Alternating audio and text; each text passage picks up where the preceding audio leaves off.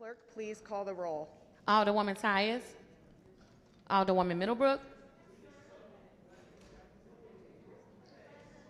Alderman Bosley. Alderwoman Evans. Alderman Page. Alderwoman Ingracia. Alderman Coder. Alderwoman Rice. Alderman Gunther. Alderman Balmer. Alderman Lappy. Alderman Stevens. Alderwoman Schweitzer. Alderwoman Howard. Alderman Oldenburg.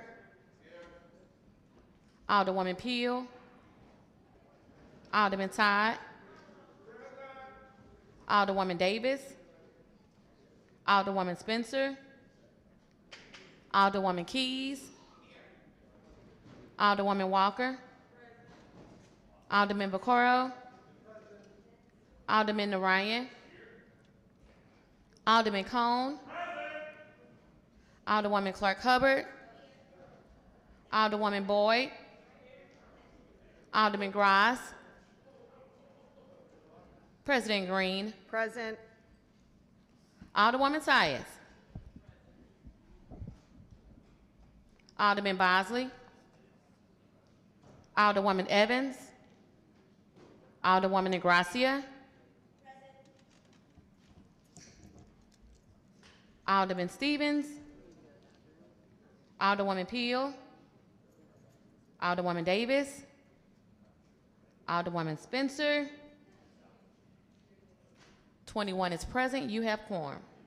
I'm sorry, Alderman Gross. 21 present. You have quorum. A quorum being present, let us pray.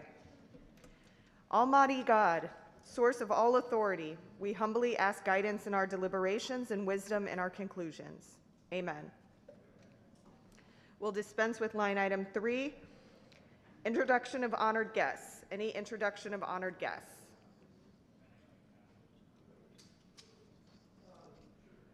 Alderman from the 23rd. We're trying to get all the agendas together.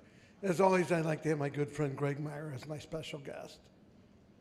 Any other special guests? Alderman from the 14th.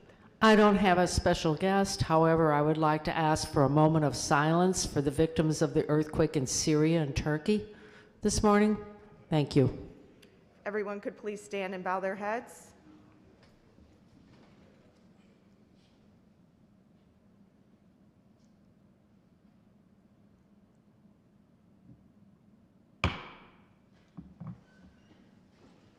Any further introduction of honored guests? Any further introduction of honored guests? Today is my special guest. I'd like to have Janika Hayden and Will Palmer, who are interning with the President's Office for this spring semester. They're both Master of Social Work program at Washington University. Will is in his first year and Janika's in her second year. They'll be helping us conduct policy research and prepare for the transition to 14 wards. So if you would please welcome them to the Board of Aldermen. And one other announcement, coffee and donuts are on the way. They just have not made it to the Board of Aldermen quite yet. It's been my #1 question this morning. All right, approval of the minutes. Alderman from the 25th.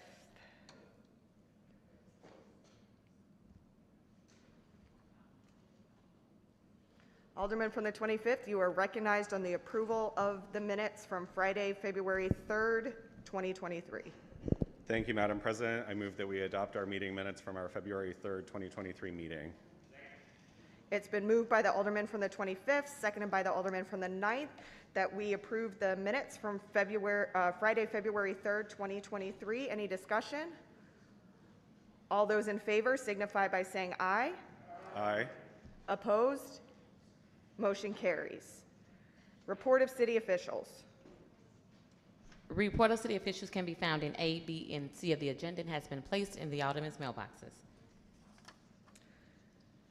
Please dispense with line item 7.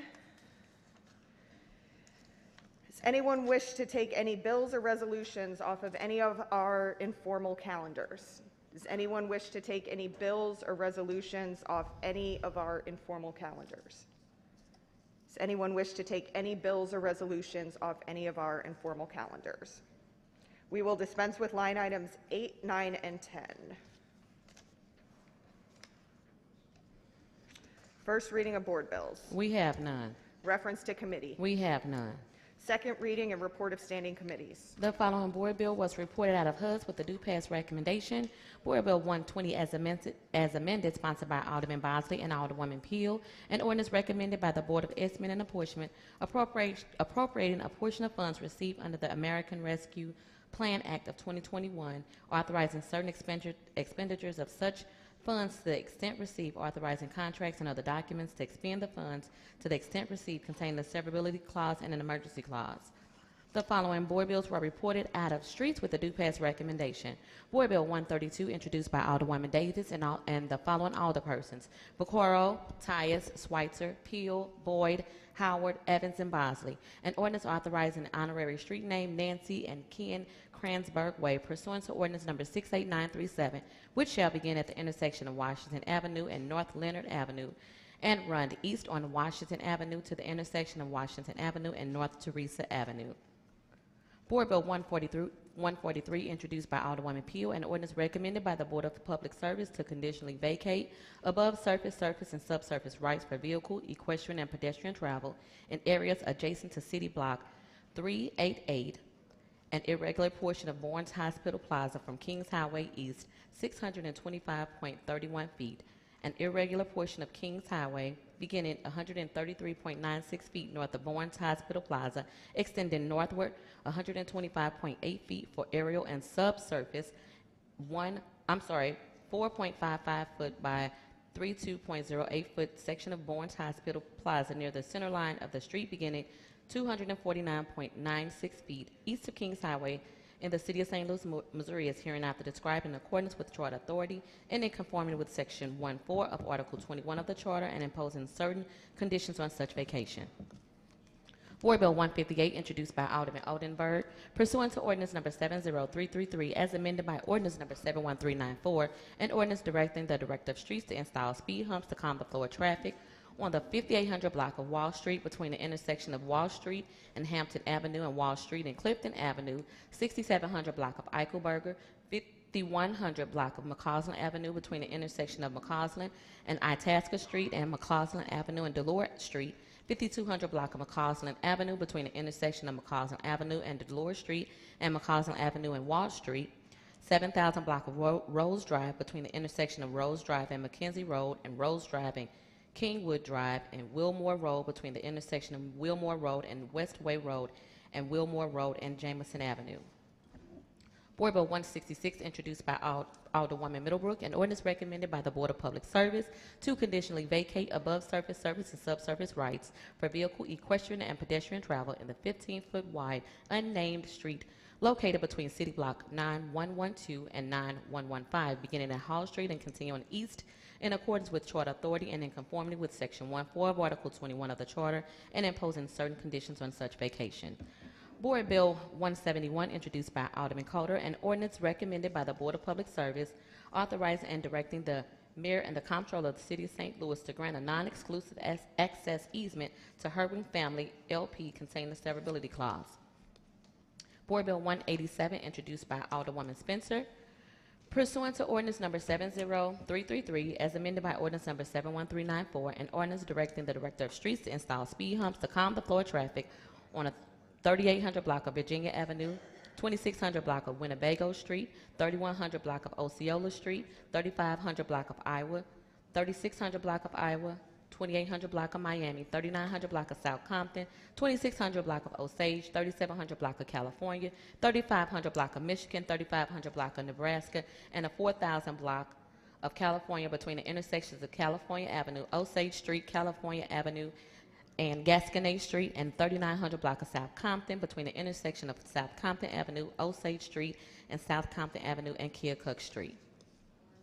Board Bill 180, Committee Sub as amended, introduced by Alderwoman Ingracia, an ordinance related to the establishment of right to counsel for tenants facing eviction or equivalent proceedings, a mechanism to provide counsel for all tenants in covered proceedings, a requirement for owners, agents of owners, and landlord to disclose their tenant certain information regarding the right to counsel in covered proceedings, a plan for oversight and implementation for counsel in persons in covered proceedings, and a requirement for an annual report, including the severability and emergency clause.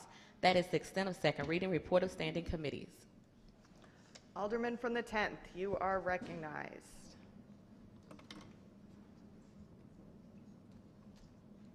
Thank you, Madam President, members of the board. Hello there. Sounds like a bad movie. All right.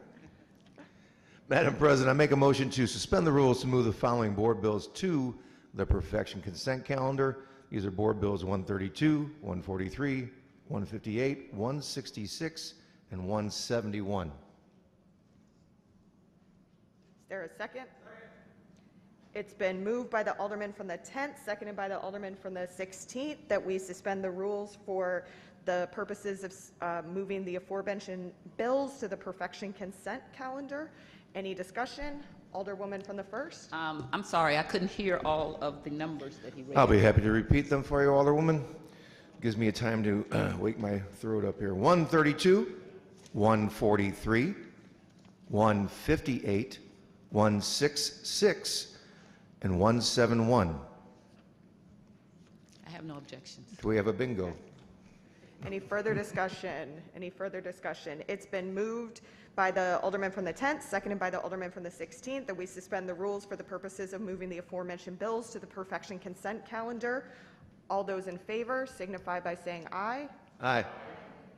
Oh, we need a roll call. Sorry. Madam Clerk, please call the roll. Alderwoman Tyus. Alderwoman Middlebrook. Alderman Bosley. Alderwoman Evans. Alderman Page. Alderwoman Ingracia. Alderman Coder. Alderwoman Rice. Alderman Gunther. Alderman Vollmer. Alderman Lappy. Alderman Stevens. Alderwoman Schweitzer. Alderwoman Howard. Alderman Oldenburg. Alderwoman Peel. Alderman Todd. Alderwoman Davis. Alderwoman Spencer.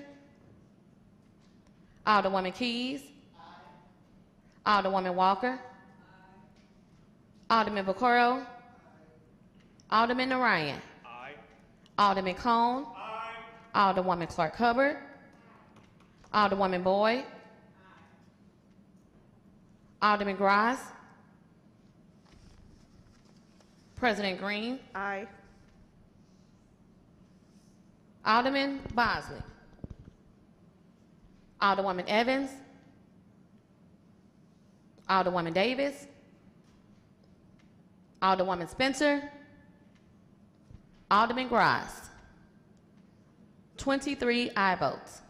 By your vote, you sustain the motion to suspend the rules to place the aforementioned board bills on the perfection consent calendar. Alderman from the 10th, you are recognized. Alderwoman from the 1st. I just wanted to give you a list of things I wanted taken off of the consent calendar. Okay. Okay, Board Bill 162, which is on the perfection consent calendar, and I guess we can wait until we get to the third reading, and I'll tell you those that I want. Okay. Also, so. Madam Clerk, please make note of that. So noted. Alderman from the 10th. Thank you, Madam President. Members of the board, I would like to move that we suspend the rules to move the following board bills to the regular perfection calendar. These would be Board Bills 120 as amended and Board Bill 187. Is there a second? Second. It's been moved by the Alderman from the 10th, seconded by the Alderman from the 11th, that we suspend the rules for the purposes of moving the aforementioned bills to the regular perfection calendar. Any discussion? Hear a motion for previous roll? Hearing no objection, motion passes.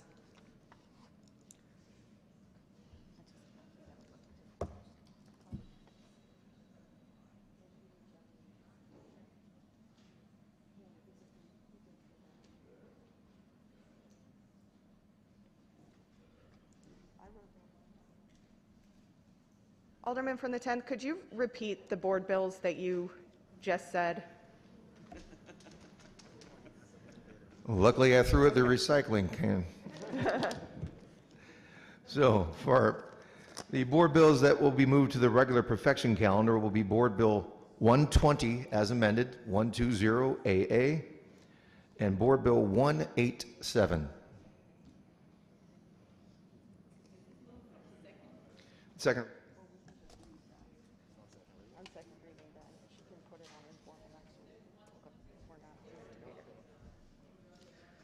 All right, motion carries. Report of special committees. We have none. Perfection consent calendar. Wait just a second. Board Bill 189, introduced by Alderman Cone. An ordinance recommended and approved by the Airport Commission, the Board of Public Service, and the Board of Easement and Apportionment, establishing and authorizing a public works and improvement program at St. Louis Lambert International Airport, providing for and consisting of capital improvement projects as more fully described in the attached Exhibit A entitled Fiscal Year 2023 and 2024 Project List, containing a severability clause. Board Bill 132, introduced by Alderwoman Davis,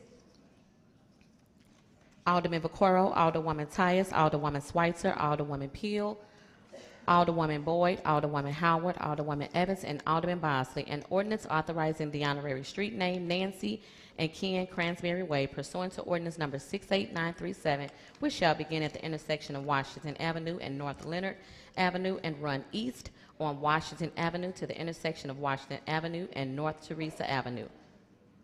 Board Bill 143, introduced by Alderwoman Peel, an ordinance recommended by the Board of Public Service to conditionally vacate above surface, surface, and subsurface rights for vehicle, equestrian, and pedestrian travel in areas adjacent to City Block 388, an irregular portion of Bourne's Hospital from Kings Highway East 625.31 feet, an irregular portion of Kings Highway beginning 133.96 feet north of Bourne's Hospital Plaza and extending northward 125.8 feet for aerial subsurface only, 4.55 foot by 3.208 foot section of Bourne's Hospital Plaza near the center line of the street beginning 249.96 feet of east of Kings Highway in the city of St. Louis, Missouri, as hereinafter described in accordance with Charter Authority and in conformity with Section 1.4 of Article 21 of the Charter and imposing certain conditions on such vacation. Board Bill 158, introduced by Alderman Oldenburg, pursuant to Ordinance 70333 as amended by Ordinance number 71394, an ordinance directing the Director of Streets to install speed humps to calm the flow of traffic on the 5800 block of Wall Street between the intersections of Wall Street and Hampton Avenue and Wall Street and Clifton Avenue and the 6700 block of Eichelberger, 5100 block of McCausland between the intersection of McCausland Avenue and Itasca and McCausland Avenue and Delores Street, 5200 block of McCausland Avenue between the intersection of McCausland Avenue, Delores Street, McCausland Avenue, and Wall Street, and 7000 block of Rose Drive between the intersections of Rose Drive and McKenzie Road, and Rose Drive and Kingwood Drive, Wilmore Road between the intersections of Wilmore Road and Westway Road, Wilmore Road, and Jameson Avenue. Board Bill 167, introduced by Alderwoman Middlebrook, an ordinance recommended by the Board of Public Service to conditionally vacate above surface and subsurface rights for vehicle, equestrian, and pedestrian travel in a 15-foot wide unnamed street located in City Block 9112 and 9115 beginning at Hall Street and continuing east in accordance with Charter Authority and in conformity with Section 1.4 of the Charter of Article 21 of the Charter and imposing certain conditions on such vacation. Board Bill 171, introduced by Alderman Kodar, an ordinance recommended by the Board of Public Service, a Board of Public Service authorizing and directing the mayor and comptroller of the City of St. Louis to grant a non-exclusive access easement to Herwick Family LP containing a severability clause. That's the extent of perfection consent calendar. Alderman from the 25th, you are recognized on the motion to adopt the perfection consent calendar. Thank you, Madam President. I move that we adopt our perfection consent calendar. It's been moved by the Alderman from the 25th, seconded by the Alderman from the 10th, that we adopt the perfection consent calendar. Any discussion? Alderman from the 9th. Thank you, Madam President. I just want to add my name to Board Bill 132. Madam Clerk, please make note of that. So noted. Any further discussion? Any further discussion? Madam Clerk, please call the roll.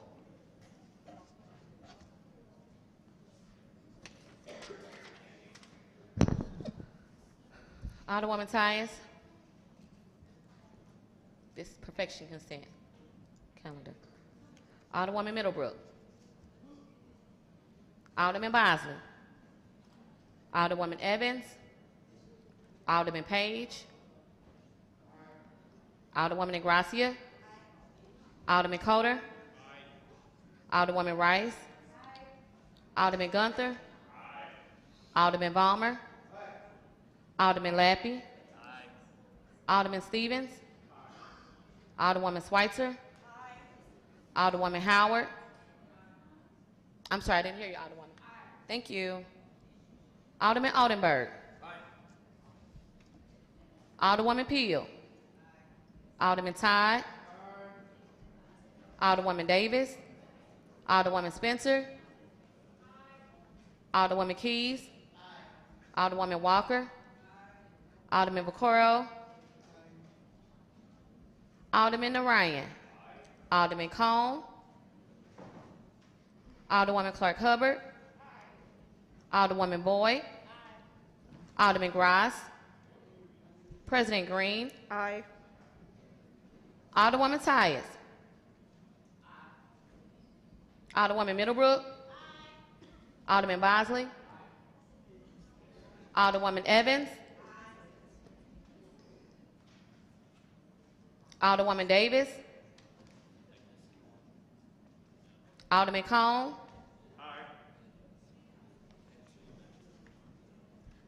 Alderman Gross. 26 aye votes. By your vote, you sustain the motion to adopt the perfection consent calendar. Board bills for perfection.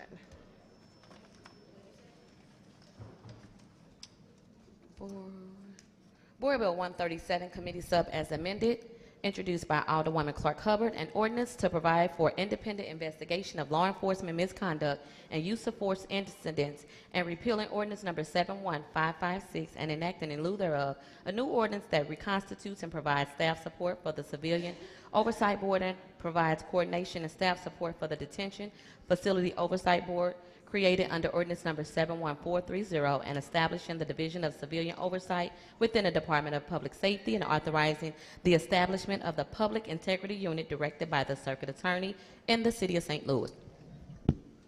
Alderwoman from the 26th, you're recognized on the perfection of Board Bill 137, Committee Substitute as amended. Thank you, Madam President. Members of the board, I move that we perfect Board Bill 137, Committee Sub as amended. It's been moved by the Alderman from the 26th, seconded by the Alderman from the 9th, that we perfect Board Bill number 137, Committee Substitute as amended. Alderwoman, you may proceed. Thank you, Madam President and members of the board. I have my binder here. This is a little joke between me and my colleague, Alderman Oldenburg. I learned how to have my binder from him when I first got thrown off the porch up here.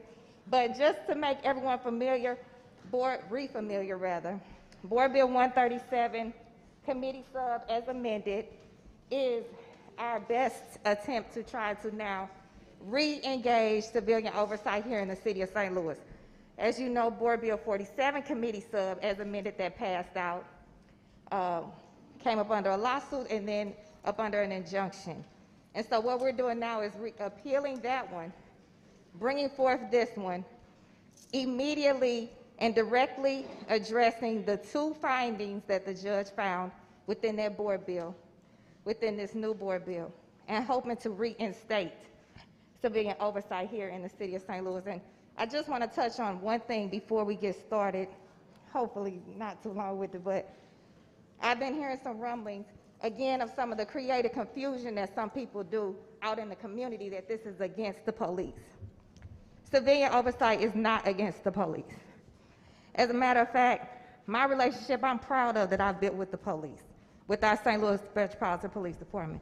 Because of the history of policing in our nation, a lot of the citizens in the 26th Ward are not comfortable calling the police. So they call me and I call the police for them. Because of the relationships I built, I make it personal. On January 27th, because of a dispute that was happening with my neighbor, a bullet came through my house. A bullet traveled through my living room, through my hallway that me and my family travel through my steps that my children go up to be in their bedroom. My daughter was there. Thank God my husband was there, and she didn't have to go through that by herself. But I'm using that as an example. When that happened, I called the police, and the police responded. I want to just publicly now thank Captain Christy Marks for her response and the way the 5th District responded, and then came back days later for the investigation to pull the bullet out of my wall. So this is not against the police department. This is not us against the police department. This is about strengthening the relationship between the community, our communities and our citizens that have fought for civilian oversight in the city of St. Louis for over 20 years. This is about moving it forward the best way that we see that we can do it and come to a happy medium. I sent my colleagues an email, and I want to read a part of it just again so people are clear and they don't confuse people, continue to confuse people about what civilian oversight really is. Civilian oversight means to our respective constituents is for them to strengthen the integrity and public confidence in the criminal justice institutions by promoting transparency, fairness, and public accountability, and by conducting thorough, impartial, and independent professional standards inquiries into misconduct and use of force incidents. So this is not about policing that we value and sometimes, quite frankly, take for granted here in the city of St. Louis every day. This is about misconduct and use of force incidents and having a landing place where our constituents, our civilians here in the city of St. Louis, can feel safe under the capable and, in my personal opinion, overly qualified leadership of Commissioner Matthew Brumman and the Civilian Oversight Board, who I'm going to say it one more time. We, for the first time in the city of St. Louis since this fight began back with our clerk, Alderman Kennedy, and then was carried on by our colleague, Alderman Pam Boyd, and then I'm so grateful to be able to pick up the baton now. We, for the first time in that fight, do not have civilian oversight here in the city of St. Louis. This is our attempt to reinstate civilian oversight in the city of St. Louis. And with that, I'll yield to any questions. Any further discussion? Any further discussion? Alderman from the 24th. Thank you, Madam President. I'd like to commend the Alderwoman from the 26th on this, other than the fact that she did mention Captain Marks, and us in the 2nd District are still a little bit bent out of shape that you took Captain Marks from us because we had a great relationship with her. I know that it's tricky to go back and clean up legislation that you've previously passed. You spend a lot of goodwill and political capital to try and clean up things. I did it with the air quality bill. I know that you were with me on that. Would the Alderwoman from the 26th please yield for a question? Would the Alderwoman from the 26th yield to a question from the Alderman from the 24th? Absolutely. Alderman, you may proceed. Thank you. So this matter is currently in litigation, Yes. and there are settlement discussions ongoing. I'm not sure about settlement conversations. What I know is that to date, there hasn't been a trial set. So the idea was to do it, repeal that one, get it, in order with SB 26 and the Officers' Bill of Rights, and now be able to pass it this way. And then who drafted this bill and brought it to you to file? I wouldn't say somebody drafted the whole bill because I got on their nerves changing things. So, but I will say probably the key person, the key group with any other legislation here in the city of St. Louis is the city council's office. So and the city councilor's office is representing the city in the lawsuit. Yes. And so they brought, substantially, they brought this bill, and they're hoping that this will help in the ongoing litigation, I imagine. Well, ongoing litigation to a place where hopefully that litigation won't count because we won't be litigating over Board Bill 46-7 committee sub anymore. So this amendment essentially just addresses the issues that the judge had on his initial findings, and then we'll be at the status quo again. This bill. Yeah, the bill does that, and there are a few other tweaks that came through conversations with community advocates. I think you were on the call. There were some concerns about the districts. We changed those. Some other things that made sense to go ahead and change now since we had the opportunity to address the only two things that the judge found merit in the lawsuit. Well, thank you so much for yielding, and I have no further questions. Thank you. Any further discussion? Any further discussion? Alderwoman from the 8th. Thank you, Madam President, members of the board. I want to commend the Alderman from the 26th for the incredible amount of work that has gone into this. And as with the previous board bills, I would love to be added as a co-sponsor to this vital, important work. Thank you. Madam Clerk, please make note of that, and if you would please add me as a co-sponsor as well. So noted. Alderman from the 16th. Thank you, Madam President, members of the board. I want to also commend the Alderwoman from the 26th on her work that she put into this. I just want to remind the board that these are the stumbling blocks that happen often when we don't come to the table with the police department and the Police Officers Association and the union members of that association to fully work together. The proponents of this bill were warned that there were illegal items in it and that most of the subject matter in it would get contested in court, and the judge proved us all right. So I think going forward it's important that we put our fists down and we try to have an honest conversation around oversight and police accountability as we move forward in this city. I will remain in opposition to this bill. Any further discussion? Any further discussion? It's been moved by the Alderwoman from the 26th, seconded by the Alderman from the 9th, that we perfect Board Bill number 137, committee substitute as amended. Madam Clerk, please call the roll. Alderwoman Tyus. Alderwoman Middlebrook. Alderman Bosley. Alderwoman Evans. Alderman Page. Alderwoman Ingracia. Alderman Coder. Alderwoman Rice. Alderman Gunther. Alderman Balmer. Alderman Lappy. Alderman Stevens. Alderwoman Schweitzer. Alderwoman Howard. Alderman Oldenburg. Alderwoman Peel. Alderman Todd.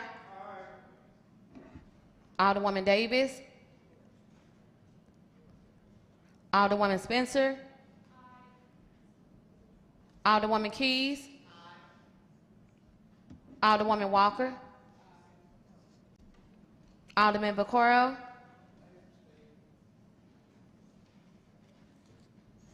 Alderman Narayan.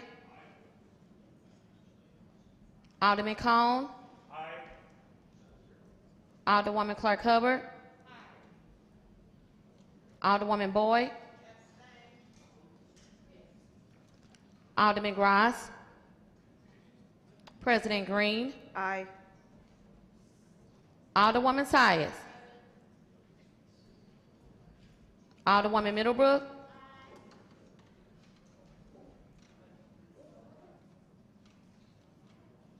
Alderwoman Davis. Alderman Gross. 20 aye votes, 3 no votes, 2 abstain, and 1 voted present. By your vote, you have sustained the motion from the Alderwoman from the 26th on the perfection of Board Bill number 137, committee substitute as amended. Board Bill 183, committee sub as amended, introduced by President Green and Alderman Cone. The proposed bill amends and revises ordinance number 62885, which imposes a 0.5% sales tax known as capital improvement sales tax on all retail sales tax made in the City of St. Louis, which are subject to taxation under the provisions of Section 114.010 to 144.525 Revised Statutes of Missouri, providing for the allocation of such funds for the purpose of funding capital improvement, including allocation for ward capital improvement, so that the allocation for ward capital improvement for each ward shall be made based upon each ward's needs. Needs is to be determined pursuant to an annual analysis conducted by the St. Louis Development Corporation of the following 7 data points for each ward: median household income, poverty rate, educational attainment, unemployment rate, vacant parcels per ward, street miles, and ward acreage. Alderman for the 25th, you are recognized on the perfection of Board Bill 183, committee substitute as amended. Thank you, Madam President. I move that we perfect Board Bill 183, committee substitute as amended. It's been moved by the Alderman from the 25th, seconded by the Alderman from the 9th, that we perfect Board Bill number 183, committee substitute as amended. Alderman, you may proceed. Thank you, President. This is a board bill to help with the transition to 14 wards and is trying to provide equitable distribution of ward capital funds moving forward. Any further discussion? Any further discussion? Alderman from the 7th. Alderman, I'm behind you. Will the Alderman from the 25th yield for questions?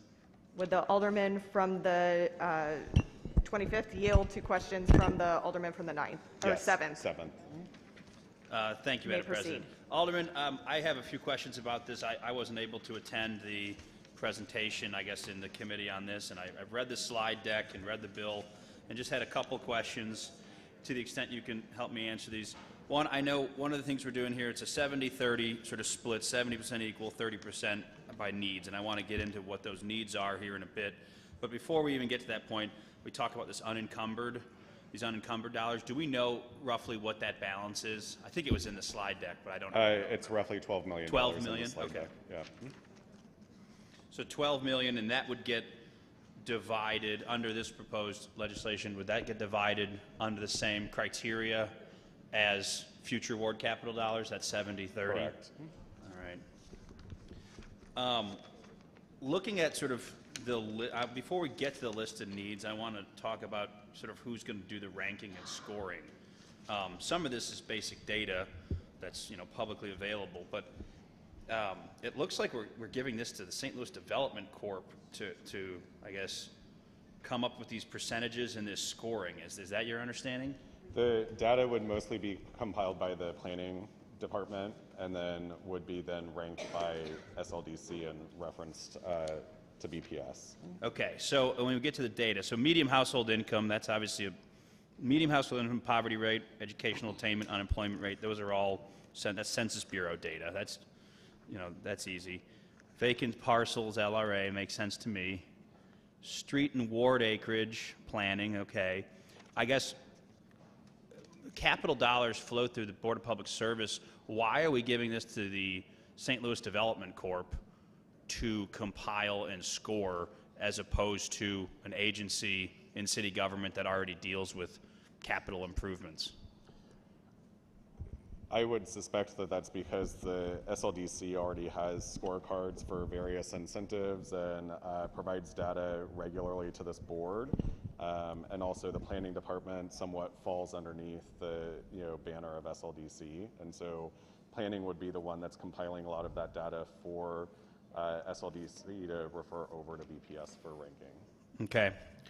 This is something that really concerns me. Not that I have a problem with the leadership of the Development Corp. I work with them on a regular basis, but we've given them a lot of authority, and to give them even more, power over ranking and scoring ward capital, when frankly that's not their area of expertise. I understand the planning department might be housed over there and work closely with SLDC, but a lot of these funds are infrastructure projects, and they flow through BPS. BPS is responsible for the contracting, for the bidding, for the design often, for the construction management. Why we're giving this to this quasi-governmental agency is something I don't understand and frankly is concerning to me.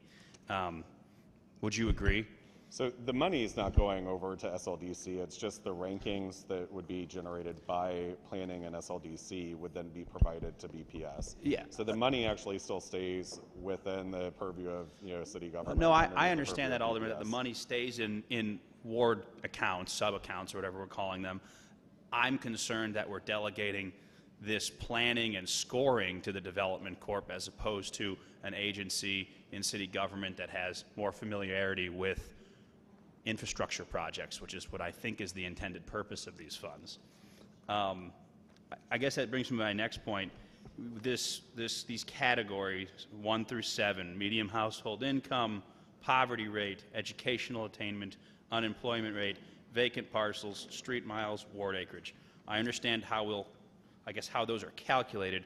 Are these weighted? So is median household income given, in terms of the scoring for the wards, is that given more, weight than ward acreage and street miles, which are at the bottom of the list? If I recall the presentation correctly, and I'm looking it up currently, but I believe all of these are equally weighted.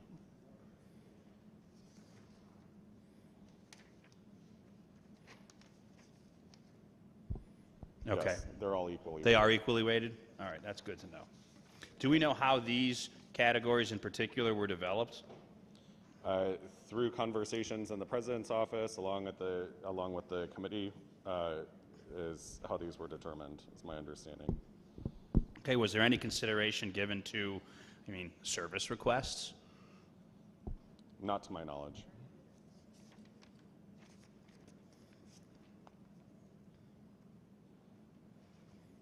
Okay, there's one other thing that I guess I'm just confused about. I think the alderman from the 6th tried to clear this up for me. If you're looking at the bottom of page 2, for projects that are sort of in the design phase but money hasn't been allocated yet, what is the deadline? Is April 18th of 2023, is that the cutoff for unencumbered funds that would then flow back to the big pot and divide it up? Correct. So what is this April 1st, 2024 deadline? On the very bottom of the page, money not encumbered as of April 1st, 2024.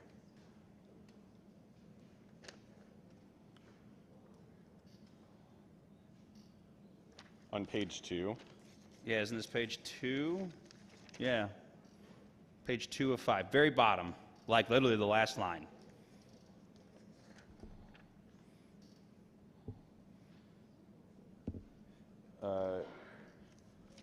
If they're not, it says if they're not encumbered as of April 1st, 2024.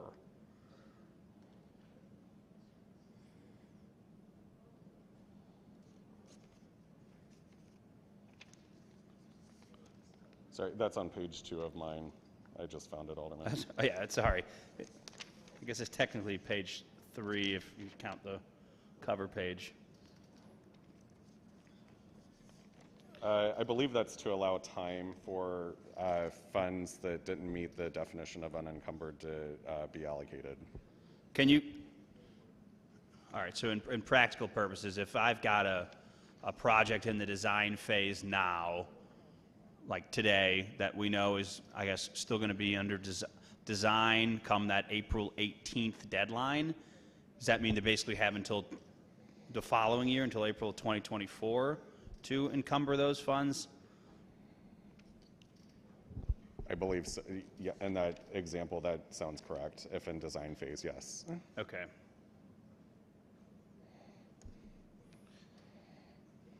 All right.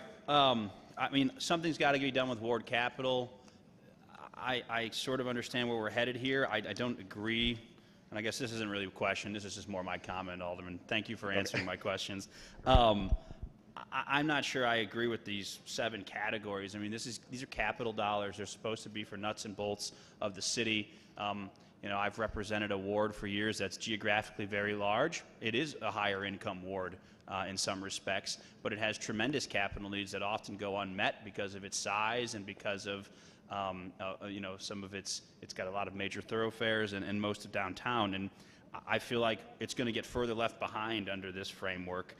So this is not something I can support. I also don't really think the 28 of us should necessarily be making decisions for the new 14. Many of us are not going to be here. I think dividing future ward capital equally and leaving it up to the new legislators to decide a system to further subdivide that, whether it's based on need or size or anything else, is appropriate. But for us to be rushing this through now, when frankly the fiscal year doesn't start until July 1, the new board will have plenty of time to make these decisions. So if this was just a simple, we're going to divide it by 14 and let the new board figure it out, I could get behind that. But as written with these criteria that I believe have been sort of hastily thrown together, with giving more power to the development corp over this process, of which I think they should have nothing to do with, I'm a no on this. Thank you. Any further discussion? Alderman from the 23rd. Yes. I was opposed to this in committee, which you're very much aware of. To say that my neighborhood should be punished because the people in my neighborhood are a little bit more, I guess, income-wise, but we're not rich. We have roads and needs that are not being met because we don't have the money even enough now. And anything to take away money from my ward, I will oppose adamantly, which I did in the committee hearings. I was the only one opposing it in the committee hearings. So apparently it got this far. It should have never came out of committee. This should be divided equally, like the voters back then assumed what was going to happen 30 years ago when this was done. I didn't support that in committee. I don't support it here. I would support an amendment that makes it equal. Thank you. This is my comment. Thank you. Further discussion? Alderman from the 24th. Thank you, Madam President. I'd just like to echo the sentiments of my colleague from the 7th. I think that this body has probably already given SLDC too much authority over various matters that we should be attending to. I've had my constituency, actually, some folks tell me if it passes this way that they will leave the city of St. Louis because they don't think that this is a fair thing to be doing. I think if you look around most wards in the city, it's pretty clear that we don't have enough revenue coming in to tend to all the projects that need to be gotten to. I know I'm sure all of us could talk about some roads that need repairing, some sidewalks that need repair, parks that need improvements, lawns that need tending to, and to vote for something that would take away money from my constituency is just not something that I can do. So I will be opposing this. Thank you. Any further discussion? Alderwoman from the 14th. Yes, I'm opposing this for two reasons. I'm not running, but I will be a citizen in the city of St. Louis, and as many of us know, our services have been deferred for, since the pandemic took place. As about to be a citizen of St. Louis, I don't want my services cut any further. I would like to have some more things done in my neighborhood and in my ward. And I think that this, as agreeing with the alderman from the 7th, I think this is premature. I think that leave it for the 7 or the 14 wards, the elected officials that will take office on April 18th, I think would be a more prudent way of dealing with this. I think that at this point, we are way ahead of the ball, and I appreciate, the preparation that's went into this, but at the same time, as a citizen, and as you may not know, this was voted on by the voters back when this was instituted. So you're usurping the power of the voters along with all of this, and I just don't agree with it, and I'll be a no on this. Thank you. Any further discussion? Alderman from the 16th. Thank you, Madam President, members of the board. I certainly agree with most of the folks that have spoken here, and they've spoken very succinctly on the need for this body to determine what budgetary items the new Board of Aldermen of a lesser amount, when and how those funds will be divided. The Alderwoman from the 14th is very correct in that this was a sales tax ballot initiative, And while be it the ballot language may not have said they will be equally divided, that is certainly the sales pitch that was given.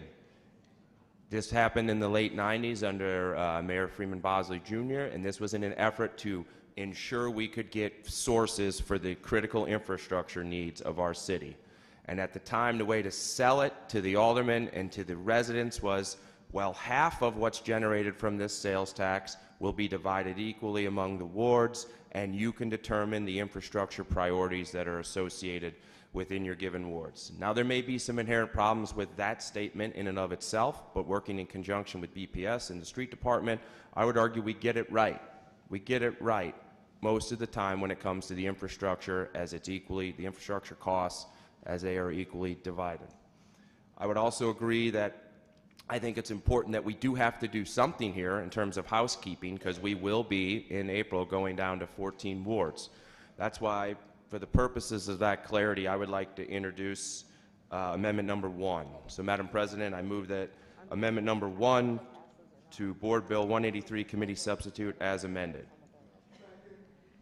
It's been moved by the alderman from the 16th, seconded by the alderman from the 23rd, that we introduce amendment number 1 to Board Bill number 183 Committee Substitute as amended. Thank you, Madam President. May I proceed? You may proceed. Thank you. This amendment is about as simple as it can be, colleagues. This amendment basically strikes page 2, line 8, and page 5, line 9 and 18, which effectively removes the entire calculations and the categories that we are deliberating on, and simply says we will go to 14 wards, and the revenue credited and allocated to the sub-accounts there being for each ward in the city shall be credited and allocated in equal amounts. So it's effectively what we have today, just we're dividing by 2. Now, there's merit in this conversation. So I persuade you all, let's take care of the housekeeping, divide this by 14, knowing that there's only going to be 14 chairs in this room, and let's let that body have a thoughtful conversation around what is in here. Also, I thought the alderman from the 7th brought up some good points, the alderman from the 24th, around SLDC's decision analysis. I do think data should drive some of this conversation, but I think it's incredibly important that the next board have this conversation. I'll yield for questions. All right. Any further discussion on the amendment? Alderwoman from the 13th. Thank you so much, Madam President, members of the board. I rise in support of this amendment. Under the calculation of a 70-30 split, some of the wards where I represent now will be getting less funds, ward capital going forward. And I've been an alderperson now for 2 years, and I can tell you that there is not enough money in ward capital to fund the basic needs of the ward I represent now. So my constituents are not in favor of taking away their funds. I do believe that any conversation about paving and about future planning for the streets of St. Louis, as so much of that funding does come from ward capital, needs to be based on what our professionals in the streets department rank as these are the roads that need the most urgent work, and make a plan that goes forward for paving and repair of streets. It is silly that aldermen have so much input in that now, but what this bill does without the amendment is it doesn't fix the problem that we are all dealing with, that there isn't a plan for the streets in St. Louis, and aldermen are expected through their very small amount of ward capital to fix all of these issues. For example, when I started as alderperson, the 13th ward had $400,000 of outstanding sidewalk work. That's more money than the 13th ward is allocated every year in ward capital. Not to mention that the ward capital also needs to cover things like dumpsters, trees, traffic calming, speed humps, street repaving, street striping, speed hump painting. I could go on and on and on. I've had random fences get hit in the ward and need to be repaired quickly. There simply is not enough money in the 13th ward capital right now to move it anywhere else. And I understand that the streets department should be making decisions about how streets are paved, but I don't think this bill fixes it. I think it just changes the problem as opposed to fixing the problem. What would fix the problem is more money in our budget for streets, trash containers, trees, all of that. But I think because that's not what we have in front of us, the conversation needs to change where this is done second and, if appropriate, after there is a dedicated funding stream in the city of St. Louis for what our wards so desperately need. So again, I support this amendment, and I hope my colleagues will also vote yes on this. Thank you. Further discussion, Alderman from the 10th. Thank you, Madam President. Members of the board, I too rise in support of this amendment.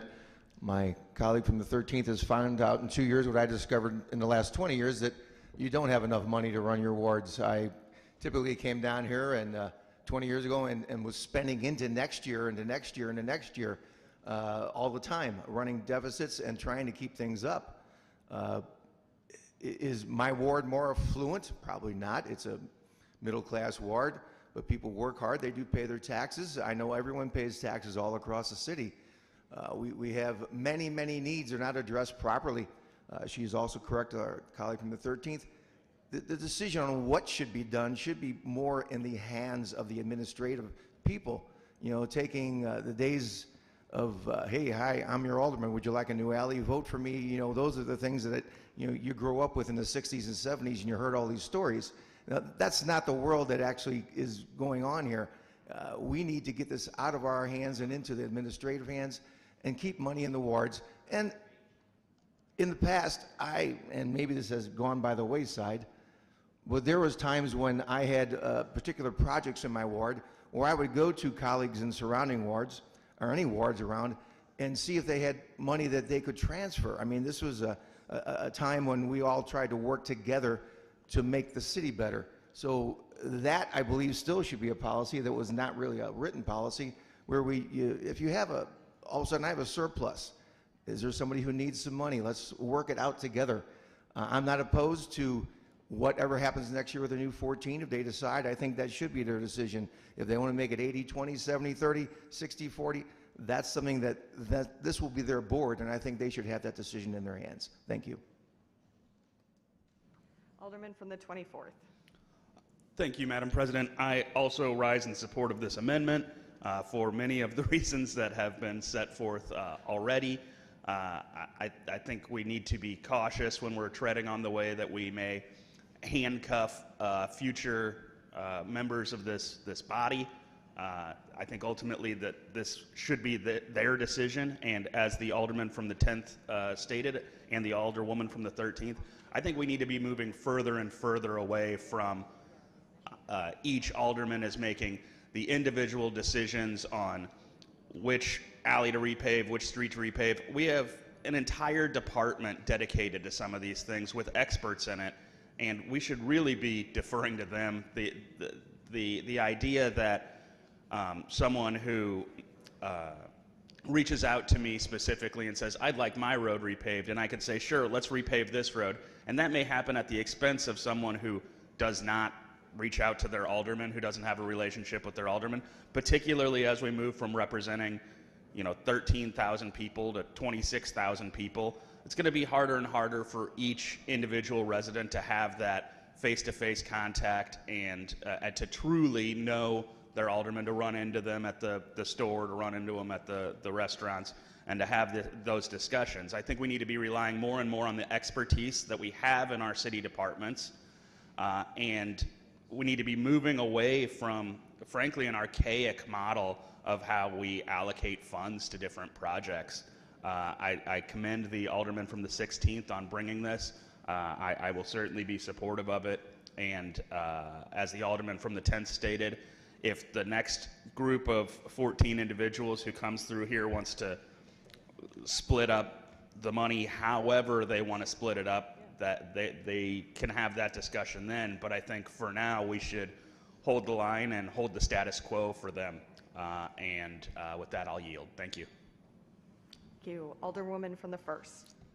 Madam President, members of the board, I come from a unique perspective in that I'm the only person that was here when we passed this board, when we passed the sales tax in August of 1993. Well, if you go back in history, we got some historic names, and we also had some historic fights. The bill had tried to, the taxes had gone 3 or 4 times before and could not get passed. Every time they brought them out, North St. Louis killed them under the guidance of Bill Clay. We absolutely killed them. We voted against them because we did not believe that the current administration had our best interests at heart. The current administration had promised that when he got into office, he was going to open up Homer G. Phillips, and he did not keep his promise. And once he didn't keep his promise, he lost his relationship with North St. Louis.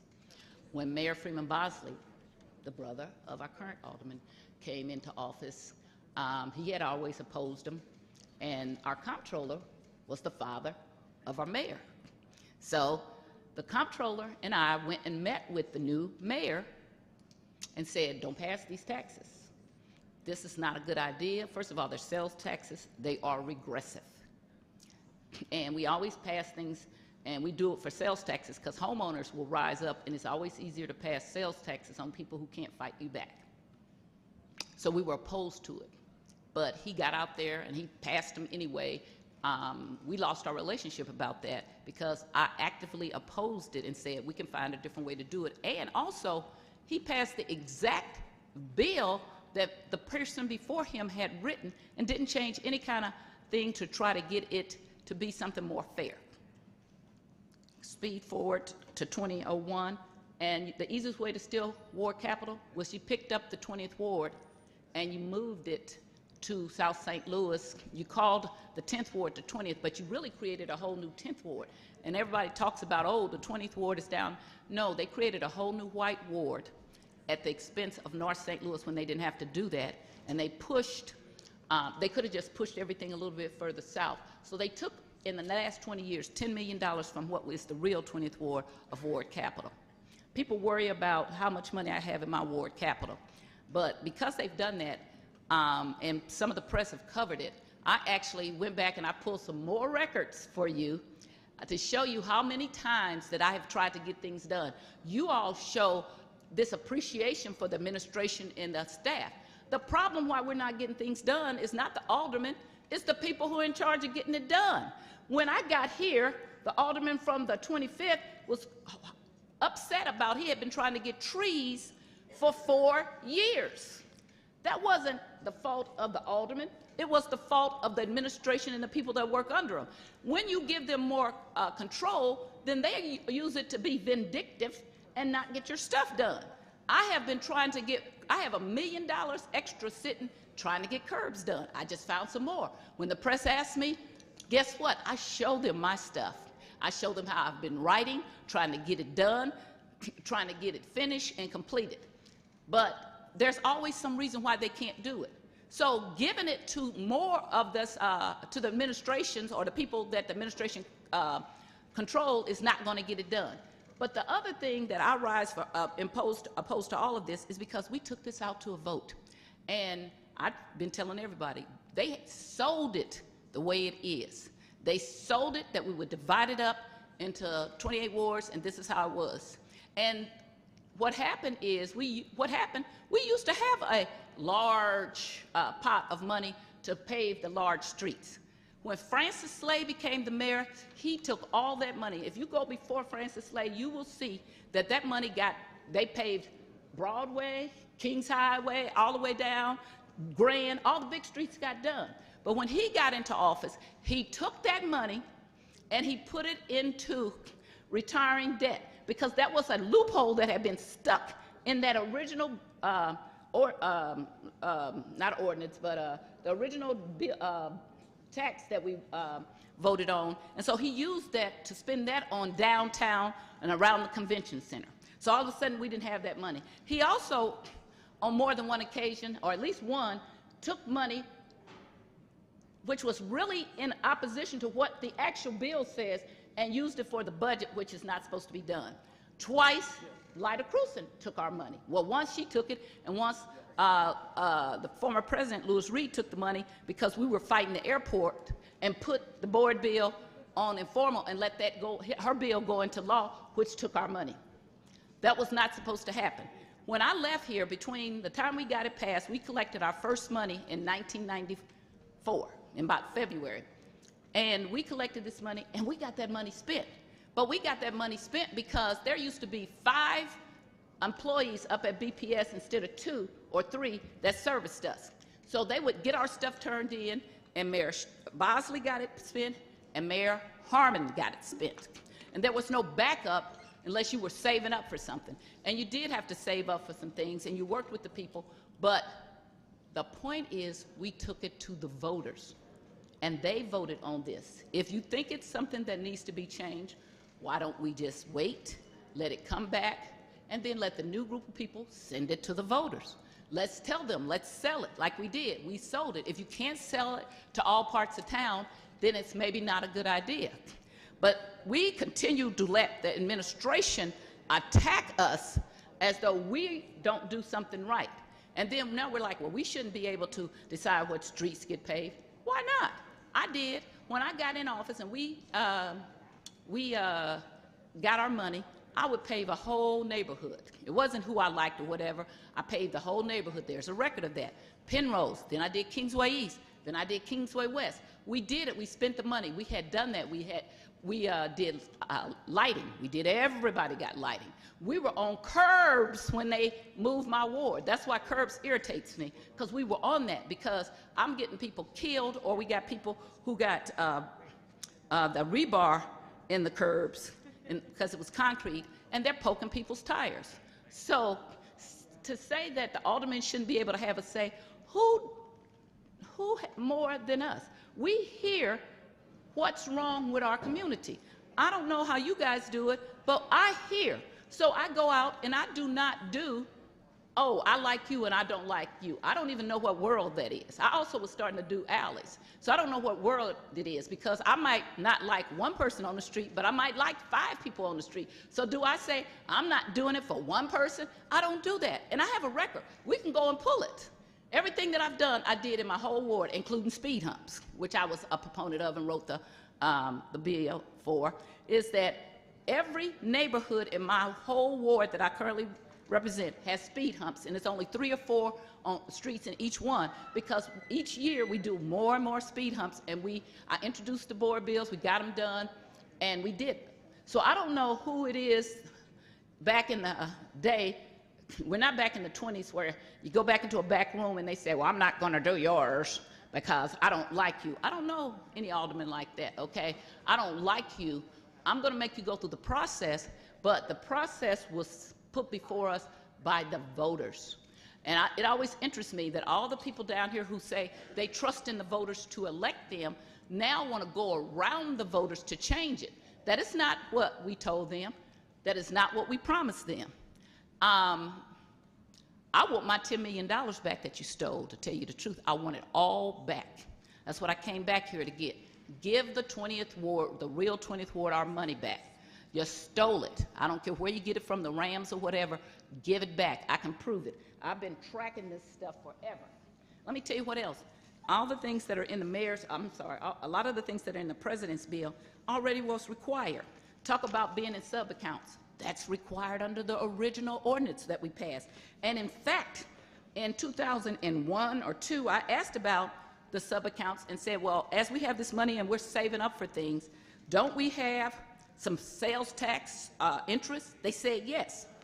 I have a printout from back in 2002 to show you when the 20th Ward was still in North St. Louis, of the interest that we got while we were waiting. When I came back in 2013, I said, hey, what happened to all our interest if we're waiting for things?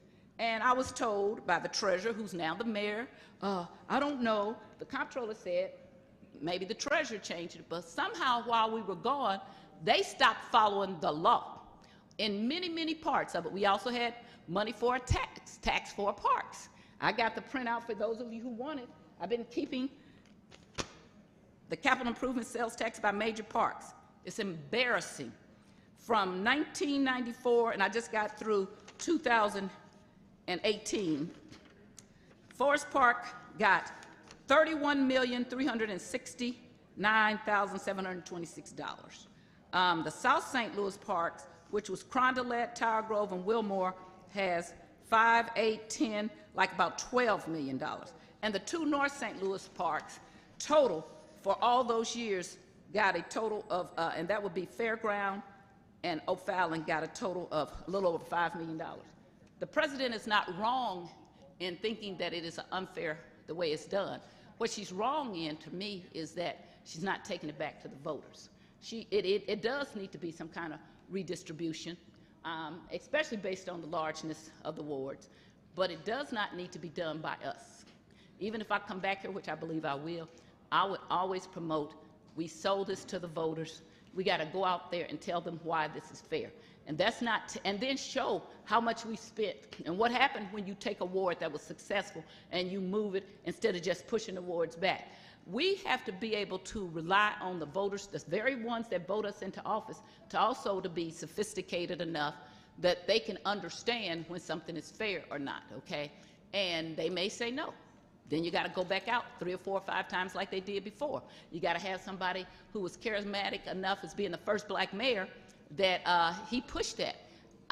When I show him these numbers now, he knows that there were some mistakes made, okay? There were some mistakes made in passing somebody else's board bill and not sitting down with people and changing it.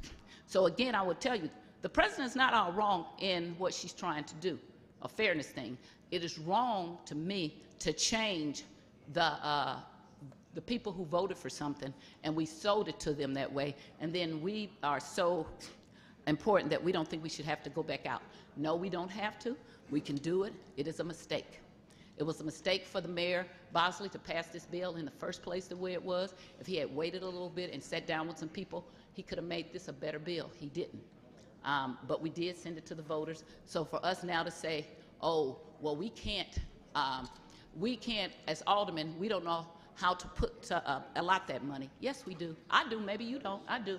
I just need to be able to get people to spend the money.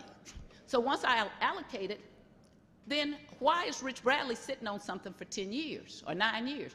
That's happening for a reason. So right before the new mayor came in, then he got all nervous and said, well, let's sit down, let's talk about your curbs, okay? Well, let's sit down and talk about it, but why hasn't it been done? And letter after letter after letter after letter. I got these people for 9 years who've got holes punched in their tires. But then the press, the mayor's office tries to promote, Sharon Tyus has all this money sitting up there. The American newspaper tells lies because of the current mayor and their relationship with them. I have been trying, and the press knows it because the press has asked me, and I have provided the letters. I have been trying to get my money spent. So how does this help? If we give it over to the administration, how does that help get it done? Because that's what we're here for. We're here to get things done. We're not here to just say, oh, we can't do this. I can make the hard decisions. I don't have speed humps on my own street because my street is closed. And everybody who has closed streets, I told them, you're at the end of the line about speed humps, because we need to do the people who don't have closed streets. That's maybe something that's not maybe politically smart because that's your own street, but that's fair. We close streets, we left streets open, we do speed humps. We decide about paving, okay, we do everybody. Somebody, and I always tell my ward, somebody's gonna be first, somebody's gonna be last. If I start in Penrose, the next project I start, I'm gonna start in Kingsway East. The next project I start, I'm gonna start in Kingsway West. So somebody's always gonna be first and last. But it's not because I can't make the decisions. I resent every time I sit down to talk about spending our money and they bring up dumpsters. Dumpsters have never, ever supposed to have been paid for by the aldermen. And because I've been here so long, I can show you the dumpster things where the mayors paid for them and put them in. Because when I got here, we only used to get $77,000 a year. That was your money that you had, and usually you spent that on sidewalks or a few paving. But the city did everything. The reason why they voted to give the wards money was because we wanted to be able to get other things done in our ward, and they weren't being allocated. So you got the aldermen to be on board and a lot of other people, and I wasn't. You can go up back there and look. I still didn't like the sales tax. I said, let's do a tax that's more fair. But it got passed. We started getting that money. I can show you how much money we got. When I got back here, I was surprised at how little money we got compared to what we used to get. But again, that money got spent. You didn't have that money sitting up for 2, 3, 5 years.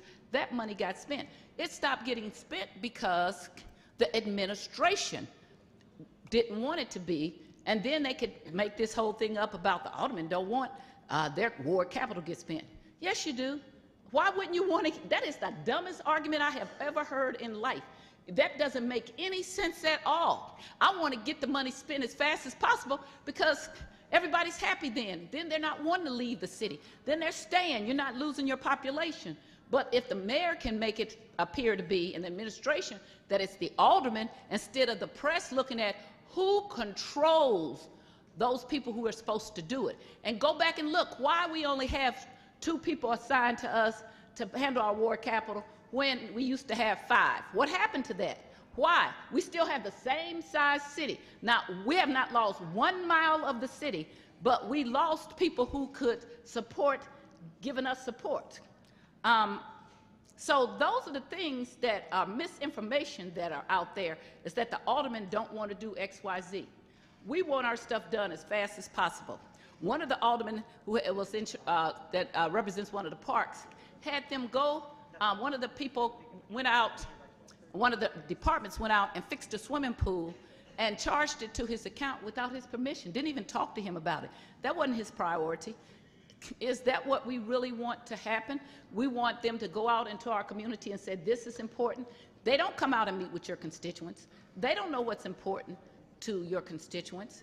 The president was one of the people on board of saying that the mayor should veto my speed hump bill. She and the director of operations. Well, that didn't go well with my constituents because I knew that they wanted them. There's hardly anybody in all the places that I've put speed humps that said, oh, we didn't want them. You have 1 or 2. One, we have a process in which we sent out a petition.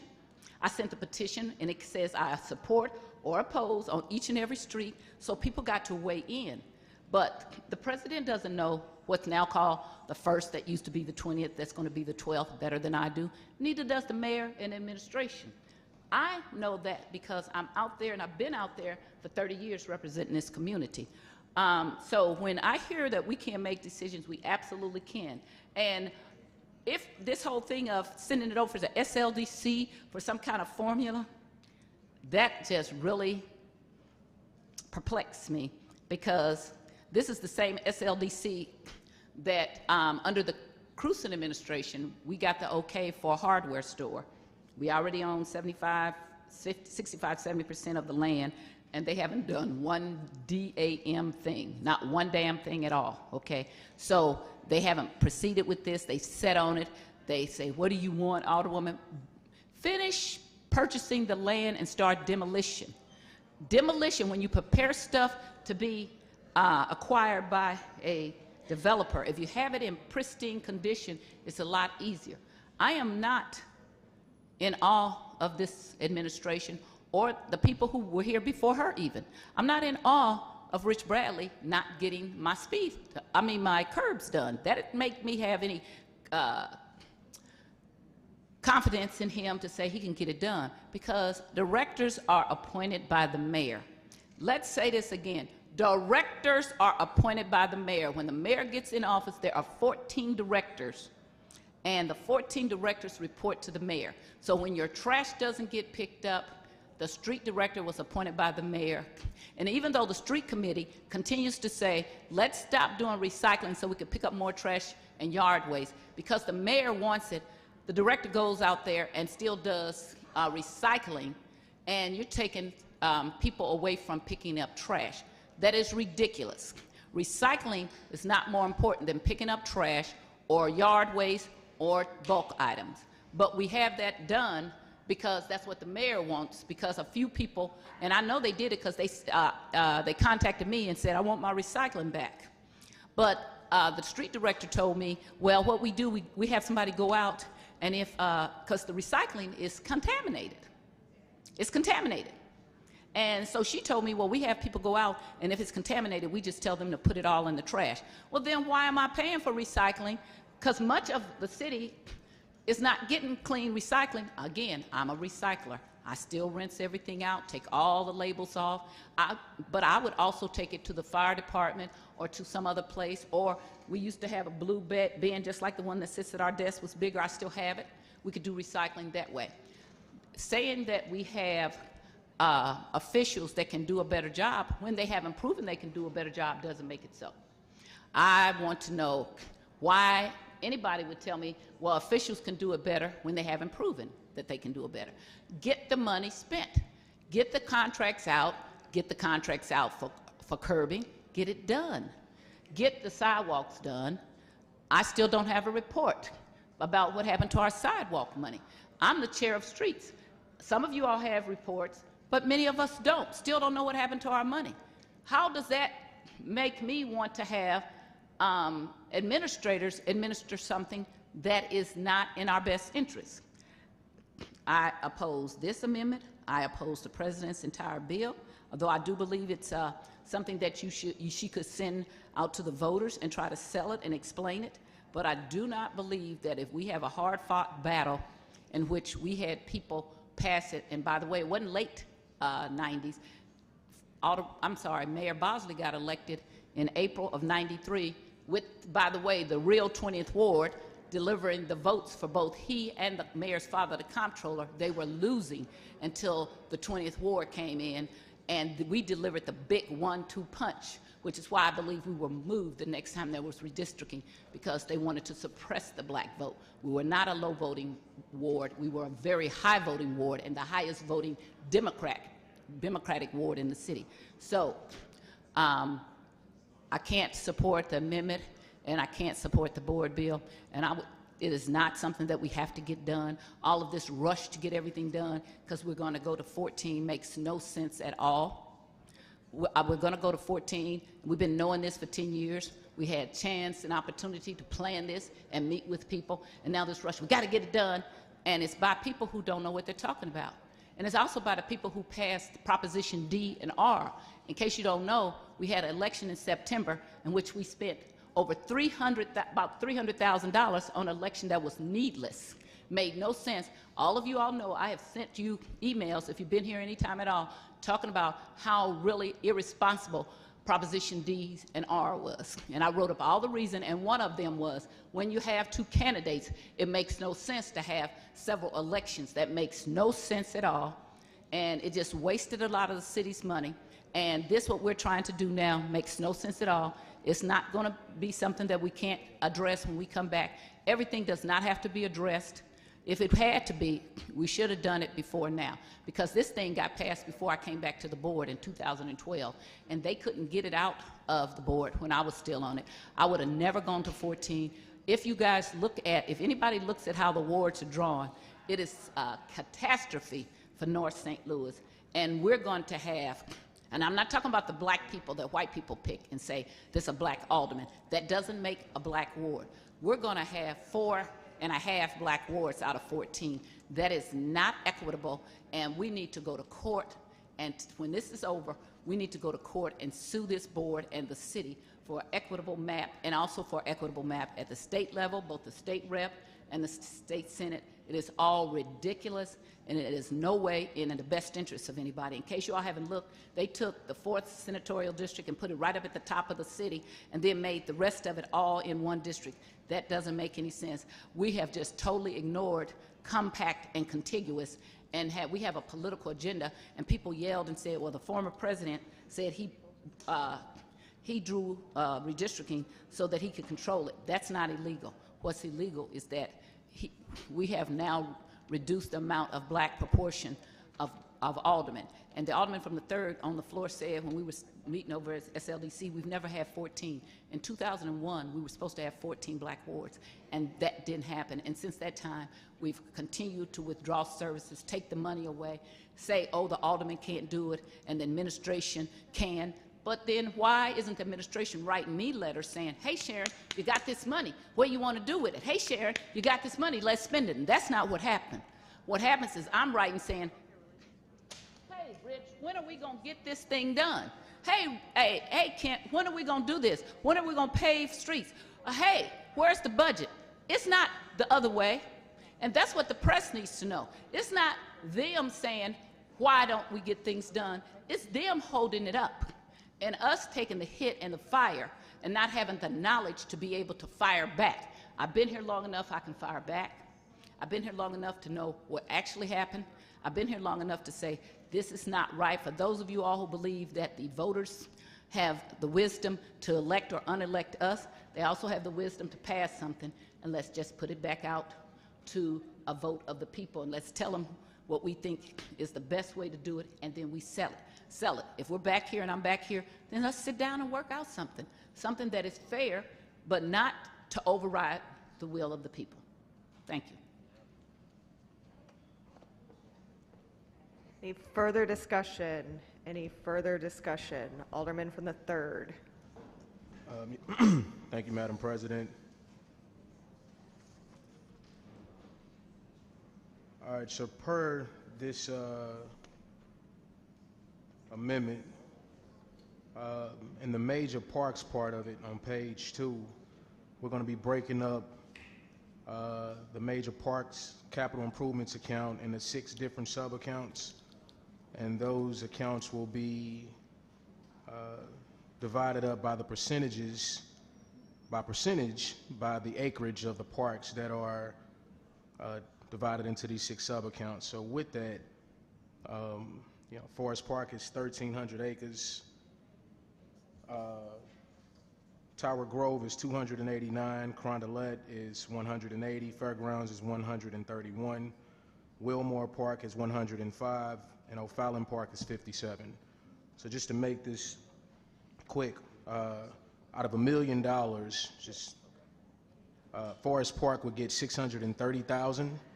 Tower Grove would get 140,000. I do want to make sure that the debate right now is pertaining just to the amendment. That's on your amendment. To make it equal instead of divide it 70-30. I'm sorry? The amendment before us is to make the funding equal. So if you could stay focused on that, and then we'll debate the full bill after we vote the amendment up or down. We're on the amendment. This is in the amendment. The amendment 1, it's on page 2. I think that's what's being struck from it.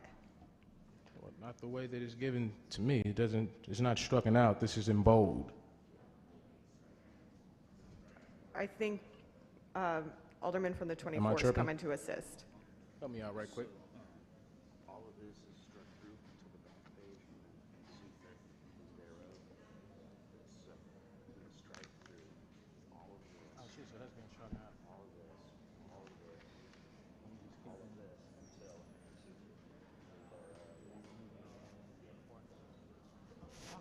Oh, well then, thank you.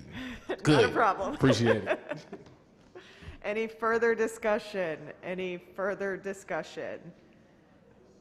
Then Alderman for the 16th, you are recognized to close on your amendment.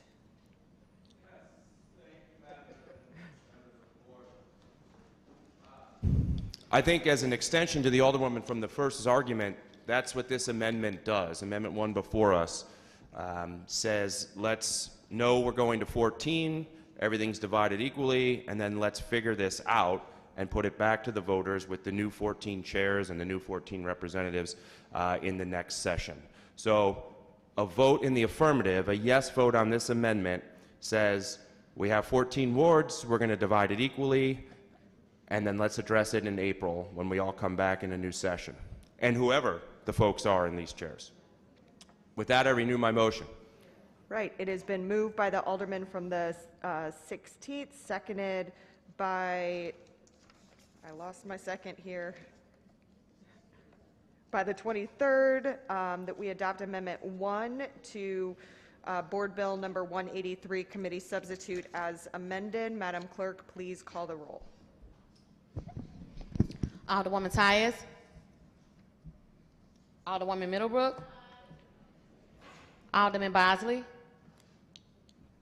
Alderwoman Evans. Alderman Page. Alderwoman Ingracia. I'm sorry, I didn't hear you. Thank you. Alderman Coder.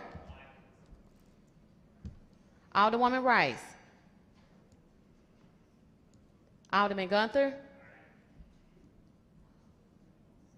Alderman Balmer. Alderman Lappy. Alderman Stevens. Alderwoman Schweitzer. Alderwoman Howard.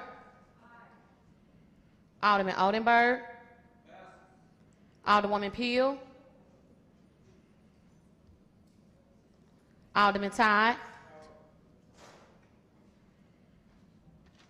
Alderwoman Davis. Alderwoman Spencer. Alderwoman Keys. Alderwoman Walker. Alderman Vaccaro. Alderman Narayan. Alderman Cone.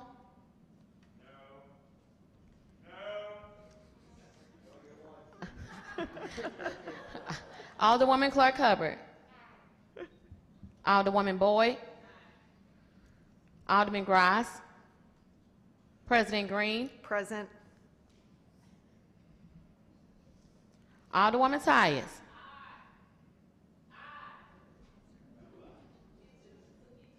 Alderman Bosley. Alderwoman Rice.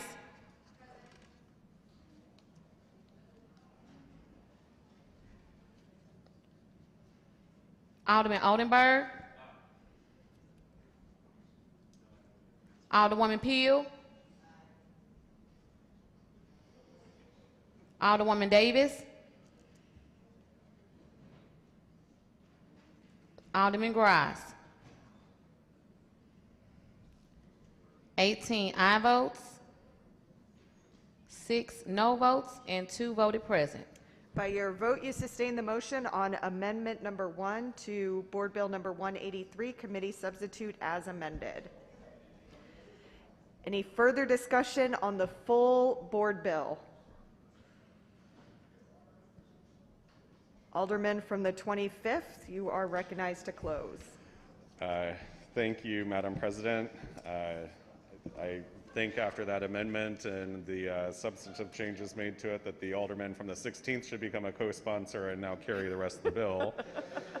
But with that, I will close and renew my motion to adopt Board Bill 183, committee substitute as amended. It has been moved by the alderman from the 25th, seconded by the alderman from the 9th, that we perfect Board Bill number 183, committee substitute as amended. Madam Clerk, please call the roll. Alderwoman Tyus. Alderwoman Middlebrook.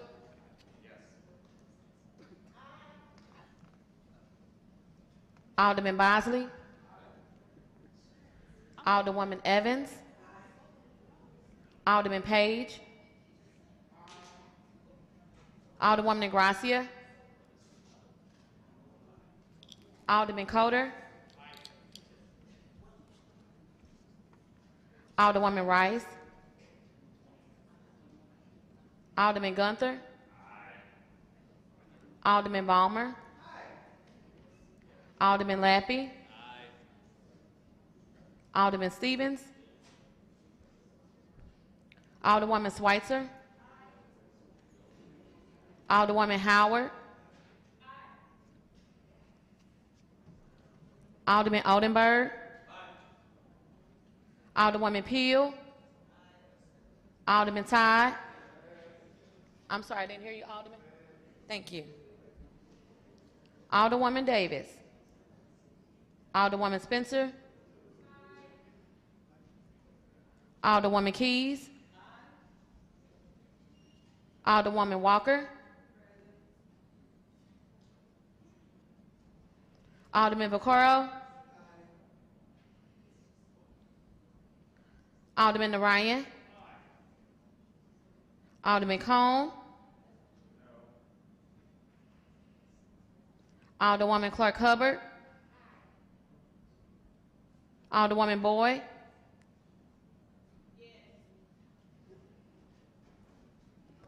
Alderman Grass. President Green. Present.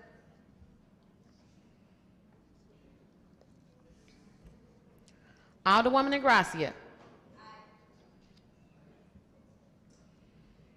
Alderwoman Rice.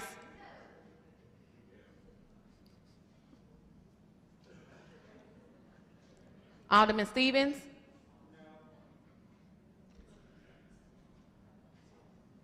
Alderman Todd.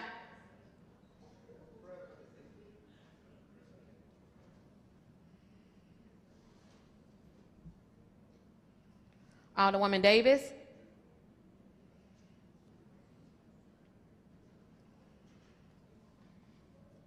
Alderman Grice. 19 aye votes, 3 no votes, and 4 voted present. By your vote, you sustain the motion from the Alderman from the 25th on the perfection of Board Bill number 183, committee substitute as amended.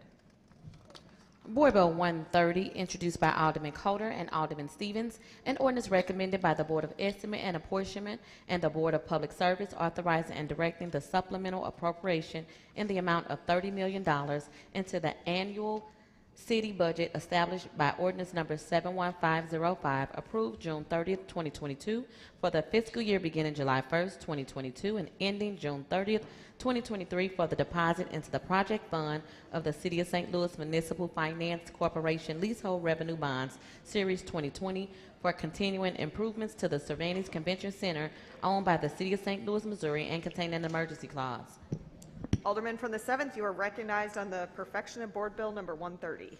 Thank you, Madam President, members of the board. I move to perfect Board Bill 130. It's been moved by the Alderman from the 7th, seconded by the Alderwoman from the 6th, that we perfect Board Bill number 130. Alderman, you may proceed. Thank you, Madam President. What Board Bill 130 does, ladies and gentlemen, is appropriate $30 million that was part of the settlement negotiations between the city, the county, and the RSA for the RAM settlement funds towards the Convention Center expansion project.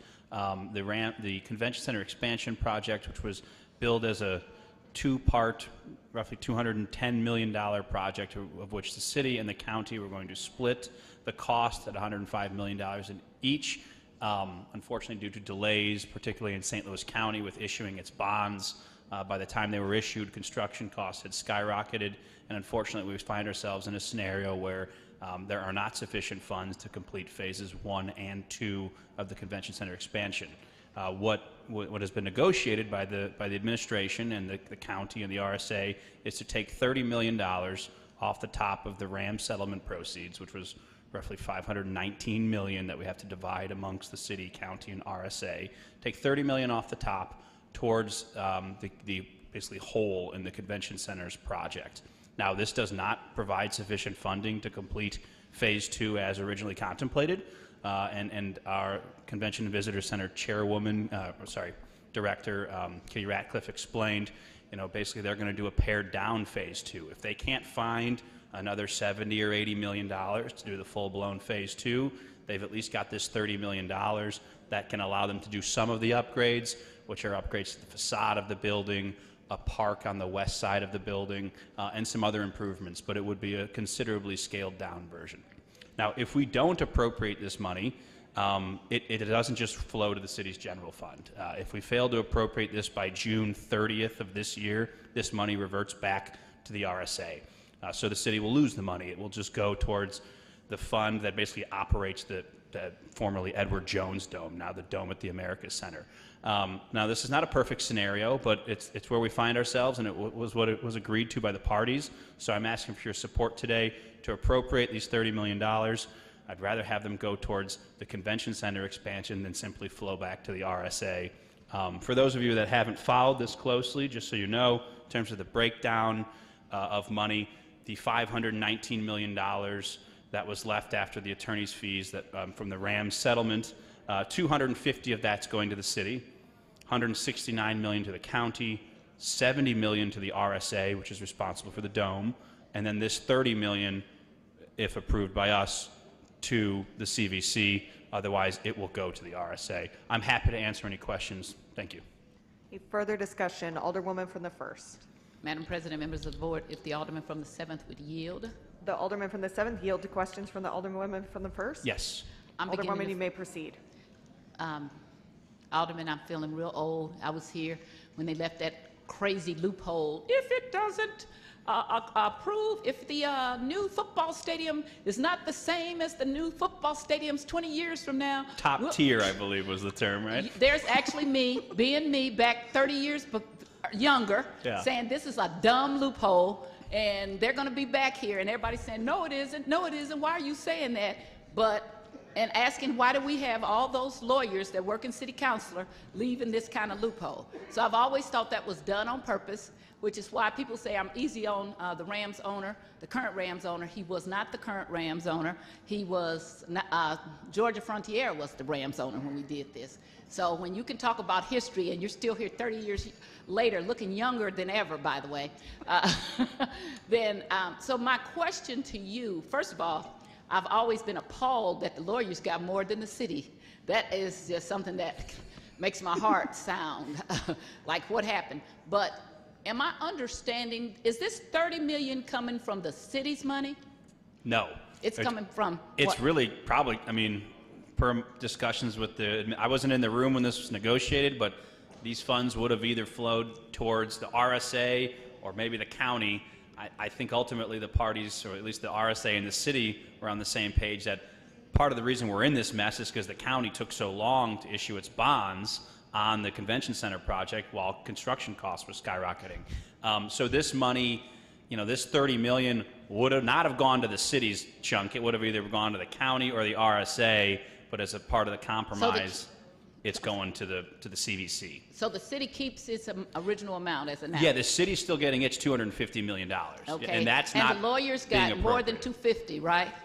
somewhere in that realm. Yeah, they got I never they heard got a of big such chunk. an agreement. Okay, Yeah. but of course, when the city councilor used to be an equity partner, that might have something to do with it. I never have understood why she was even in the middle of that. I wouldn't have touched that as a lawyer. I would have been like, nope, can't touch that, because I was an equity partner over there. But okay, nobody else has problems with that. I do. But oops, did I say that out loud? Oh. So the next thing is, so they just, when they put that whole deal together, they put this money aside for the convention center. Correct. So they kind of took probably some from the county. You're saying the city wouldn't have gotten any more. My understanding is, as part of the negotiations, this was sort of mainly from the county's allocation.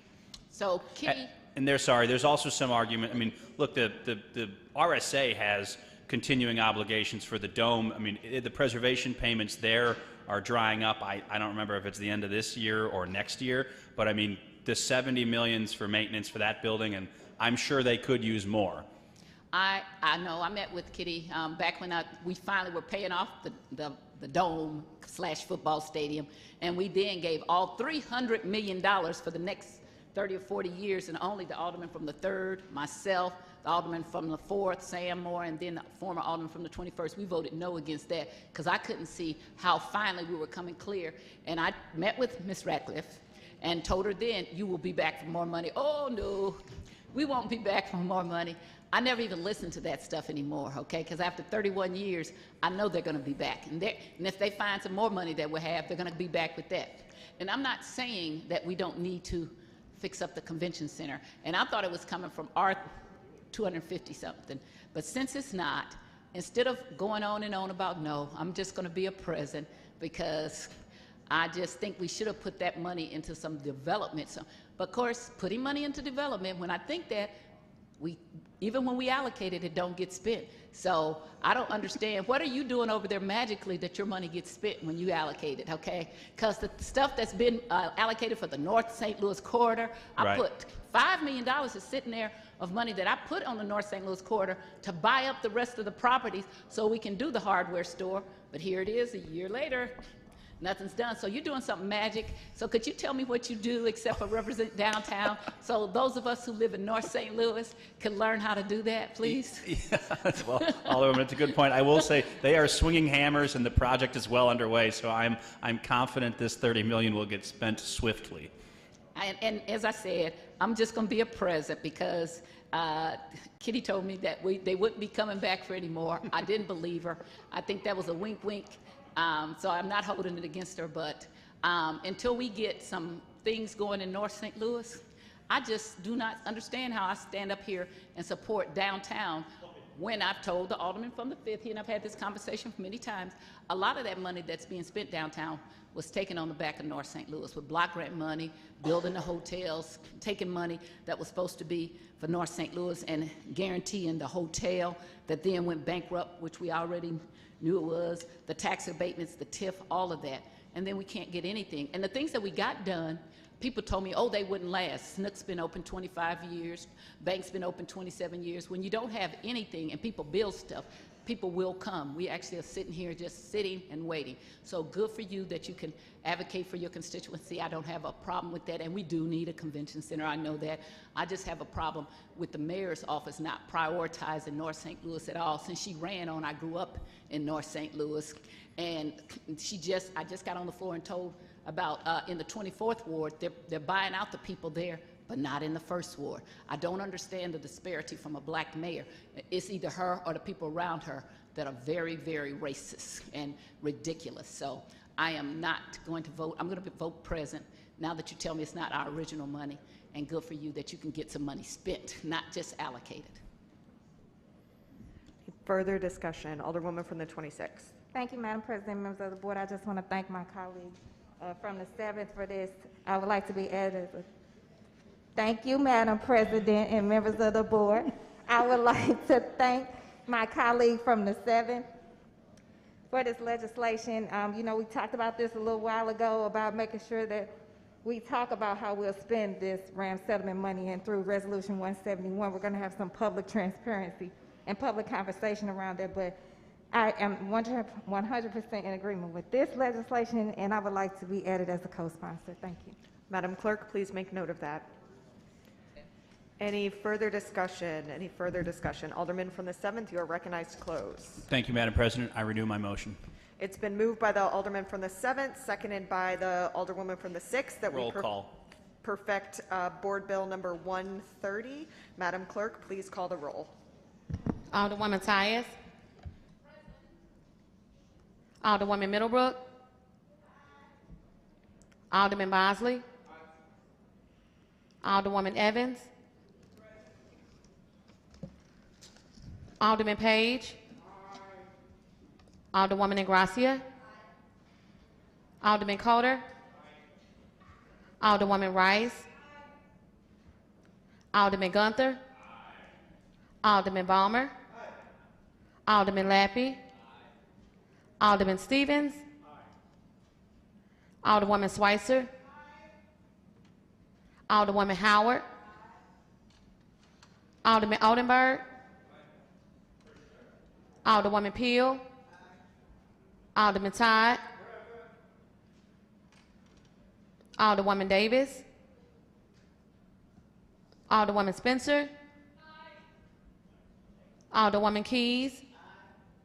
Alderwoman Walker. Alderman Vaccaro. Alderman Narayan. Alderman Cone.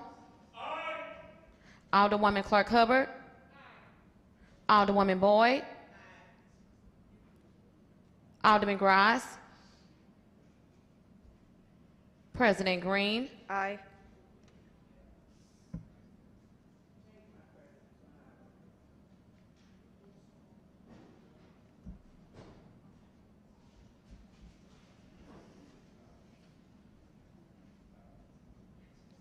Twenty 24 aye votes and 2 voted present.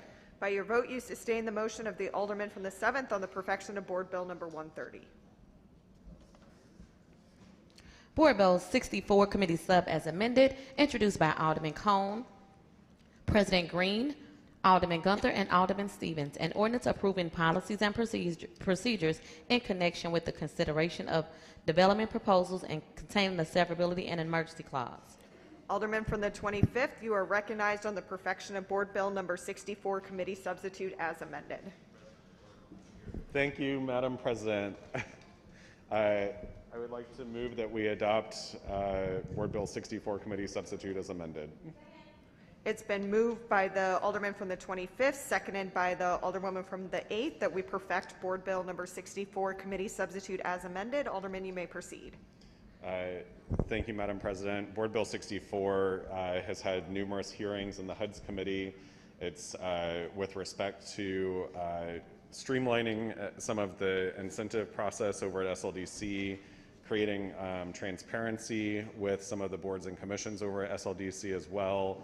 I guess of note for many of the folks that weren't a part of the HUD's committee meetings or listening in, the initial board bill also contained recommendations or a requirement regarding letters of support from the Board of Aldermen with respect to developments. That has been struck from the committee substitute as amended, but substantively this is providing a little bit more transparency to our processes and reforming some of the structures over SLDC and our processes here legislatively as well. Any further discussion? Alderman from the 24th. Thank you, Madam President. And I'd like to thank Alderman Cohn for his work on this. There was a lot of discussion in committee, and one of the things that I forgot to do during that discussion was to add my name as a sponsor. So if I could please add my name as a sponsor, thank you. Madam Clerk, please make note of that. Alderwoman from the 1st. Madam President, members of the board, if the alderman from the 25th would yield. The alderman from the 25th yield to questions from the alderwoman from the 1st. Almost always. All right. Alderwoman, you may proceed. Yes, I will. Alderman, can you give me just an overview? I didn't get to see that because we're trying to get through everything from streets that we could. Could you tell me about what policy and procedures are being changed? Just a little synopsis, please. Sure. So the board bill itself, the first section of it deals with transparency. So that is the section that basically requires the boards and commissions, the various boards and commissions over at SLDC and related boards to adopt using SLTV or an equivalent such as Zoom or Teams to record their meetings and then post them online, which they don't do regularly currently. So particularly boards like the LCRA, where tax incentives are debated regularly before they're brought over here to the Board of Aldermen. Those will be more accessible to the general public. So that's section 1. And then section 2 deals with essentially the creation of a development report that has to be done with SLDC. This is something that SLDC supported. So it's not replacing the work that they're already doing. Essentially, it's augmenting some of that, along with requiring, the board bill also requires conflict of interest disclosure statements from commissioners over at SLDC. Some of the commissions already do that, but this would be part of a report that's generated by SLDC and provided to the Board of Aldermen when submitted as part of a board bill. And I know, Alderwoman, you and I have had those conversations before in the past, how those should be included in exhibits that are provided to the clerk before filing. So it does address some of those concerns. And then the additional section, which was the letters of support, during the committee hearings, we had numerous conversations and questions around the requirements there, and then also concerns with respect to mandating, what an alderperson could share. So that section was struck from the board bill and the committee substitute that's before us now. Okay. Yes. Thank you. All right. I agree with everything except for the striking of the automatic support, and I will tell you why. There has been a misinformation from the mayor's office about how they got to be in there. In fact, I was there. I was picked by the mayor, the comptroller, and the former president to be a mediator between them. So we went to meetings. Everybody keeps indicating that that came from the former president. If you go back when we passed this board bill, you will see me specifically saying that it came from the comptroller. It did not come from the former president, and it's a record of that. And I resent that people think that the development agency can give an approval to something without you knowing it. And then they hide stuff.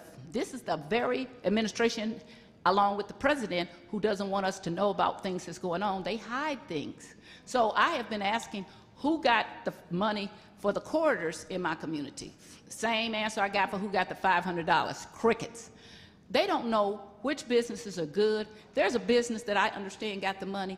They have been one of the most horrible businesses in our ward with nuisances and stuff. I don't understand why you all think that they are in a better position than the aldermen to say this is a good idea. Everybody is, again, we continue to vilify the alder people.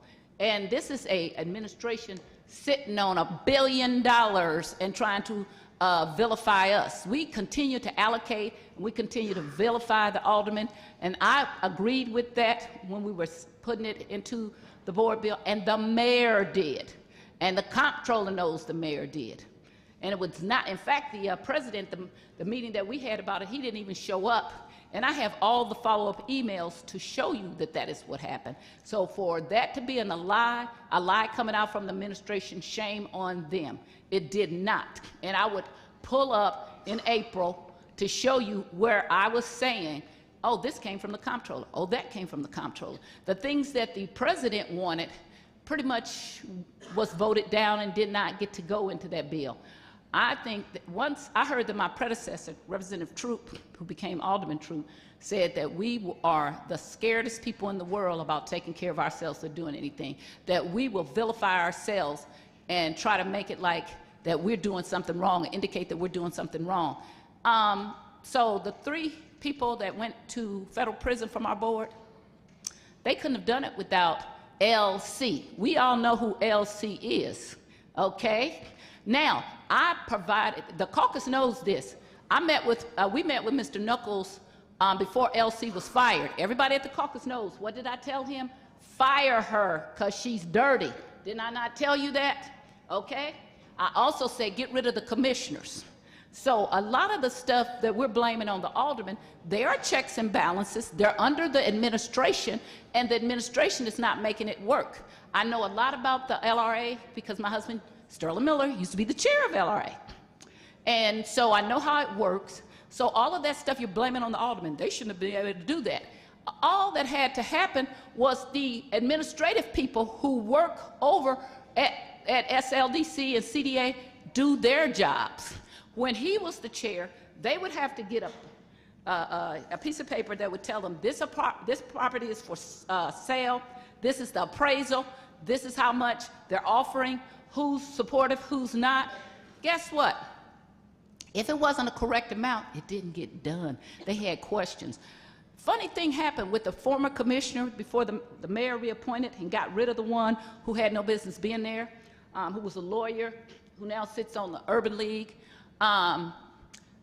Every time I wrote a letter opposition, they gave it to the person. The person then flipped that property and sold it. So if aldermen have so much power, how is it that I didn't have the power?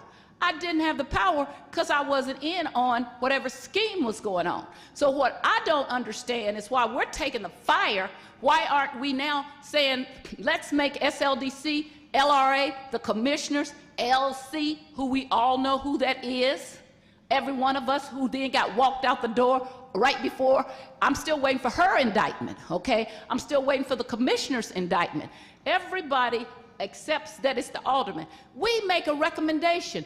They do not have to accept the recommendation. You don't have to accept it, but you ought to have some input. So to take it entirely out does not make any sense. And then when I called them about this particular business that they gave $5,000 to, and said, this is a horrible business. They don't do any background check. They just gave the money out. So we're encouraging nuisance properties in North St. Louis, and you don't want the alderman to say anything. The alderman from the 27th can tell you, we have been dealing with a nuisance tire business at the corner of Harney and Union. It was in the 1st Ward. When they did redistricting in 2011, they put it in the 27th Ward to get it away from, because we had made first Representative Troop, Alderman Troop made the complaints against them, and then I had helped them. I actually brought a truck that got rid of all the tires and helped them, and then they built the tires back up. They have shooting. They do all kind of things. That's why we wanted it in there, because we know what's going on, and because we don't have any help like you guys do from the Board of Adjustment, okay? We have a racist, incompetent Board of Adjustments that doesn't put any kind of restrictions on things that happen in our ward. Then when we go back to get rid of them, they say, Alderwoman, Alderman, there's no restrictions. Now, before Tom Villa died, he saw that himself. He and I were at a meeting together, and he was trying to get a black church to work in a white church, and they were going to share it. They put all kind of restrictions on that. I came up with one of these stores that is a headache in North St. Louis, and they went and let everything, and they didn't put any restrictions. So that's why we want to have a say, because we're not getting justice. So when you then take that out of our hands, because my letter was, my point about having a letter was that you write and say, this is why I support it, this is why I don't. Then you have some input. Now what you're doing is taking all the input, and they don't know anything about it. Then it becomes just as a political on the mayor's end, or SLDC's end, or CDA's, whatever, not CDA, because CDA is not part of it. But so to me, that doesn't make any sense. And it really doesn't make any sense when you try to put it off on the previous president. When I was there, I can tell you when we met, how we met. Go back and look at the mayor saying, and we met with Alderwoman Tyus, when the former president was giving her a hard time. She said, well, we met with Alderwoman Tyus, and she did. So I always resent when people tell lies. Lies. Okay, so now you guys jump on that as it's something. How does your board bill control LC or the commissioners that do all that stuff? Because all of them could have said no. Why did LC recommend that? So, why didn't the commissioners? How does that address that? Alderwoman, thank you. I guess a point of clarification, the section about letters that was in the board bill specifically had an exhibit that aldermen would need to use as a recommendation tool to SLDC to initiate that report that they provide, and it was somewhat restrictive. So the aldermen on the committee removed that language from there. It does, so the board bill does not prohibit an alderperson from putting conditions on a property. And in fact, that was another change. Thank you for highlighting. I did not mention that in my remarks, but we did remove the Board of Adjustments from the board bill. So alder people, because they don't really have a part in the quote unquote incentive process, and alder people do, as you and I well know, provide letters, of support or opposition or contingent upon various conditions with respect to new businesses that are moving into wards. So the initial board bill, as it was written, would have prohibited an alderperson from doing so, and committee, it was struck from the board bill. Why would you prohibit an alderperson who represents the community for writing any kind of letter, pro or against? That doesn't even make any sense to me.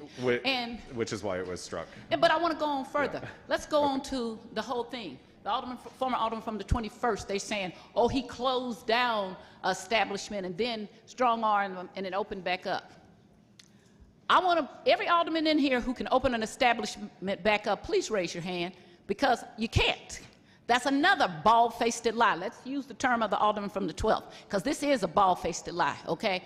We cannot close or open up an establishment. We have to stop putting this misinformation out into the community and then claiming it as a reason to hate on ourselves, okay?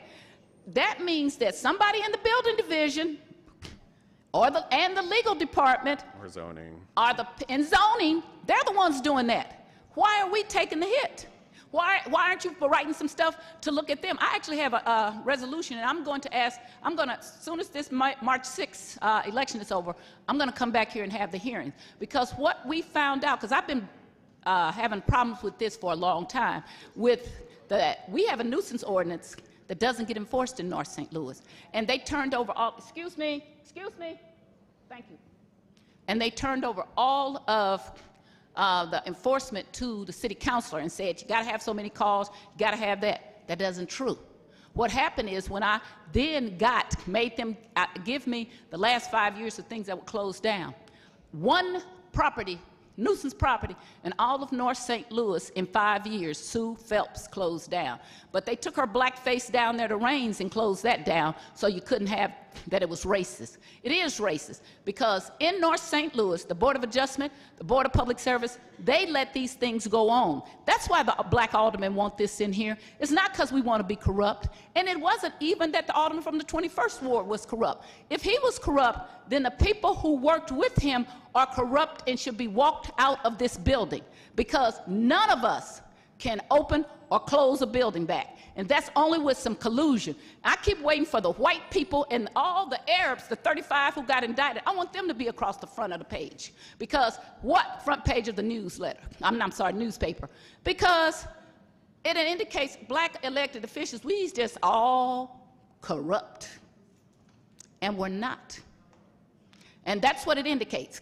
And then you put our board's president's name in there, but you say LC for the person who's directly responsible for what happened. You don't say her name. That kind of thing is what, when you guys get ready with these great amendments and things, that you're not having to deal with what we have to deal with. And anytime you can only close down one establishment in 5 years, not in just the first ward, but all of North St. Louis. And it wasn't one of these establishments that they're shooting and killing and robbing. Or, by the way, those 35 people that indicted, they were all in North St. Louis stores. And the city couldn't do anything about it. We actually called the feds on them because the city and the police couldn't find anything. Now, I got a place in my community where they're shooting, and they've had 3 shootings, 2 people got shot. When I talked to them about nuisance, they said, well, we can't find any nuisance. You think that it's a nuisance if people play loud noise? But it's not a nuisance if you have shootings right around the corner from a school. So what I'm telling you, and we have always known this in North St. Louis, they don't give a damn about us. So if we don't, the less control we have and we give it to somebody else, and then you're like, oh, well, you can write a letter, it doesn't make any difference about us writing a letter because they give it to them anyway. Advice. He's slithering around someplace. That's what happens in North St. Louis. That's why we have all these gas stations and corner stores in our community where they shoot guns. And then the Director of Public Safety, which we have a nuisance law, says you don't have to call the police. You don't have to call anybody. All you have to do is the Director of Public Safety has a reasonable belief that there's a nuisance there. If you have 3 shootings in 3 weeks, you think you got a reasonable belief that there's a nuisance there? Or are we going to define nuisances as only if people are playing loud music? I think not. So when you started talking about taking away that's what you're talking about, what little protection we may have for our community, and you want me to believe in the administration or the previous administration. Now, we didn't used to have that. It used to be, before the Slay administration, if the alderman came and showed why under Shama. I'm going to do a point of Boston. order. I'm just saying. Respectfully, Right. Alderwoman. Okay. The board bill is very specific to the incentive process, not the Board of Adjustments. But not it's zoning, the same thing, and is not what I'm telling you. No, this is. It is. but It is. So because if you don't tell me ordinance- who's getting incentives and what's going on, and you tell me I'll rely on this because people should be, and you say we took the Board of Adjustment or whatever out, I'm telling you that doesn't solve the problem. That might make you feel good and say, see, we stopped those Negroes from committing a crime, but who really committed the crime were the white people in charge that nobody's getting charged with. And you're putting more power in their hand, white or black, and they haven't done their job, and I'm waiting for LC to be indicted. Why isn't she indicted? Why did you let people get indicted for 2017 and then not do anything and do pleas until 2022, March and April? That's what I'm telling you. This doesn't fix anything. This just exacerbated it for my community. But you can go out there and say, see, we kept those criminals. Again, can you tell me these incentives, how is it that if the people over at SLDC or CDA want to do something criminal, how does it stop them from it? Because we know now you stop the black aldermen from having any power to say what happens because we're criminals. How does that stop that? Alderwoman, this doesn't stop an alderperson from providing a letter of support. So I'm not necessarally following the logic there with respect to the letter of support. What does it do? So what does it do? Let me walk through this again real quick. So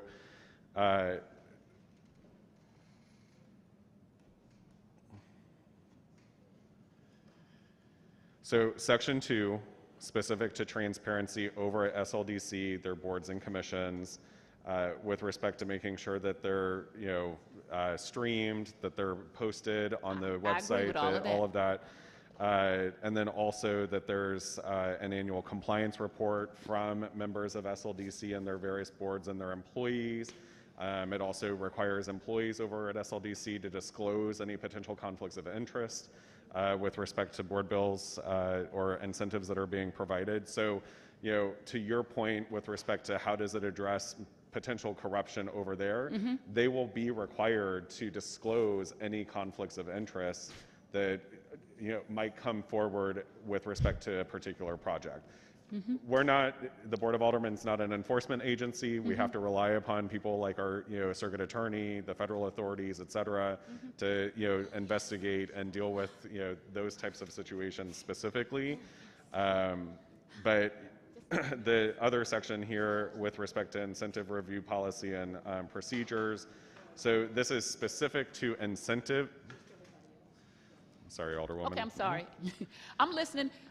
So this is specific to incentives. It's not specific to zoning changes, conditions, or nuisance properties, and it's specific to things like tax abatement, TIFs, and the like. It does not address, zoning changes, things of that nature. It's purely related to the incentive process itself. So the incentives, why don't we make them then, when they give an incentive to somebody, send it over to the members of the Board of Aldermen? Let me tell you something. What They do. Chart, no, they don't. No, they don't.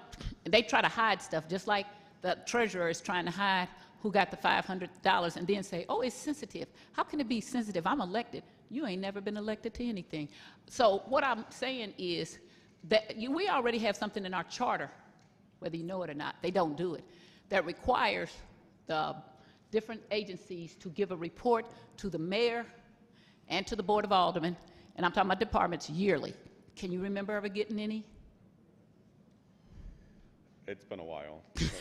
And what I'm saying, so you have those things? No, they don't. Or they provide it to whoever, or they slow it down, or they don't give it to it. So this thing, what you're saying about what the aldermen, I'm just saying that it's unfair. It's unfair for the mayor to try to indicate that she wasn't part of this. I wish you would have brought the comptroller, because she would have told you. I will show you the emails. So she agreed to this, and it did not come from the president. It came from the mayor not spending that first $5 million, and still nobody knows what happened. That's where that came from. And so we wanted to have some input in it. So what you're doing may help some. It's a lot of good things in your amendment, and I agree with. But that thing of clubbing the aldermen when we really don't have that power, and that's what I don't agree with, okay? We have to stop beating up on ourselves, and let's look at it. How do we have, you don't want to talk about it, but if we pay somebody $500,000 over 5 years, and she only can close down one little grandma, but not the places we're shooting, and we're not the enforcement, but we can write stricter laws, is what I'm saying. I don't mind, because I don't do any of that stuff, okay? I don't do it at all. I don't do tax abatements, but I just don't like it being that the aldermen are crooked and that most of us are not doing the best we can and trying to get the best thing. And I don't like paying for something that other people did, and then it indirectly or directly hurts my community in a negative way. So we're allowed to write a letter of recommendation. That's bull to me. You can't stop me from it. If you said I couldn't, I would still do it if I wanted to, okay? Because that is bull. That's my right to support. And in fact, there is a federal court case in which somebody tried to make me vote a certain way, and the judge, you'll see it, Eric Vickers was the attorney, and the judge said, oh no, aldermen have a right to do blah, blah, blah, blah, blah. We continue to try to say, no, we don't. No, we don't. All this other, the executive branch is much more professional than us. No, they aren't. Because if they were, we wouldn't have all these alder people talking about all the things that they could not get done. They're not more professional than us. They most certainly don't know our communities better than we do. And they hide information. I don't see how any of you all think that's all right. So you say we'll put it in there, but they hide information. But So giving me permission to write a letter doesn't mean anything. I'm going to vote against it because it's a lie that came from room 200. And I'm going to, when I come back, is this perfection, right? It is perfection, but just a point of clarification, this does not dictate whether you can, I know, shall, I heard you. would, I heard could, you. write But a letter. I heard you. This conversation got started. This changes nothing I heard you. from our present This practice conversation with got respect to started because I letters. watched her sit there as though we weren't at the meeting, okay? And the mayor's lobbyist knows that I'm telling the truth because I was sick and throwing up right before the meeting, okay? So he knows it. I'm not trying to get him in trouble. He knows it because he was trying to say, are you all right? I was at the meeting, okay? So a lot of this misinformation, I'm not going to let it go unchallenged. And I'm going to vote against it because it started out as a lie. And in the law, we have something called the fruit of the poison tree. When you start out being a liar, everything that touches it is thrown out of court because it's the fruit of the poison tree. And so unless we can tell the truth, how did that board bill get signed? Who signed it? Or who let it go into law? That would have been the mayor, right? Is that right? The previous board bill with that in there. Once it's engrossed, signed by the president of the Aldermen, it's sent over to the mayor's office to also sign or veto, and then it is enacted by the administration. So she either signed it or let it go into law, right? If she decides that that's what she wants to do. And that yes. board bill, the previous board bill became an ordinance, didn't it? I'm not sure which board bill you're referring to. The one that had about the writing the letters. No, that did not pass out of committee. No, I'm not talking about now. I'm talking about it was in a previous board bill that we had that got passed, and then the mayor either signed it. I can't even remember now. But I'm saying anything that's already in place, that was okay by the mayor. And for her to act like it didn't is wrong. Well, and so or a previous mayor. No, this one. This one. Sorry, I'm not sure which board That's bill, all right. previous board bill That's you're all right. I'll bring referencing. it up. I'm going to vote against it. And then I'm going to bring up all the records to show you about our meetings and our emails and everything, because people shouldn't lie, because that just makes me then tell everything, okay? Tell the truth, and don't act like that there's not another side. Making the aldermen vilified and saying, oh, they can't do this, they shouldn't be able to do this. I'm going to say to the people in North St. Louis, a black alderman that represents North St. Louis, north of Page, we can't tell you one thing that has happened in our ward in the 2 years. None of us. None of us. Not one thing. We cannot tell you. And I'm the only black alderman that supported this current administration. Not one thing. There's a lot of, oh, we're putting the money over here, we're doing that, and then nothing gets done at all. And then you come back and you try to blame me about holding up street money and budgets, which that was a lie. And the person who didn't do it came and said, well, but I didn't do it. And they were too immature to read the charter and our rules, which say the mayor can introduce her own bills. So when I showed the press that, they were all start laughing. So I'm saying that this administration likes to blame other people and not take the stance that the buck stops here. And so I'm not going to let that go on. I'm going to be opposed to it because it's not good to vilify us without you doing something much more formal for the people over there, because they're really the ones, and a lot of them been sitting on these boards and commission for 2 or 3 mayors. And if we're going to do anything, we need to come back here and say if the mayor does not appoint somebody, then we need to appoint them ourselves and make sure that we have a mixture of people from all parts of the city, because we have all of this stuff going on and we don't have a fair representation. And so I don't get what was your problem except for those 3 aldermen about a letter of support, which, by the way, they never got to write a letter of support about this because they got in trouble before this thing was actually put into some kind of form. So the potential for the next group of people to do something wrong, is that it? Alderwoman, so the letter of support section of this has been removed. So alder people are welcome to provide letters of support, provide conditional letters of support, to send in a letter of opposition. This board bill does not change that. I thought that you said that it did put some conditions on it. In the initial draft, it did, but we removed it in committee, and it passed in committee. Okay, so that was removed. Correct. But, so if we write a letter of support, then it's okay. But if we say this is the problems, they still can do it anyway? Yes, you can send in whatever letter you want now underneath the amended board bill. But if we say they've been having gunfire, blah, blah, blah, blah, blah, blah, which we do all the time at the Board of Adjustment, they still can give it anyway? So this is only for the incentive process, not for zoning or Board of I'm Adjustments. just talking about for the incentive. But Alderwoman, I hear you with respect to What I'm nuisance saying, if we activity say, and adjustments. don't give this to these people right here, because they're already a problem in our neighborhood. That would be, yes, so that you could submit that letter, and that letter would be included in the development report from SLDC that comes over to the Board of Aldermen as an exhibit. But they still could be given the money anyway, is my question. The incentive. It would have to come before the Board of Aldermen and, assigned to the committee and passed out. Okay, so I must be missing something then. So, but you won't answer it. It still could be, the Board of Aldermen could say, well, that's okay, it's over in your ward, and we're still supporting it anyway. It would have to be voted on by every, the appropriate number of alder people. Right. Correct, yeah. Right, but my answer is, then it still could be voted out and done anyway. In theory, yes. More than in theory. That's the way the law is written right now.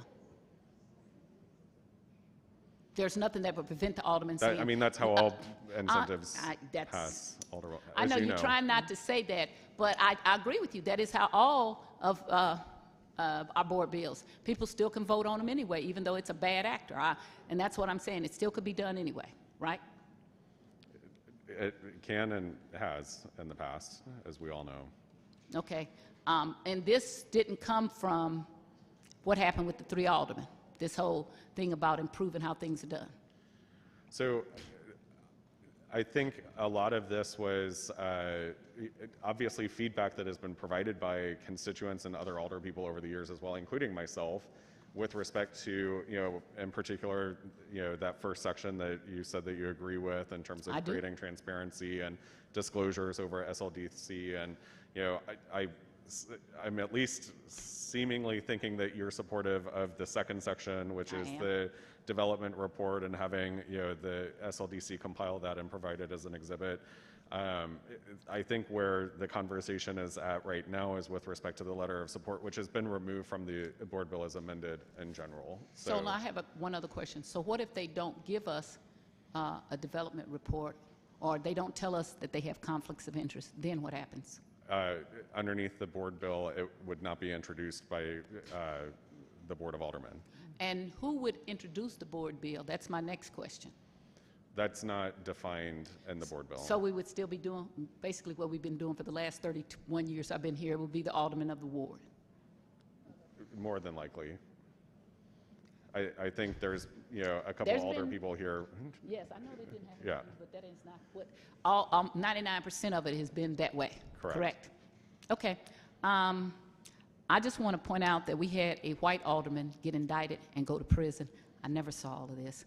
I keep hearing it from every place I go, and it is disheartening. I've been here for 31 years on and off, okay? And it is disheartening as a black elected official. When I got offered a bribe, I did the proper thing, and I turned it in.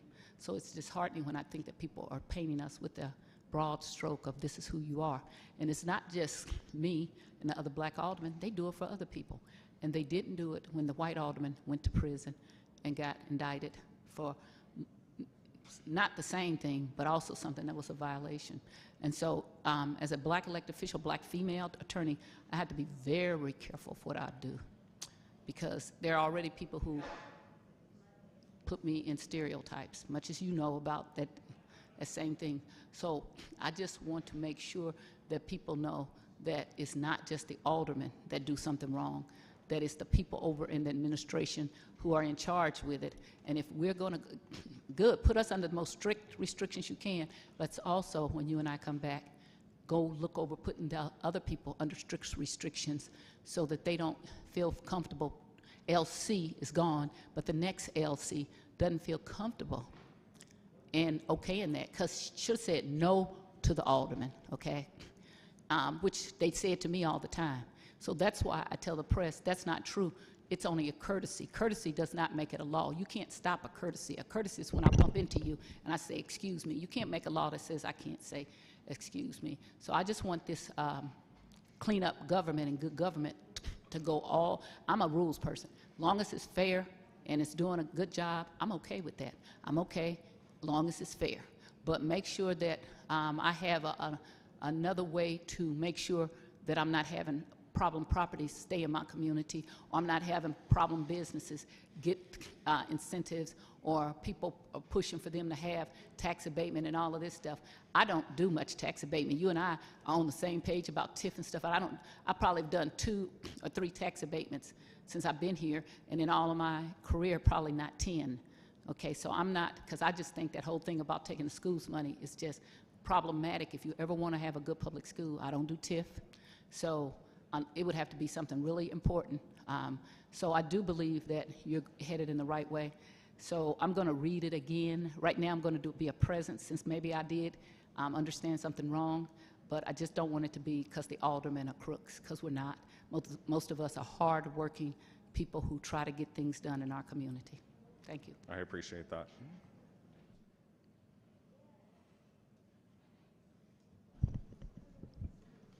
Any further discussion? Alderwoman from the 17th. Thank you, Madam President and members of the board.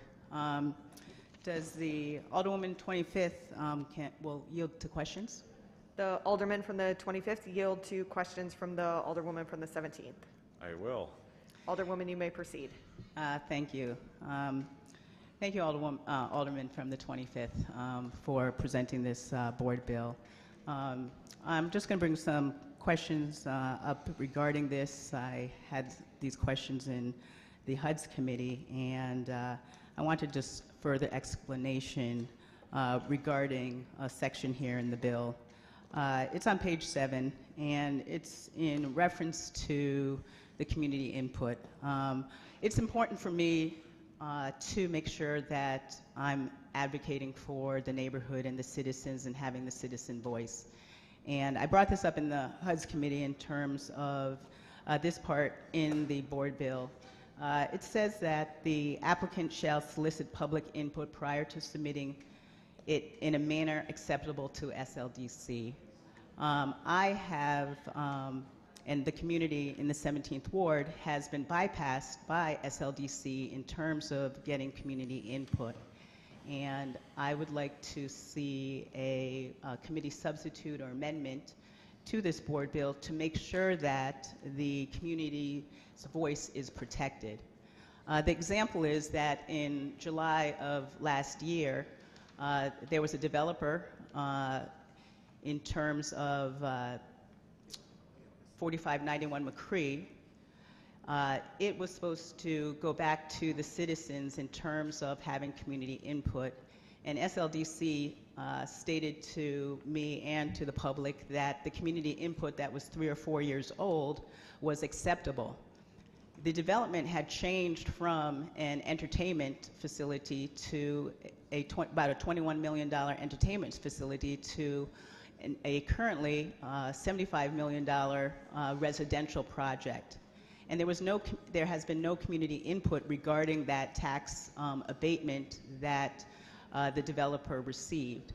And I just want to make sure and protect other neighborhoods and the new 9th Ward residents in terms of being able to have community input. So the committee substitute I'd like to request would be to amend the board bill to state the applicant shall solicit public input prior to submitting in a manner acceptable to the community and neighborhood. And SLDC shall incorporate that public input into its development proposal report. Alderman from the 25th. Alderwoman, are you making a motion for an amendment? Yes. Okay. Do you has the amendment been printed up, and is it in the driver on people's desks for them to view? Lou Galley is working on that amendment right now. Okay.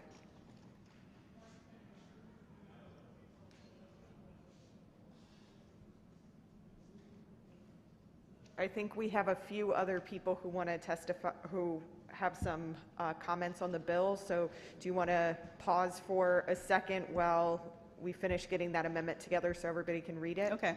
And we'll come back to you as soon as that is printed. Okay, thank you. Right, any further discussion? Any further discussion? Alderwoman from the 13th, did you have something earlier? No? Okay. Right, Alderman from the 12th. Test, test, test. Yes, Madam President, while we wait for the printout from our legal counsel, would I be able to ask the Alderwoman of the 17th to yield to a question regarding her amendment? Sure. Since it's semi before us. Okay. Kinda. Would the Alderwoman from the 17th yield to questioning from the Alderman from the 12th? Yes. Yes. Alderwoman of the 17th, would you mind further expanding rather loquaciously as to this amendment and how your vision for this amendment fits within the overall bill? So regarding this amendment, it's just to make sure that the community input is solicited by the neighbors and that there is enough community input. And so, you know, this example that I'm using that happened last year, there was no community input. They wanted community input. There was substantial change to the project. As I mentioned, it was an entertainment site, about $21 million development project, and it changed to a residential complex, about $75 million project, and there was a tax abatement given, but there was no community input prior to that in terms of recent community input. The input was 3 to 4 years old, and SLDC stated that that was acceptable as we did community input. I want to ensure that we have recent community input, current community input, and not old input, because our neighborhood has changed drastically. And so how can you say that this older input is something that we should be using when there's many different neighbors, new neighbors that have, you know, different decisions that they want to be making. And so I just want to ensure that the voice of the citizens are heard and that that is not represented in this bill at this point in time. And that's where the committee substitute is being created. Okay. And I believe this is the amendment that's getting put on our desks right now, so I appreciate you allowing me to pose that question. But I do have a more substantial follow-up. Do you envision this, if this amendment passes, do you envision it going through the, I can't remember the proper title, but it is the Neighborhood Business Liaison or such? I know the name of mine, but I can't think of the title. Alderman from the 25th, please state your point of order. The amendment's on our desk, but it has not been moved or motioned or adopted that we put this before us.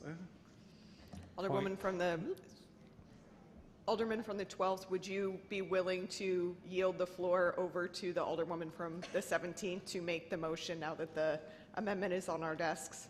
Yes, and I would offer a quick point of clarification that was just meant to sort of fill the time between the printing and the arrival. So I will yield to the Alderwoman of the 17th to put this before us.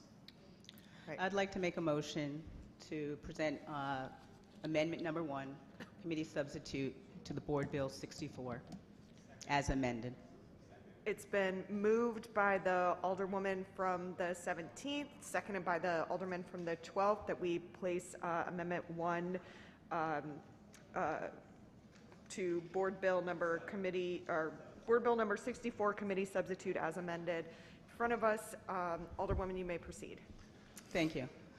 So I'm presenting this amendment to make sure that the neighborhood and community voice is protected in development projects that are $10 million or more.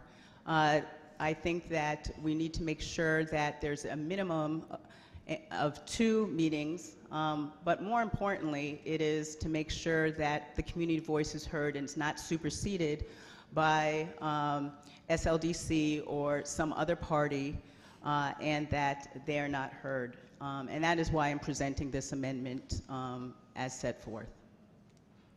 Any further discussion? Any further discussion?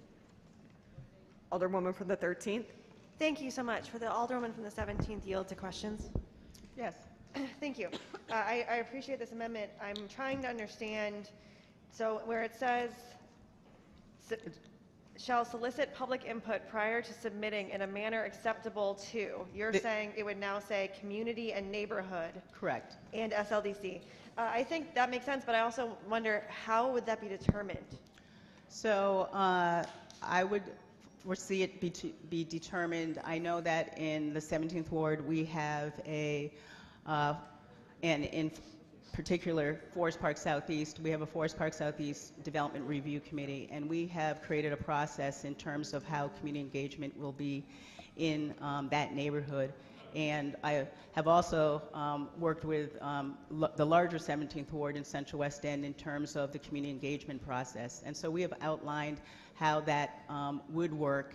And so for each ward and the neighborhoods in the ward, the alderperson would be working with the neighborhood to create that process that would be acceptable to the neighborhood.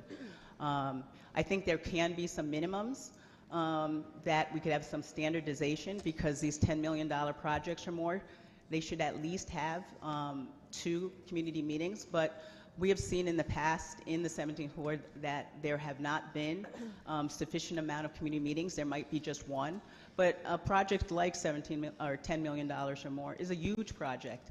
And that we should make sure that multiple parties are able to be engaged and have their voices heard. So it's because right now there's no process at this time in this bill or what I've seen in terms of SLDC and how we have done community engagement. As I've mentioned, in the summer of 2022, this Forest Park Southeast was overrun or overruled by SLDC, that there was proper community engagement, and that community engagement happened 3 or 4 years ago.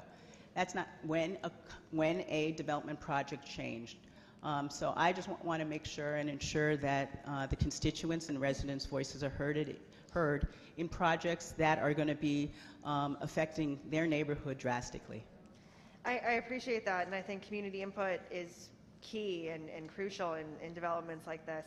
I guess I just wonder how that would be standardized across development projects. The neighborhoods I represent don't have anything like that in place, but I do think that they would very much appreciate having the input if there was ever a project of this size that was in front of me to consider. So I appreciate that. That's all my questions. Thank you. Any further discussion? Any further discussion? Alderman from the 25th. Will the Alderwoman from the 17th yield? The Alderwoman from the 17th yield to questioning from the Alderman from the 25th. Yes. Alderman from the 25th, you may proceed. Thank you, Madam President. Alderwoman, can you help define community and neighborhood? Those aren't definitions that are currently in the board bill. In order to define community and neighborhood, we could zero that down in terms of, how can we get this to be a process in different wards. I believe that the alderperson in that ward should bring together their community, their neighborhood, and if their neighborhood or community does not have that process developed, to develop that with SLDC and have some standardized practice. And so if need be, in this particular amendment, we could add something to make this more specific and clarified so we can move forward in terms of, putting this into the board bill. So that's not currently in the amendment, though, correct? I see that as a question that you have, and I suggest that modifying this amendment to be more specific so that this process can be played out as this board bill goes forward. Okay, so we can't amend an amendment.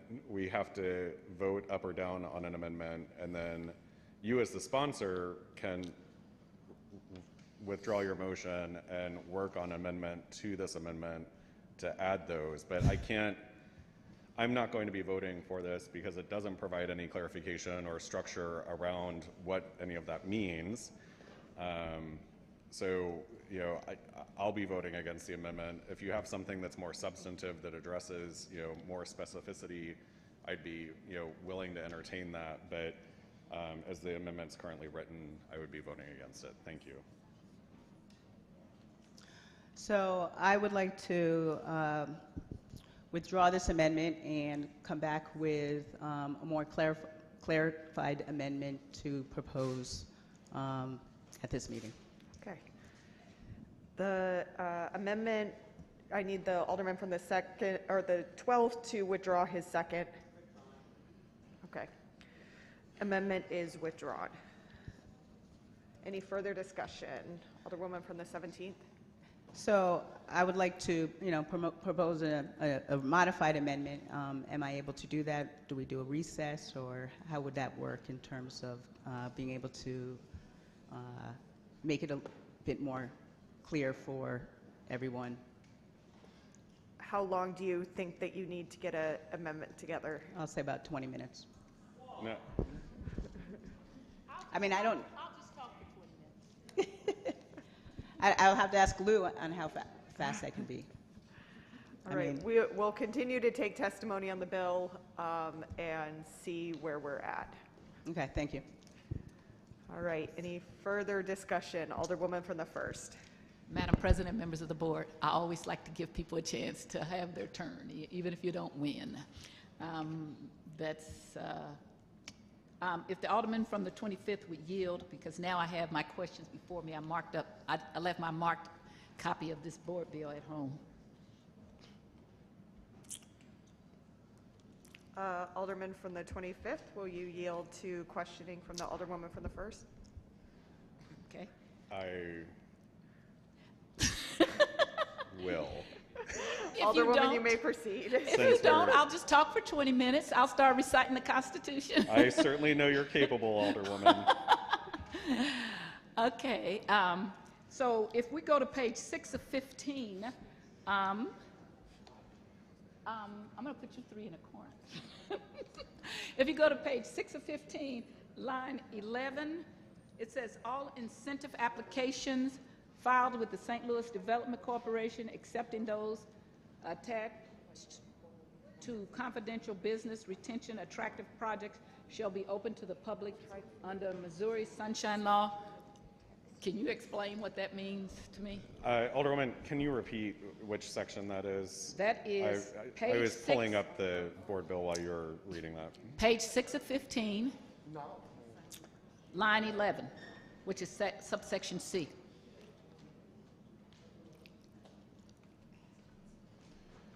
So underneath Missouri Sunshine Law, certain negotiations are exempted from Sunshine.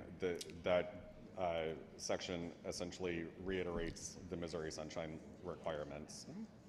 So let's just say when we were negotiating about the Rams, when we were trying to, well, it really didn't start out the Rams. It started out the Carolina, and then we went to the Rams. But if we're negotiating to try to bring a business, or we're trying to keep a business, we can keep it so that it's not open to Sunshine, because we don't want that to blow up. It's considered a negotiation with respect to Missouri Sunshine Law. All right. And therefore. And then I want to go to page 13 of 15,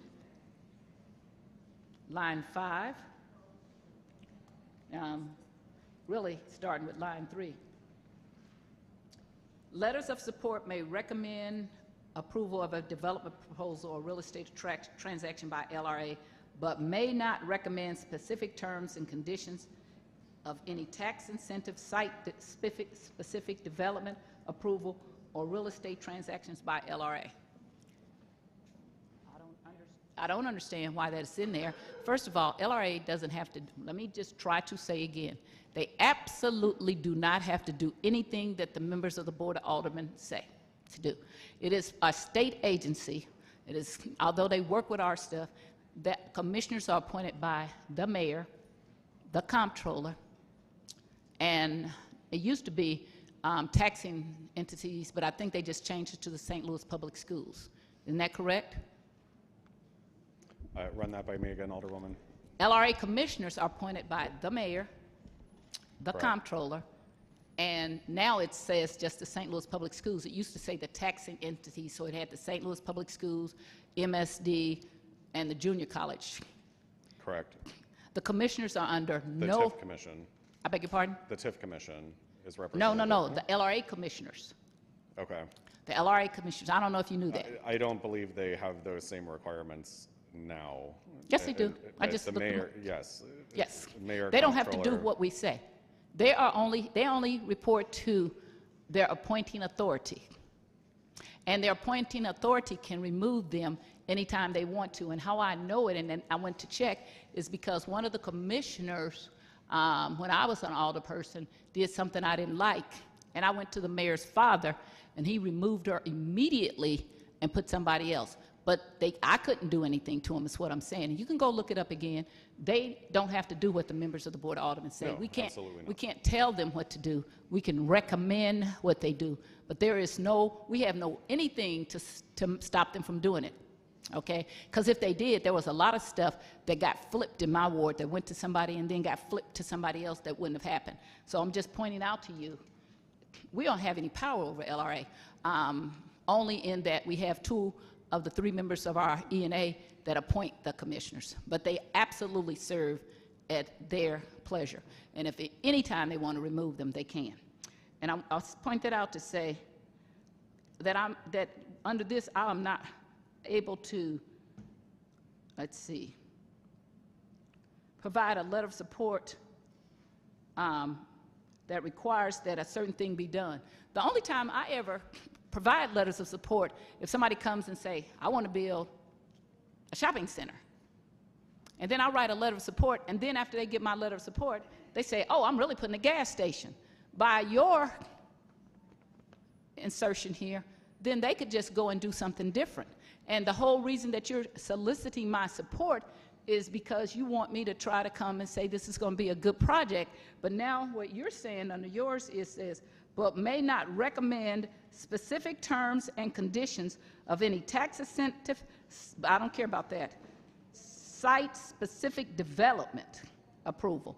That's exactly what you need when you're writing letters saying that I'm supporting this because they're going to build a shopping center or a hardware store or a pharmacy or whatever. I'm not doing this for another gas station. And then they get it and then they do something different for that. Why is that in there? I don't understand that.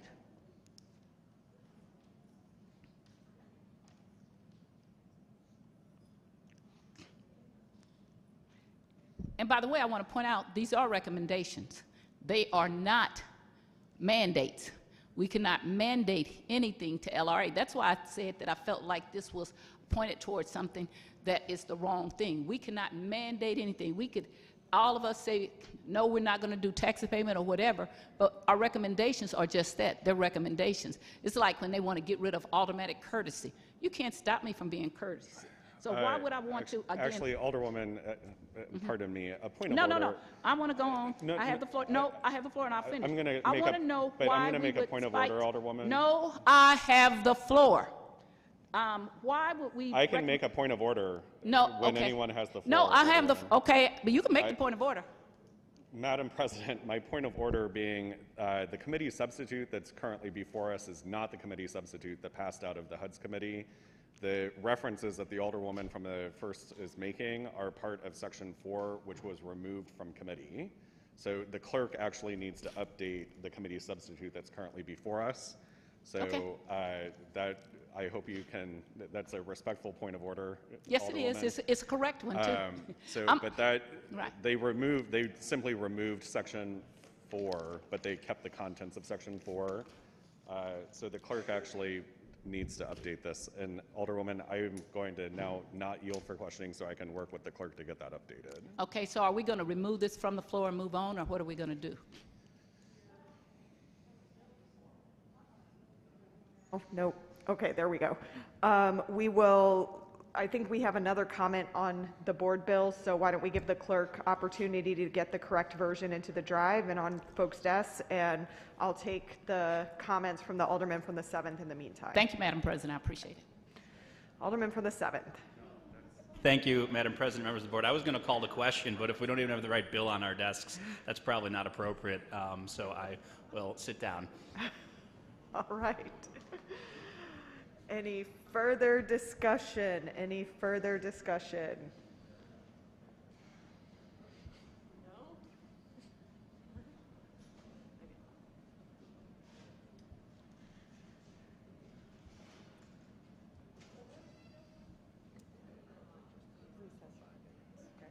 We're going to take a quick 5-minute recess so we can give an opportunity for the correct version of the board bill to make it onto everybody's desks.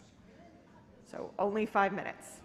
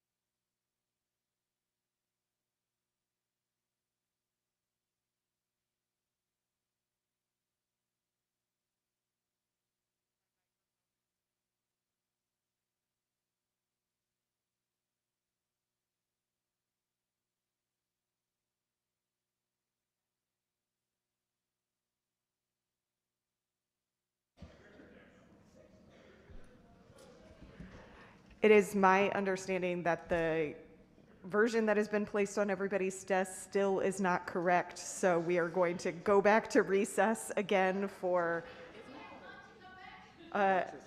another 5 minutes or so, 10 minutes to get the right version. You do have the correct version? Yeah. Okay. So there's a Scrivener's error that can be Fixed. Okay. Never mind on that. It's a Scrivener's error. We will fix that on the floor so we can keep moving forward. Is lunch also here? Is lunch also here? No, it's on the way. Okay. And lunch is on the way, so it will be here soon as well. We go back in session? Alderwoman from the 1st, yeah, we are back in session, okay. just so you know. All right, Alderman from the 25th. Thank you, Madam President. We have the correct committee substitute as it was passed out, or I'm sorry, Board Bill 64 committee substitute as amended. As it was passed out of committee, it is now placed on everyone's desk so that they have the appropriate copy. My apologies, but there's a clerical error somewhere in here with the initial bill that was placed on everyone's desk where it had sections of Section 4, which we did remove in committee. Those have since been removed and they're updated and placed on everyone's desk at this point.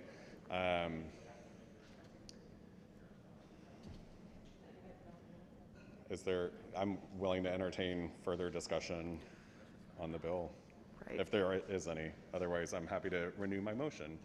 Okay. Alderwoman from the 1st. So I'm trying to, so since we just got this, and you said you took all of that out, I haven't had time to read a proper bill before us. That's why I was hoping that we had time to do this. So, so the Scrivener, first we have an error. Section 5 should be Section 4. I'm sorry. Madam President, members of the board, may I inquire of the Alderman from the 25th? Alderman from the 25th, are you willing to entertain a question from the Alderwoman from the 1st? Alderwoman from the 1st, you may proceed.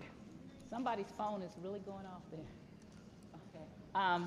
So I'm looking at a section on page 13 of 13.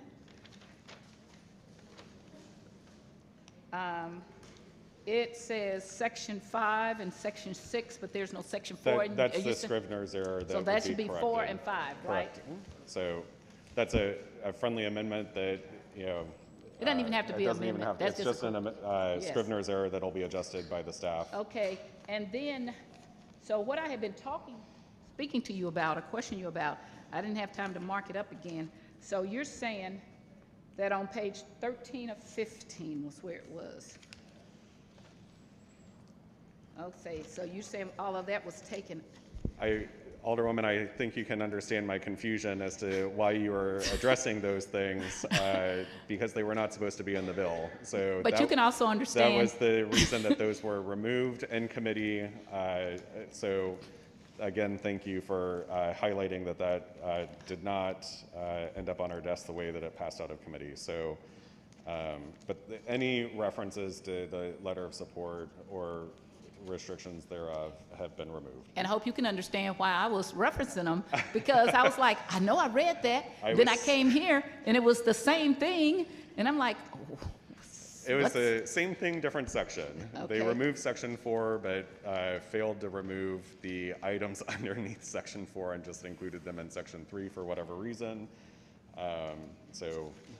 And so we should all be on the same page now. So now it's only 13 pages instead of 15, is that correct? Correct.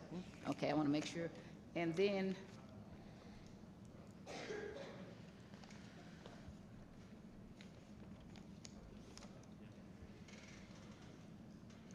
I'm sorry, I just didn't have time to read this, and I don't want to close before I make sure there was something else I had to ask. It's literally the exact same, except it had the sections, I believe it was I through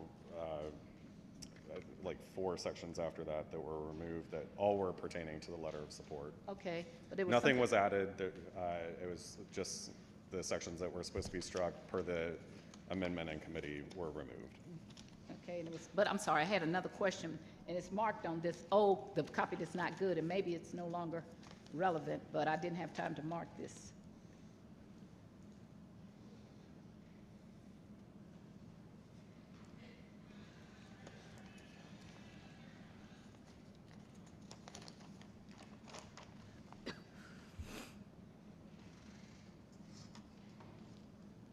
So did we keep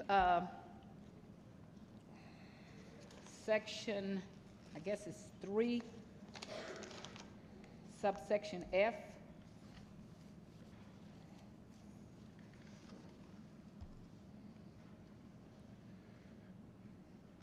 That is related to the conflict of interest Yes, we disclosures. kept that. That is still in there, Okay. correct.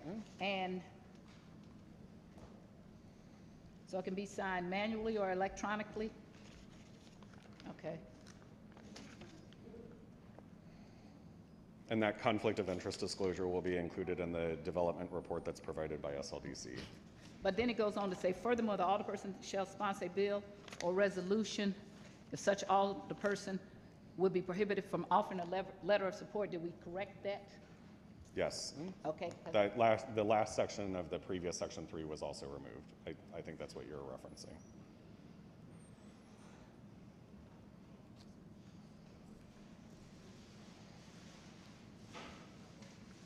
It was the last sentence of the previous section 3. By George, I think you have a bill I can support. Thank you, Alderwoman. And so neither one of us are crazy, just had the board bill.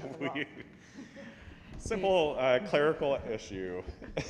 Any further discussion? Alderman from the 7th. Thank you, Madam President, members of the committee.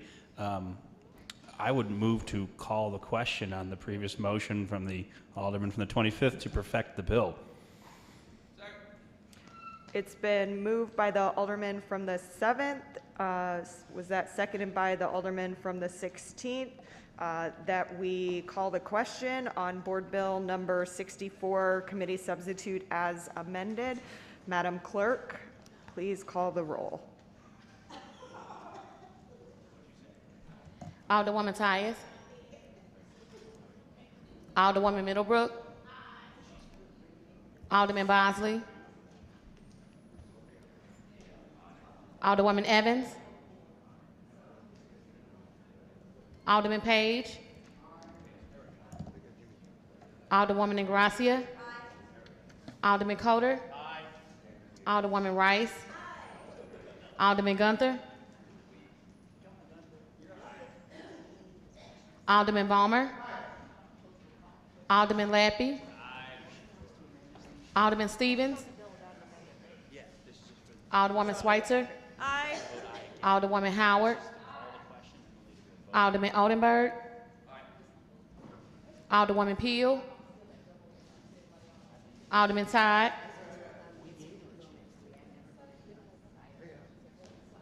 Thank you. Alderwoman Davis. Alderwoman Spencer.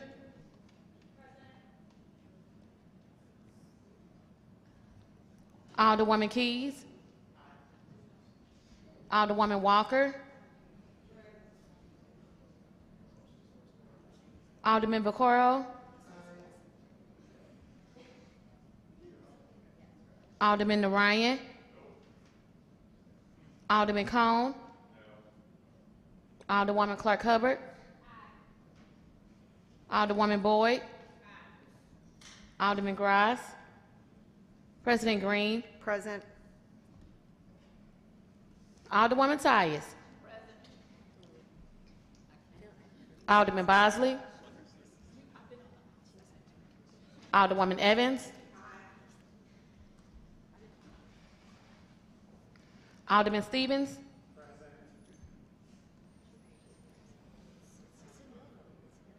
Alderwoman Peel.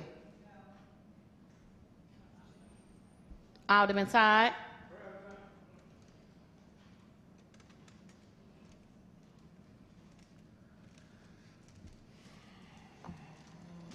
Alderwoman Davis. Alderman Grass. Can you change Schweitzer to no, please?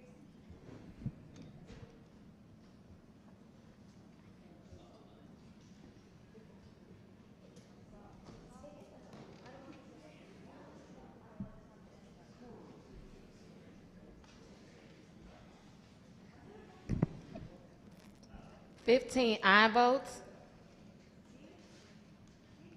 4 no votes, and 6 voted present. By your vote, you sustain the motion to end debate on Board Bill number 64, committee substitute as amended. We will now take up the perfection of Board Bill number 64, committee substitute as amended. Thank you, Madam President. I'm not one to generally cut off debate. I can appreciate where everyone might be coming from, but that's unfortunate. With that, I would renew my motion that we perfect Board Bill 64 committee substitute as amended. It's been moved by the Alderman from the 25th, seconded by the Alderperson from the 8th. Is that correct? Correct. The 9th, that we perfect Board Bill number 64 committee substitute as amended. Madam Clerk, please call the roll. Alderwoman Tyus. Alderwoman Middlebrook. Alderman Bosley. Alderwoman Evans. Alderman Page. Alderwoman Negracia. Alderman Coder. Alderwoman Rice. Alderman Gunther. Alderman Balmer. Alderman Lappy. Alderman Stevens. Alderwoman Schweitzer. Alderwoman Howard. Alderman Oldenburg. Alderwoman Peel. Alderman Todd. Alderwoman Davis. Alderwoman Spencer. Alderwoman Keys. Alderwoman Walker. Alderman Vaccaro. Alderman Narayan. Alderman Cone. Alderwoman Clark Hubbard. Alderwoman Boyd. Alderman Gross. President Green. Aye. Alderman Bosley.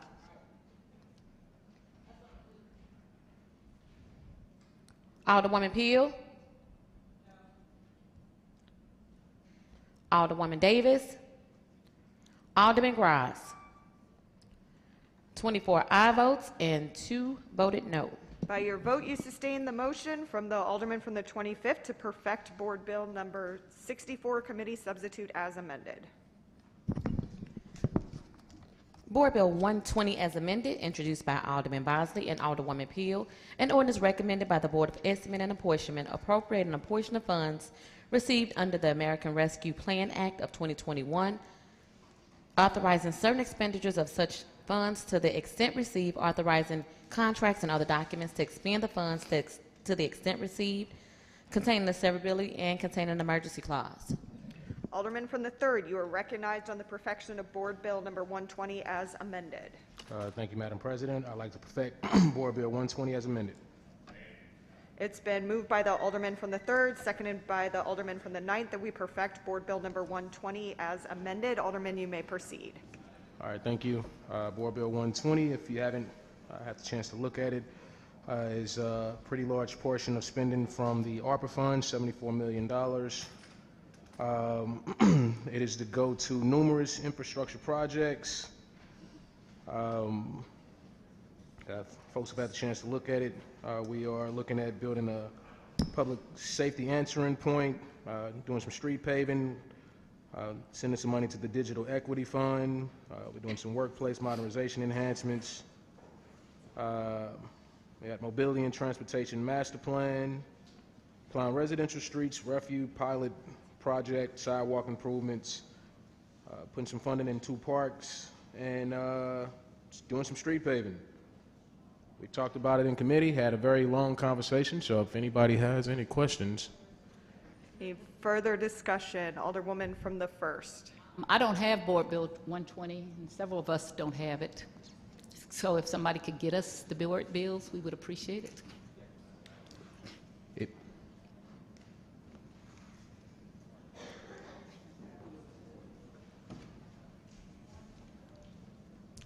I would say try. I think Lamont is distributing them Okay. right now. Thank you. So, No? any further discussion? Alderman from the 24th. You gave me a 182. Thank you, Madam President. In committee, I certainly had some issues with this bill. I think it's primarily an infrastructure bill. There were, many proposed amendments tacked on. I had stated in committee that I would be bringing an amendment. After further discussions with the administration and some assurances that as we move forward, that traffic calming along the McCausland corridor, particularly right at Highway 40 and south of 40 to Manchester, are going to be included, that the administration is going to be taking a hard look at that, seeing what dollars we can get into either institute traffic calming or look at other measures to make that a more safe stretch to travel. It's one of the most widely used north-south routes in the region here, and I don't want to hold up a whole lot of good projects for one thing that I'm bent out of shape for. So I will be supporting this now that I do have those assurances. Thank you. Any further discussion? Any further discussion? Alderwoman from the 1st. Madam President and members of the board, if the alderman from the 3rd would yield, please. The Alderman from the 3rd yield to questioning from the Alderwoman from the 1st. I will. You may proceed. Okay, Alderman, I wasn't at the meeting. This is a lot of infrastructure, but I do know why it had to go to, it was in HUD's, is that correct? Yes, ma'am. Okay, and during this conversation in which this stuff is allocated, these funds are allocated, was there any timeline about when these things would be done? No, ma'am. So we're just going to allocate it because you do know, you remember when last April, we moved $7.6 million for traffic calming and paving in North St. Louis. And then I don't know if you're on the street committee, so I don't know if you were there at that meeting, but Rich Bradley came and told us not only was our money held up, but the money for South St. Louis streets paving was also held up, and nothing got done this summer. And the whole point was that we were waiting for the mayor's citywide traffic calming. But during that whole time, aldermen were calling and saying, why isn't my street getting paved? Why isn't my project being done? So I told you already I was going to support this, but I just want to point out that we keep allocating money, and they keep pointing fingers at us. And once it's allocated, it goes into execution hell, okay? It's not getting done. So, and I also wanted to know, is this street calming going to be pattern that she's talking about, is that going to affect people who already have street calming projects? Because I know the alderwoman from the 27th has a, what is the term, shovel ready, and she's been waiting for a year, and that funds that that $7.6 million was supposed to cover it, but it hasn't. So do you know if it's going to affect anything that's already in place or not? Yes, ma'am. So it does intend to affect that any project, not projects, but any completed traffic studies right now that have been done. And there are, let's see if I can pull it up here in a second, there are corridors in which they do have identified in terms of what traffic studies are done. I believe it's about 10 of them. So they're looking at funding those. So projects that are already done will be funded, but I won't say particularly that it will be, the project of Alderwoman Boyd's. I'm sorry. But there are designated dollars going to designated completed traffic studies. And just, keeping it all the way 1,000, everybody doesn't have traffic studies that are completed. There are traffic studies that need to be done within corridors as well. So, without a doubt, this isn't something that is going to solve all of our issues or problems. It's not going to address all of the traffic all of our concerns across all of our corridors. Even the ones that are the most heavily used, there is much more funding that needs to be leveraged for us to get enough dollars to be able to adequately deal with this systematically. So, I don't believe that these dollars will be used to just tap a Band-Aid on it. The mayor's office, chief of staff, did speak about the possibility of being able to leverage these dollars for federal funding so we can have more money to be able to add with it. There also is funding in here for a traffic safety plan that will hopefully give us some sort of idea over the next 2 or 3 years when that's done, what we could be looking at as potential like a roadmap and seeing what we need to have taken care of within the city. So a year from now, we'll be able to look and say, hey, that didn't happen or this didn't happen. You know, we'll have some guidelines. So that is, I do think one of the good things we'll be able to see out of this without a doubt is we'll have a clear, concise idea in some time from now, after that plan is completed, where do we go from here? And so did we also have any kind of discussion about hiring more people for BPS? Because if we don't have anybody that can do the work, it's just going to get bogged down. We need several more people for BPS, several more people for streets. So if we don't get these things, we have all these pie in the sky ideas that don't get done. Like for me, my what I'm doing, there is already a plan for Kings Highway. It kind of starts at I-40 and comes through the 28th Ward and what is currently the 18th and the 26th Ward, and then it picks up right at Kings Highway. So I was going to pick up what they had already done and just kind of follow what they were doing. That's what part of that $7.6 million was for, is curbs for Kings Highway, and then in our residential part of it, going to two lanes instead of 3, and making sure the curbs are high enough so that people are not every week they're knocking over people's fences, running into trees, running people's houses, running into the monuments and things up and down the Kings Highway, Memorial Boulevard, because it is not North Kings Highway. Anything that's from Martin Luther King to West Florissant that has a median is Kings Highway, Memorial Boulevard, not North Kings Highway. And so I just don't want to have to start all over again and start to deal with that. And also, I do think that we have to, when we're passing these things, we're going to have to address staff. I agree. BPS may not tell you that because he gets appointed by the mayor. You can't do it with we got him, we got Ms. Doss, and then the 2 people, one assigned to South and one assigned to now North. We can't get things done if we don't have enough people to do the work. So I agree 1,000%. So I told you I was going to support it, but I'm supporting it hesitantly because I'll be back here next year saying we don't have enough people, okay? And that should be part of, I want the mayor's office to hear, they need to hire some people to service all of this. You cannot work 2 or 3 people to death. You got to have somebody that can do that. Pay them the money and get started, because I'm hearing my constituency, they're complaining. People getting killed, got killed at my corner of Maffett Place and Kings Highway with no curbs. Had 6 or 7 people get killed on Kings Highway. I'm hearing about all the potholes, and I'm not just hearing it from in my community. I'm hearing it from across the city because they say, well, you're the chair of streets, why aren't you doing anything? And this is what I'm doing right now, is to say we have to get some of that paving. We were able to get paving done around the stadium, the soccer stadium. Quickly. Okay, so again, the people who live in other communities don't think that soccer stadium is more important than the rest of the community. So we had aldermen that came to the street department to complain about how many times they had asked for their streets to be paved, and they would tell them in 30 days, and then they didn't. And then Mr. Bradley sat there and told us he just held the money up, and he didn't tell any of us. That's the administration. And he said, oh, the mayor didn't tell him to do that. I've known him way longer than the mayor does. I know Mr. Bradley would not be doing that if somebody was not telling him to do that. That it's not okay. We need to spend that money. We should have a plan. I support that, a comprehensive plan, and then we need to execute. If we keep planning and never execute, there's a problem with that. So we need more staff to process these funds, and we need to get going. I don't want to see, it's March now, I want to see curbs being poured and streets being paved in the neighborhoods, north and south. Everything cannot be about the Central Quarter and downtown. Thank you. Thank you. I appreciate that.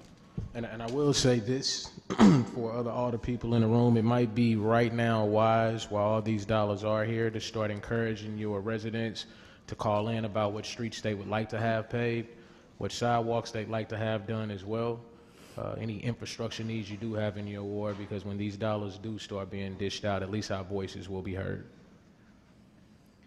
Any further discussion? Alderman from the 23rd. More just a comment. You know, I wanted to use some of these funds for the streetlight project, which is a very safety project. And I was told, no, all the ARPA funds are used. And I'm going to vote for this because there's a bunch of stuff in here, but we're also giving money into parks where there's a lot of money already out there for parks. I just want to share my disappointment that we're now not going to be funding a very safety issue with this money, but we're going to fund some parks. That's the only comment I have. I'll vote for this because there's other good stuff, and that's what we tend to do here. Throw good stuff, and we'll throw in a few, I guess what they call in the Senate pork belly stuff, you know, to get stuff through. You know, anyway, I'm just disappointed, and I just want to throw that in there. Any further discussion? Alderwoman for the 14th.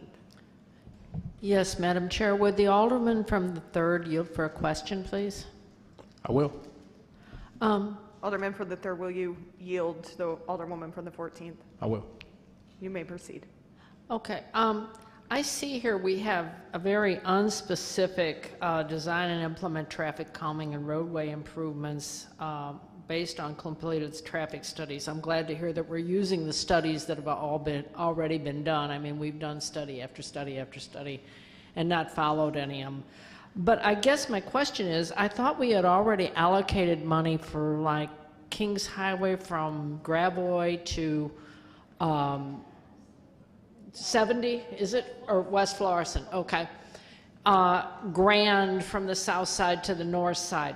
Is this redundant? I'm not quite sure if we're putting out more money for money we've already allocated. And I don't have a drill down on this of what exactly this is going to be used for.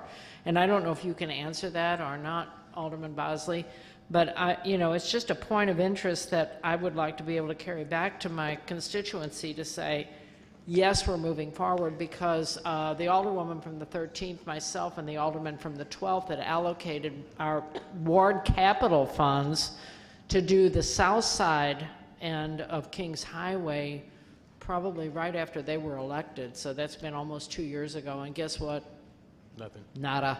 Nothing's happening. So I don't know if you have that information, or maybe that could be provided by the administration, because I don't mind funding this because I think it's needed, but I don't want to fund it twice and then find out we come up short or we don't have enough. I don't get it.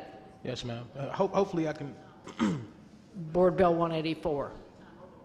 Yeah. Hopefully I can bring a little bit of clarification for the 14.5 million that are supposed to be going for the traffic calming improvements. You know, with the 5 corridors, we got Union, we're going in right to Florissant, from Grand Avenue, Holly Hills to Hall Street, Kings Highway from Gravois to Florissant. Is that what we were speaking about?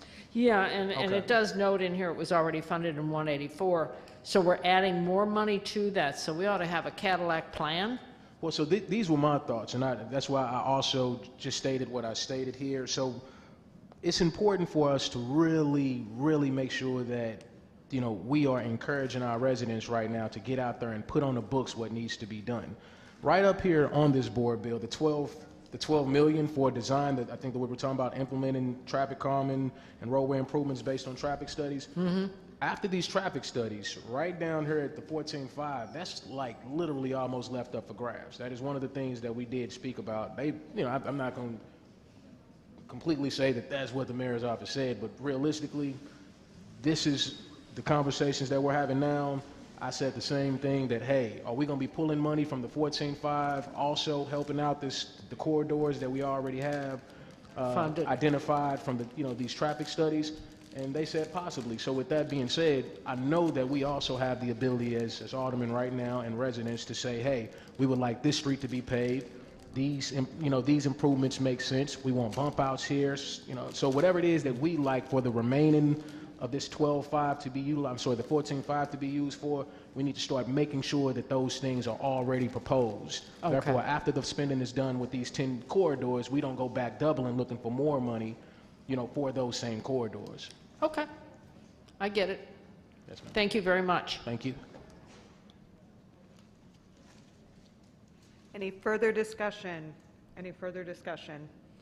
Alderman from the 3rd, you are recognized to close. Thank you once again. I appreciate you all, and I ask for your favorable consideration. And with that, I renew my motion. It's been moved by the Alderman from the 3rd, seconded by the Alderman from the 9th, that we perfect Board Bill number 120 as amended. Madam Clerk, please call the roll. Alderwoman Tyus. Alderwoman Middlebrook. Alderman Bosley. Aye. Alderwoman Evans. Alderman Page. Alderwoman Negracia. Alderman Coder. Alderwoman Rice. Alderman Gunther. Alderman Balmer. Alderman Lappy. Alderman Stevens. Alderwoman Schweitzer. Alderwoman Howard.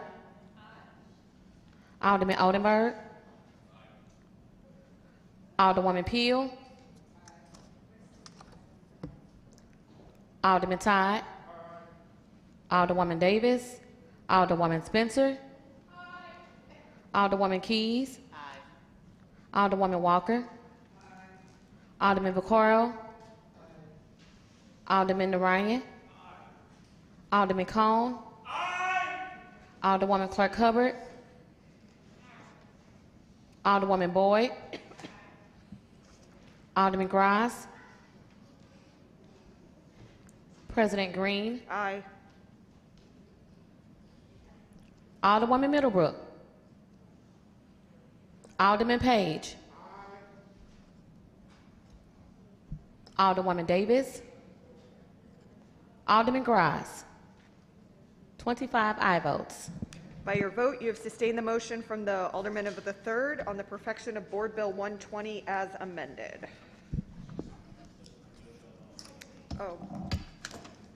Board Bill 180. Madam Clerk, we've also had a request to please move Board Bill 160 to the regular third reading calendar. Sorry, you said 160? Yes.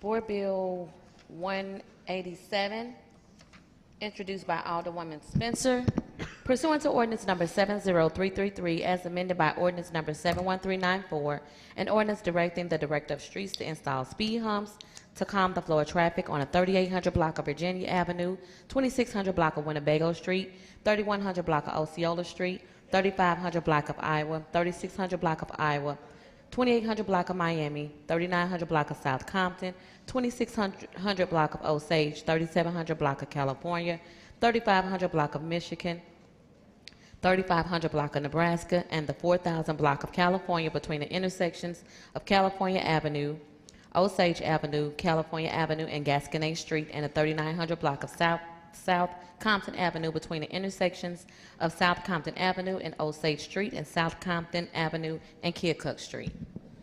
Alderwoman from the 20th, you are recognized on the perfection of Board Bill 187.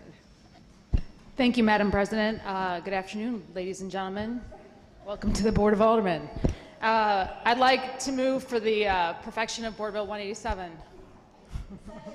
It's been moved by the Alderwoman from the 20th, seconded by the Alderwoman from the 6th, that we perfect Board Bill number 187. Alderwoman, you may proceed. Thank you, Madam President. I'd like to take a moment here. You know, we are perfecting a board bill related to speed humps in the 20th Ward. I want to thank my colleagues for hearing this in committee this week, particularly the chair of Streets. I want to point out that the reason why we're even hearing bills down here on speed humps is because, you know, for many years we have had a lot of issues with regards to the Streets Department answering to basic infrastructure needs of our wards. The Alderwoman from the 1st introduced a bill that requires these bills to go through the Board of Aldermen because, frankly, the Streets Committee had not, or the Streets Department had not been answering to calls for the Board of Aldermen. As we come to the end of session, many of us are staring down some ward capital that we're having a difficult time encumbering. We're having a difficult time allocating and making sure that at the end of our terms that we are investing in the infrastructure that our residents have been requesting, that we have been promising for many, many years. This is incredibly frustrating. It's a lot to deal with, and there's a lot of frustration here with regards to making those last-minute infrastructure investments. That is not new. It has been happening for a long time. We have really failed to have good interaction with some of the department heads that really are required for these investments to be made. And so I can really appreciate the need here to try to fix the system legislatively. And I just want to point out how very, very frustrating it is for all of us when we're trying to make investments in our communities, and it's a very, very difficult task. I'm grateful that we were able to get this through for the residents of the 20th Ward, and with that, I ask for favorable perfection of Board Bill 187. It's been moved by the Alderwoman from the 20th, seconded by the Alderwoman from the 6th, that we perfect Board Bill number 187. Any further discussion? Madam Clerk, please call the roll. Did I hear a request for previous roll?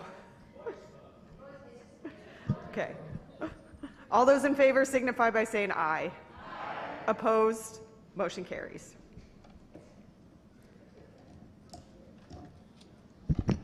Board Bill 162, introduced by Alderman Stevens, Alderwoman Rice, and Alderwoman Schweitzer, an ordinance repealing Chapter 3.06.010 of the Revised Code of the City of St. Louis, 2020, pertaining to the election of members of the Board of Aldermen and their terms of office, which is restated and subordinate to the provisions of Article 2, Section 3 of the city's charter.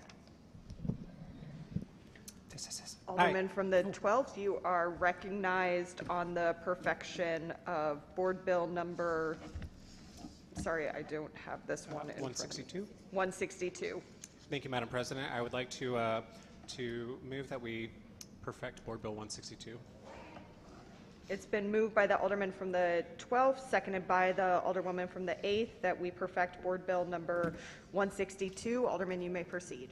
Thank you, Madam President. Dear colleagues here at the board, Board Bill 162 merely adjusts some outdated, defunct language in the city code that is now subordinate to the city charter, with the city charter, of course, taking supremacy. To give some historical background to this, because you know that I'm an American Studies student and I love the city of St. Louis. June 30th, 1914, the citizens of the city of St. Louis then adopted the city charter, which is now the city charter that we use today, the charter of 1914. In Chapter 3.6.10, specifically Chapter 3.06.010, is established a year later for the 1915 election cycle. So back then, they create this chapter, Chapter 3, it's under administration, Title 3 administration, in order to be in compliance with the city charter as approved by citizens back in 1914. In November 6, 2012, board reduction is approved by city voters, adopted by city voters. So ultimately, in the grand scheme of things, Board Bill 162 merely completes the formula by removing outdated language that cannot be enforced because it's subordinate to the city charter, that references 28 wards, and that ultimately, only serves to potentially be confusing for those outside of the Board of Aldermen or outside the legal profession in the future. So with that, Madam President, I'm happy to yield for any questions, specifically questions from the Alderwoman of the 1st. Alderwoman from the 1st.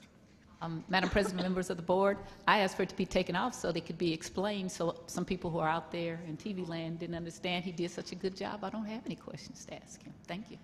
Right. Any further discussion? Any further discussion? It's been moved by the Alderman from the 12th, seconded by the Alderwoman from the 8th, that we perfect Board Bill number 187. All those in favor signify by 162. Board Bill 162. All those in favor signify by saying aye. Aye. Opposed? Motion carries. That is the extent of board bills for perfection. Third reading consent calendar. Board Bill 138, 155, 131, 161, 159, 176, 144, 164, Committee Sub, 168, and Board Bill 175, Floor Sub.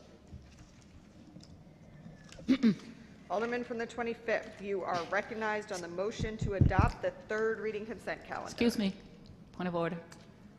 Alderwoman from the 1st. I had already, I had spoken before and said there were several third reading consent calendar places, board bills that I wanted off, 159, 168, and Madam Clerk, please make note of that.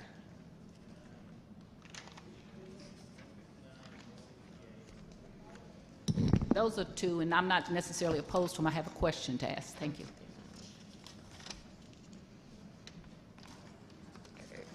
Alderman from the 25th, you are recognized on the motion to adopt the third reading consent calendar.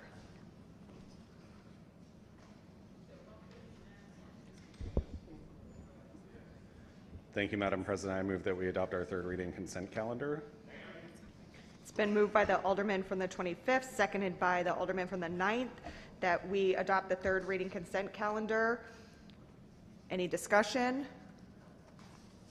Seeing none, Madam Clerk, please call the roll. Alderwoman Tyus. Alderwoman Middlebrook. Alderman Bosley. Alderwoman Evans. Alderman Page. Alderwoman Negracia. Alderman Coder. Alderwoman Rice. Alderman Gunther. Alderman Balmer. Alderman Lappy. Alderman Stevens. Alderwoman Schweitzer. Alderwoman Howard. Alderman Oldenburg. Alderwoman Peel. Alderman Todd. Alderwoman Davis. Alderwoman Spencer. Alderwoman Keys. Alderwoman Walker. Alderman Vaccaro. Alderman Narayan. Alderman Cone.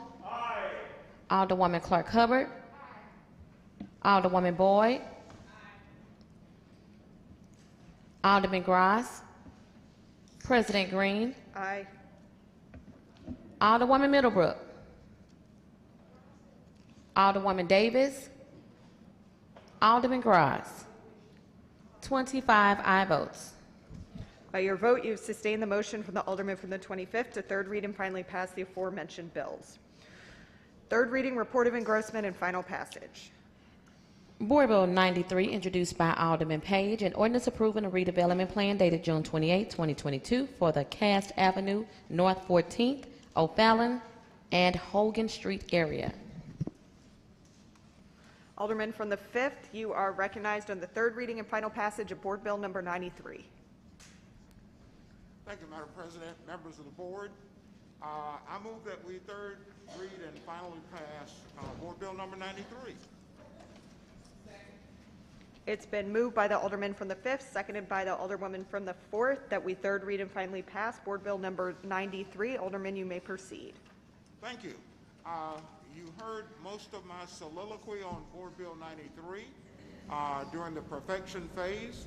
I will simply repeat that this board bill provides essential workforce housing to replace the old O'Fallon Place, a community that's well over 40 years old, with new state-of-the-art housing in the form of Preservation Square. Any further discussion? Any further discussion? It's been moved by the Alderman from the 5th, seconded by the Alderwoman from the 4th, that we third read and finally pass Board Bill number 93. Madam Clerk, please call the roll. Alderwoman Tyus. Alderwoman Middlebrook. Alderman Bosley. Alderwoman Evans. Alderman Page. Aye. Alderwoman Negracia. Alderman Coder. Alderwoman Rice. Alderman Gunther. Alderman Balmer. Alderman Lappy. Alderman Stevens. Alderwoman Schweitzer. Alderwoman Howard. Thank you. Alderman Oldenburg. Alderwoman Peel. Alderman Todd. Alderwoman Davis. Alderwoman Spencer. Alderwoman Keys. Alderwoman Walker. Alderman Vaccaro. Alderman Narayan. Alderman Cone. Alderwoman Clark Hubbard. Alderwoman Boyd. Alderman Gross. President Green. Aye. Alderwoman Middlebrook. Alderwoman Davis. Alderman Gross. 23 aye votes and 2 no votes. By your vote, you sustain the motion from the Alderman from the 5th to third read and finally pass Board Bill number 93. Board Bill 182, Committee Sub as amended, sponsored by Alderman Narayan, an ordinance adopting the Uniform Plumbing Code 2015 edition in full, except it conflicts with the changes thereto contained herein as the Plumbing Code of the City of St. Louis, repealing ordinance number 69255 and containing a penalty clause, severability clause, savings clause, emergency clause, and a codification clause. Alderman from the 24th, you are recognized on the third reading and final passage of Board Bill number 182, Committee Substitute as amended. Thank you, Madam President. I move that we third read and finally pass Board Bill number 182, Committee Sub, as amended.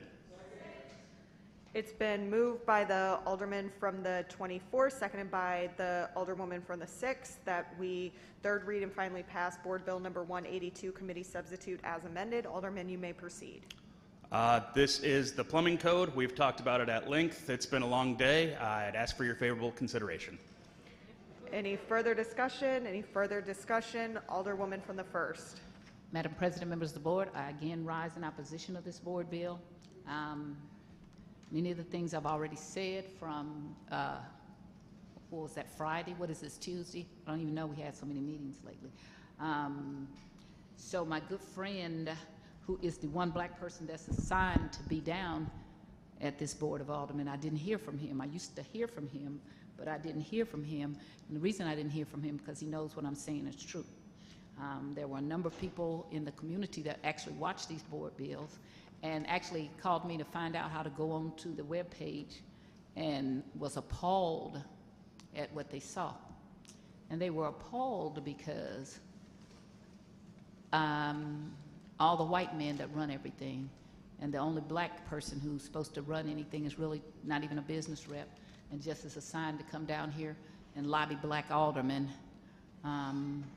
to make it seem like that we are being significantly included in plumbers, pipe fitters, and any other kind of jobs that we're not being able to be included in, not in any significant manner. You can go back and look at some of the past class, and you see where they have people who start out in a class that are black, and by the time you finish with what is going on, and by the time they're supposed to graduate, they don't get to be the next step. And then, just in case you don't understand it, we also have a commission, a board here of pipe fitters and plumbers that get to decide who gets to go on to a different step and becoming a pipe fitter. And they're mostly white men too. And so that is not ever going to be okay. It is a wrong way to do business. It is a racist way to do business. We've already had that talk about, well, the legislation doesn't say anything about jobs. Everything is about jobs. That's why they want a certain code about jobs that they get to have that we don't get to have. Inclusion in decision-making that we don't get to have. As long as it doesn't say it's racist, black people keep out, people want to pretend like it doesn't make it racist. There is something called overt racism, and there is something called covert racism. I like covert racism much better because it's George Wallace at the door saying, you will not come into these schools. You will not come in. It's when I came to St. Louis and watched all the white people who didn't want to do deseg in the public schools. And they said all kind of things. They said it in Kansas City when I was there. I was calling my mother going, you ought to hear the stuff they're saying. That white people feel uncomfortable enough that they'll say, oh, that's racist, so we don't want anything to do with that. But when you are able to use legislation, that's covert racism, and it's used all the time against black people and women and people of color and others. And it's used, and then good white people can say, it don't have anything to do with that. But when you start looking at the outcome, then you know it does have something to do with that. And for you to feel comfortable in saying it doesn't have anything to do with it, then anybody who tells me it's okay for 30 years, over 30 years, for the union not to include black people in significant numbers at the top, that's a problem. I always, when the unions come to talk to me, and I grew up in a union household, my mother was in the union, my stepfather, my father, most of my aunts and uncles, my mother's one of 10 children, and all but one, he was a company man. He almost didn't get to sit at the table. But they're union people. They believe in the union. And the unions, I've been able to get a good education, get my teeth fixed, a lot of things, you know, have medical, but they don't change really easily. You have to shake them and prod them. They've had their jobs and their titles handed down from their father to the grandfather, from the grandfather to the father to the son to the uncles, and so they have a family thing. I just rewatched a few weeks ago about the 911, and they were talking about all the firefighters who got killed. They were predominantly white. That is because predominantly in New York, the firefighters in those segments were white people who they then got jobs for their sons and their nephews and things, and that's what we do in this city of St. Louis. And we nod and wink and say, it's not racism, it is racism. And until we call them out in bank and not pass special legislation because they want it and don't make them have anything that they have to do, we can just say it don't have anything to do, it does. I asked the alderman from the 24th if he had gotten money from the union. He did.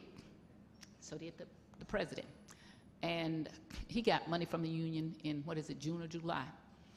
If we want to do some good legislation about not having conflicts, then you should not be able to sponsor legislation if you've gotten money from somebody within a year that affects them. That should be something we prevent. That is not good to do that. If you're going to talk about the things about how we clean up the board, let's clean it up for real, okay? The president also recently got money. I don't accept too much money from anybody, and if they give it to me, you're not going to get me to sponsor any of your legislation. That doesn't look good. And especially when you go forum shopping and you take something that's been in a committee for 30 years, and now all of a sudden you say, well, it could be in public health. I want to see where in the public health, I want to see how they administer that bill, because I guarantee you public health is not going to administer that bill. Health and hospital is not going to administer that bill. Streets is not going to administer that bill. Convention and tourism is not going to administer that bill.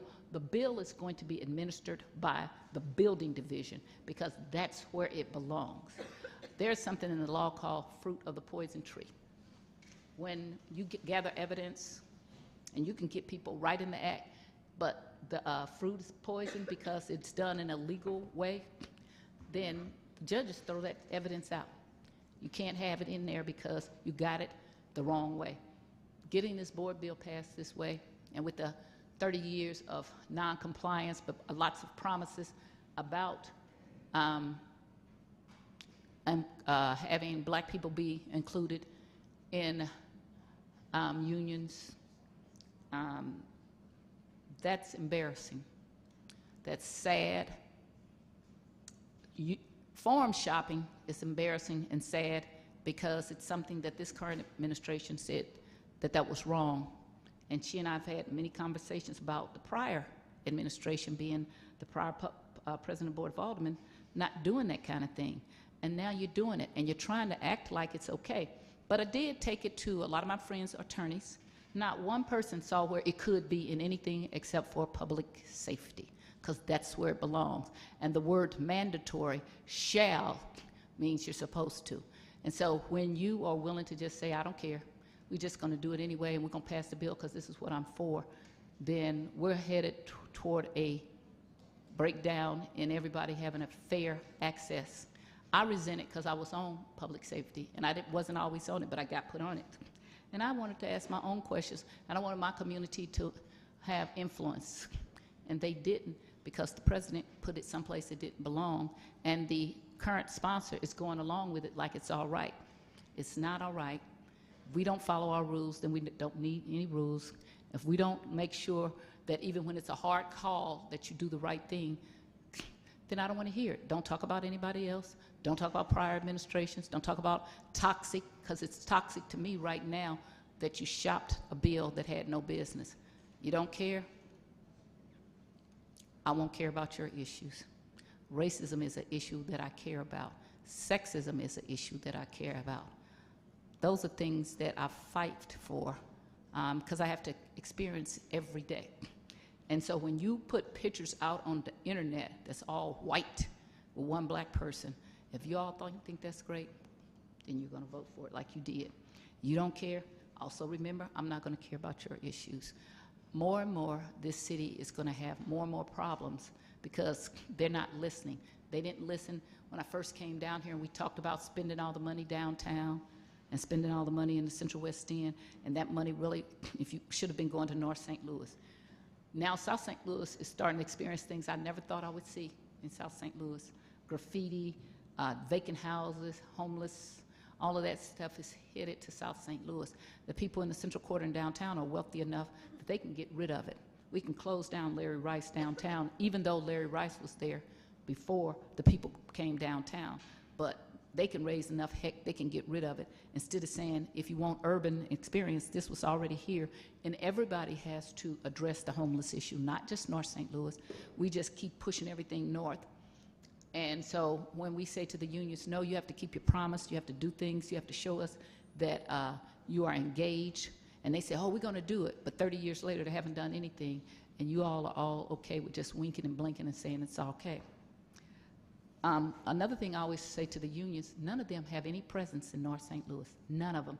All of their offices are off, go down Hampton, go to Elizabeth, go down there, no, and then you'll see all the unions. Because white men made a decision to put them there and not put them in North St. Louis. So anybody who's interested in being part of the union, you got to travel out your neighborhood to even try to talk to them because they don't care. This is good. And the message that this Board of Aldermen is sending, when you just rubber stamp something and push it along, okay for the president to form shop, which is, and violate the rules, you're sending the message, that's good. Good old boys, that's all right. I told the alderman from the 11th, he came and talked to me, and I appreciate that. That a lot of times you don't have to think about things if it don't affect you. You just think, oh, well, I'm going along, my father works there, my brother works there. I told you the Tyus name actually, they worked with the pipe fitters and the plumbers for a long time by the guys of Leroy Tyus. So the Tyus name has been associated, but it's not about Sharon Tyus being able to access something or not. It's about what does the general black population get to access, and how do we treat the general black population for not access and being a part of it.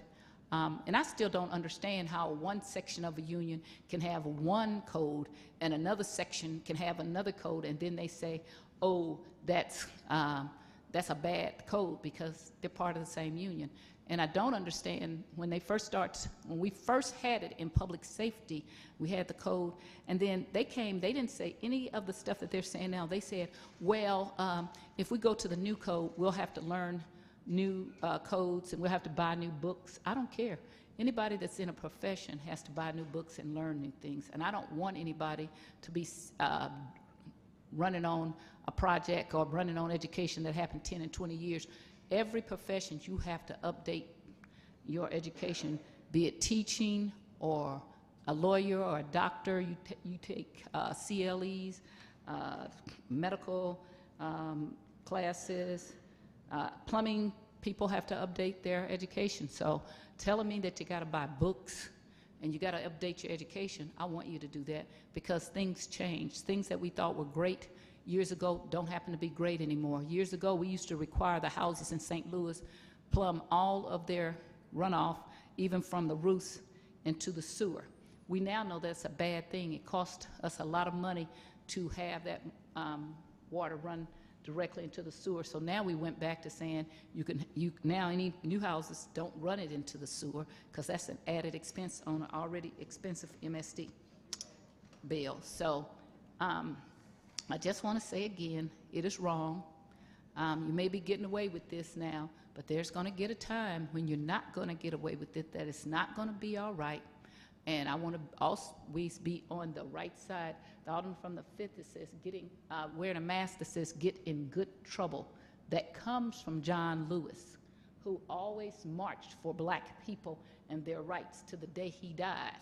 And he said, I get in good trouble. And that's what I tend to always do at this Board of Aldermen, is get in good trouble as much as possible, to stand up and speak out for those who can't speak out for themselves. And so that's what I'm doing. I'm getting in good trouble and saying, you ought to be ashamed of yourself that you think this is all right, and that they're going along with doing this at the Board of Aldermen.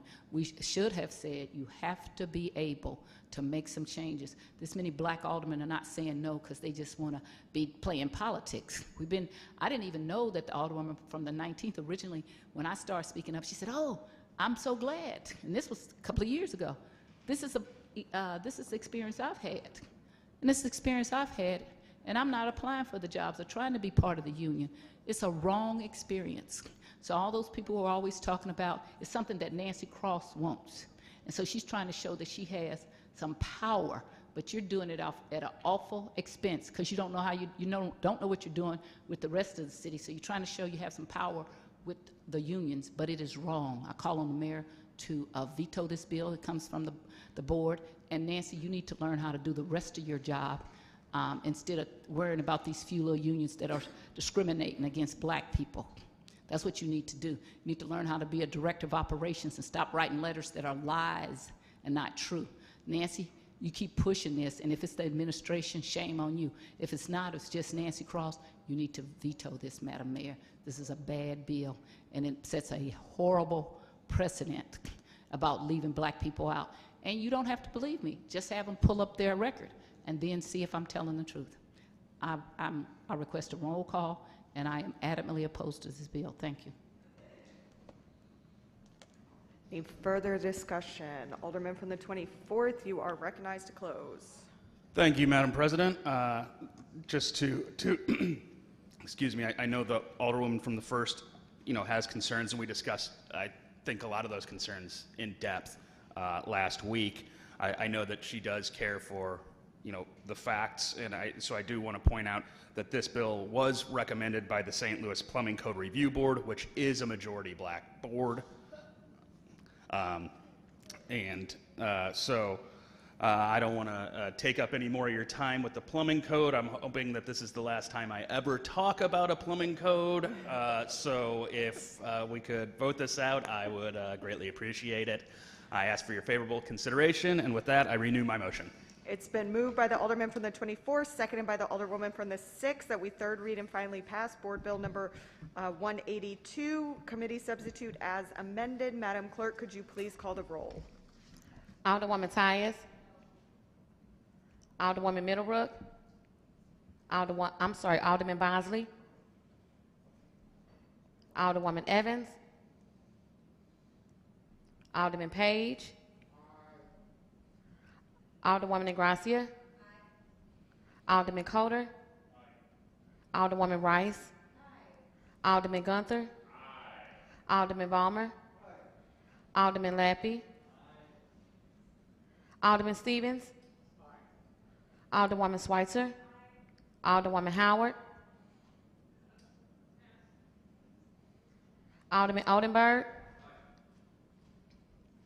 Alderwoman Peel. Alderman Todd. Alderwoman Davis. Alderwoman Spencer. Alderwoman Keys. Alderwoman Walker. Alderman Vaccaro, Alderman Narayan, Alderman Cone, Alderwoman Clark Hubbard, Alderwoman Boyd, Alderman Gross,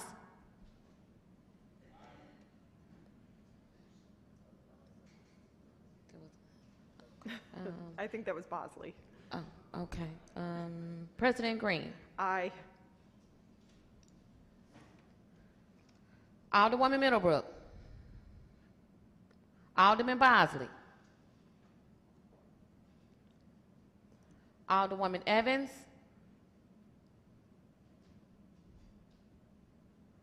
Alderwoman Howard,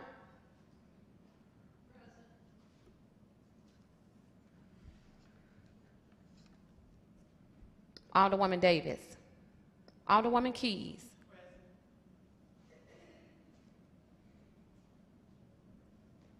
Alderman Vaccaro,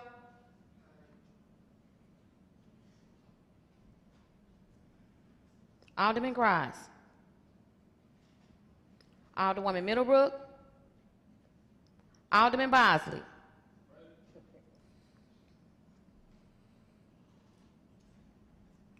Alderwoman Evans,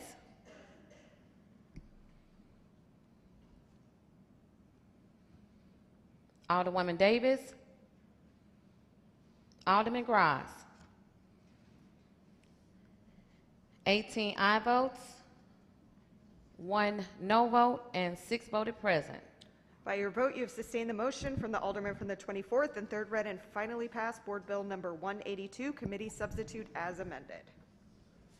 Board Bill 184, Committee Sub, sponsored by Alderman Narayan, President Green, and the following alderpersons: Stephen, Gunther, Schweitzer, Lappy, Vaccaro, Clark Hubbard, Peel, Cone, Rice, Balmer, Gross, Keys, Walker, Page, Evans, Oldenburg, Boyd, and Davis. An ordinance repealing and enacting as set out herein the lead poisoning control law. Alderman from the 24th, you are recognized on the third read and final passage of Board Bill number 184, Committee Substitute. Thank you, Madam President. I move that we third read and finally pass Board Bill 184, Committee Substitute. Thank you for all those seconds. It's been moved by the Alderman from the 24th. I'm going to say the Alderwoman from the 6th. I could hear her loudest. That we third read and finally pass Board Bill number 184, Committee Substitute. Alderman, you may proceed. Thank you, Madam President. I would ask for STL TV to go back so we can get an instant replay on who seconded it. No, I think we've spent a lot of time debating this lead bill again. Seems to me like if the folks who have signed on as co-sponsors continue to vote yes, then it'll get through. Just notice that as I was walking through City Hall earlier today, back here, you know, there's lead even in this very room that we're sitting in right now. That's the scope of the lead that needs abatement in this city. So I would ask for your favorable consideration. Any further discussion? Any further discussion? It's been moved. It's Alderman from the 3rd. Second all of my comments from the last meeting. There it is. Okay. Thank you, Alderman. It's been moved by the Alderman from the 24th, seconded by the Alderwoman from the 6th, that we third read and finally pass Board Bill number 184, Committee Substitute. Madam Clerk, please call the roll. Alderwoman Tyus, Alderwoman Middlebrook, Alderman Bosley, Alderwoman Evans, Alderman Page, Alderwoman Ingracia, Alderman Coder, Alderwoman Rice, Alderman Gunther, Alderman Balmer, Alderman Lappy, Alderman Stevens, Alderwoman Schweitzer, Alderwoman Howard, Alderman Oldenburg,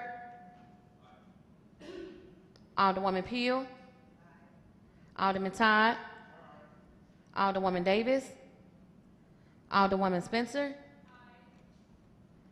Alderwoman Keys, Alderwoman Walker, Alderman Vaccaro, Alderman Narayan, Alderman Cone, Alderwoman Clark Hubbard, Alderwoman Boyd, Alderman Gross, President Green, Aye. Alderwoman Middlebrook, Alderwoman Davis, Alderman Cone, Alderman Gross. 22 aye votes, 1 no vote, and 1 voted present. By your vote, you sustain the motion from the Alderman from the 24th to third read and finally pass Board Bill Number 184, Committee Substitute.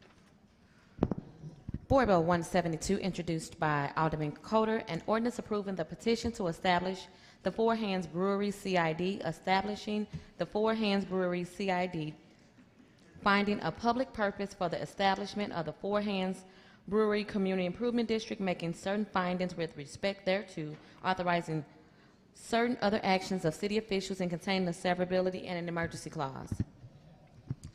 Alderman from the 7th, you are recognized on the third reading and final passage of Board Bill Number 172. Thank you, Madam President, members of the board. I move to third read and final pass Board Bill 172. Going to say Alderman from the 10th got that second that time around.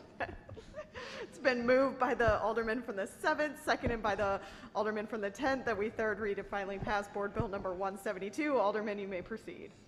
Thank you, Madam President. This is a community improvement district. It's a 1% sales tax in support of Four Hands Brewery's expansion. They're doing a $2.3 million, 24,000 square foot expansion at their brewery in the LaSalle Park neighborhood. I think many of you are familiar with the brewery and the work it does in the community. It's a former 7th Ward Business of the Year, and with that, I renew my motion. Any further discussion? Any further discussion? It's been moved by the Alderman from the 7th, seconded by the Alderman from the 10th, that we third read and finally pass Board Bill Number 172. Madam Clerk, could you please call the roll? Alderwoman Tyus, Alderwoman Middlebrook, Alderman Bosley, Alderwoman Evans, Alderman Page, Alderwoman Negracia, Alderman Coder, Alderwoman Rice, Alderman Gunther, Alderman Vollmer, Alderman Lappy, Alderman Stevens, Alderwoman Schweitzer. I'm sorry, I didn't hear you. Thank you. Alderwoman Howard, Alderman Oldenburg, Alderwoman Peel, Alderman Todd. I'm sorry, I didn't hear you. Alderwoman Davis, Alderwoman Spencer, Alderwoman Keys, Alderwoman Walker, Alderman Vaccaro, Alderman Narayan, Alderman Cone, Alderwoman Clark Hubbard, Alderwoman Boyd, Alderman Gross, President Green, Aye. Alderwoman Middlebrook, Alderwoman Howard, Alderwoman Peel, Alderwoman Davis, Alderman Cone,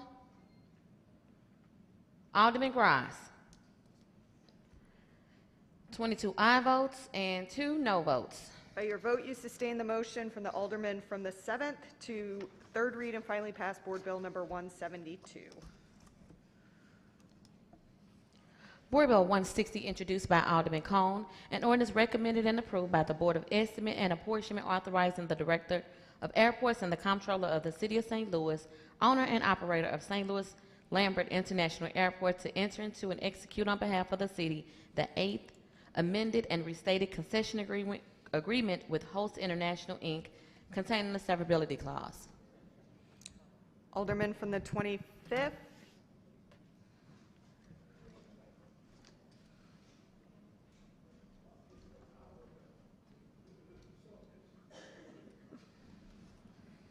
What do we recognize?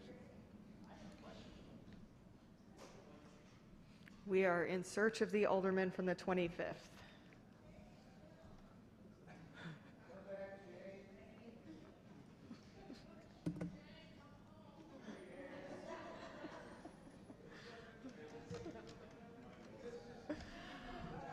Alderman from the 25th, welcome back. Thank you. I had to take a bio break there on the 4th or 5th hour, wherever we're at now. You are recognized on the third reading and final passage of Board Bill 160.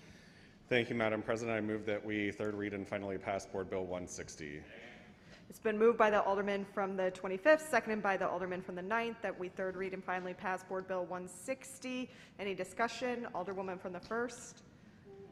Madam President, members of the board, I hope we have the right bill before us. If the alderman from the 25th would yield. Would the alderman from the 25th yield to questions from the alderwoman from the 1st? Yes.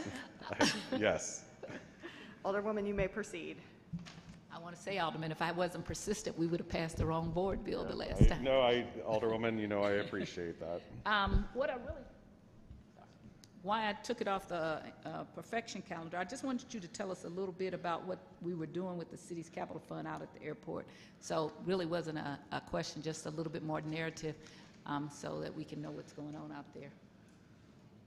Thank you. So I don't have the list of specific projects, but from what I recall of the conversations with the airport director and her staff, these are already approved capital improvements at the airport. They are in line with the potential renovations of the airport as well, so we're not going to be duplicating expenses, but they are necessary. So they're all in Terminal 1 versus Terminal 2.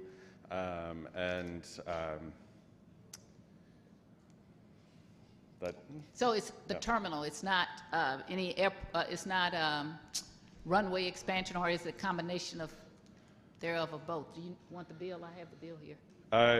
So 160 is not the capital improvement bill for the airport. 160 is the concession bill out at the airport. Sorry. I don't have any questions on that. I'm so sorry. So, I thought there's a lot of board bills going around, but 160 is it's the concession agreement on behalf of the airport.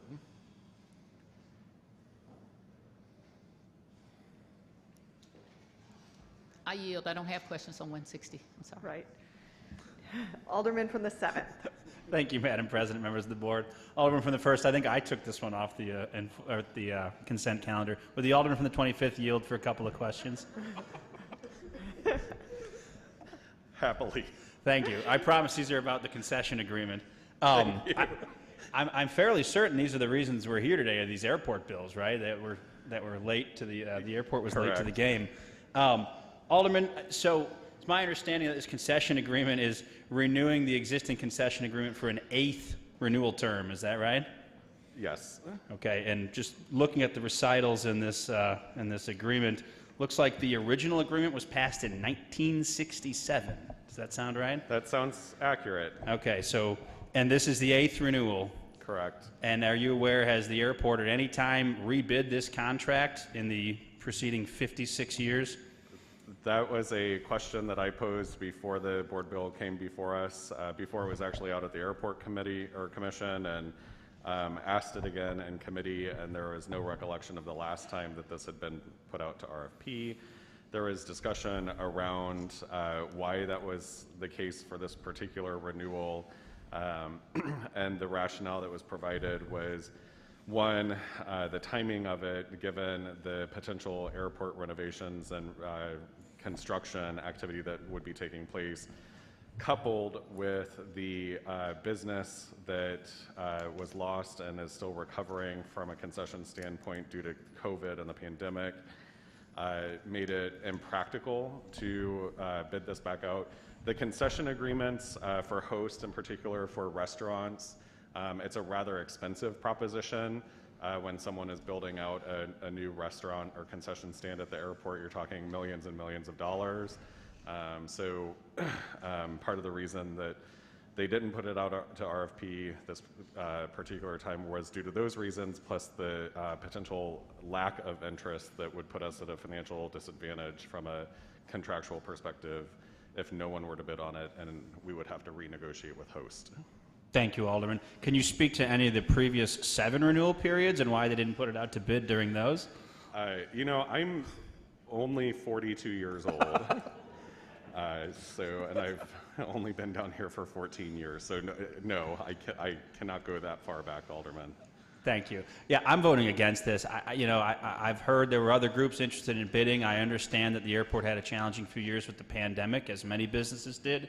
But this is, this just seems really underhanded that we're giving out another 7-year extension based on the fact that we might renovate the airport, with funds to be determined, with a plan to be determined. All we've got is glossy pictures at this point. I'm going to vote against this. I encourage you all to do the same because, frankly, I think airport concessions could be much improved. As a frequent, I guess formerly a frequent user of the airport, I think our offerings pale in comparison to others, and competition is a good thing, and this is what happens when you have a lack of it. You wind up with the same operator getting renewed over and over again and providing a subpar product. I have no further questions. Thank you. Any further discussion? Alderman from the 24th. Would the Alderman from the 25th yield for a question? Yes, but I'm taking a different The Alderman from the 25th yield to questions from the Alderman from the 24th. Yes. You may proceed. I guess just one kind of practical question. What would be the consequence of not renewing this? I know the Alderman from the 7th does not want to. I'm just curious, does that mean that we have no concessions at all in the airport? Does that mean that the current folks can continue to while they renegotiate contract? I just don't know, and I don't like the having no idea what's happening. Yeah, I mean, if we don't renew it, then yes, the contract would expire. I'm sure there's administrative clauses in the contract that would allow per administrative, continuance of that contract. But obviously, it's not something that would put us at an advantage when we go out to bid again. If we're in a situation where we have no vendors that are providing concessions out at the airport. Thank you. Will the Alderman from the 7th yield for the same question? The Alderman from the 7th yield to questions from the Alderman from the 24th. Yes. Alderman, you may proceed. Thank you, Alderman from the 7th. Again, I don't know. I'm just asking if you do know what the effect would be of not renewing this. Well, I'm looking at this 60-plus page agreement as we stand here, so if you want to bear with me, I probably can find what would happen, but at the end of the day, I mean, generally these will have standard provisions where it would basically go month to month or renew for some short-term period.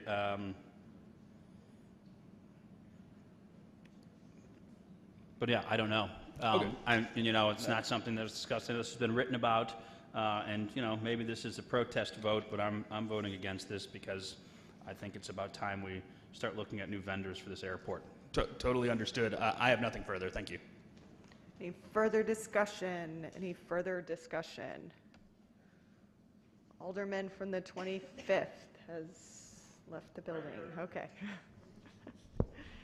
Thank you, Madam President. I renew my motion. It's been moved by the Alderman from the 25th, seconded by the Alderman from the 9th, that we third read and finally pass Board Bill number 160. Madam Clerk, please call the roll. Alderwoman Tyus.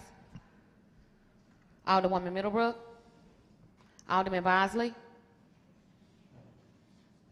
Alderwoman Evans. Alderman Page. Alderwoman Negracia. Alderman Coder.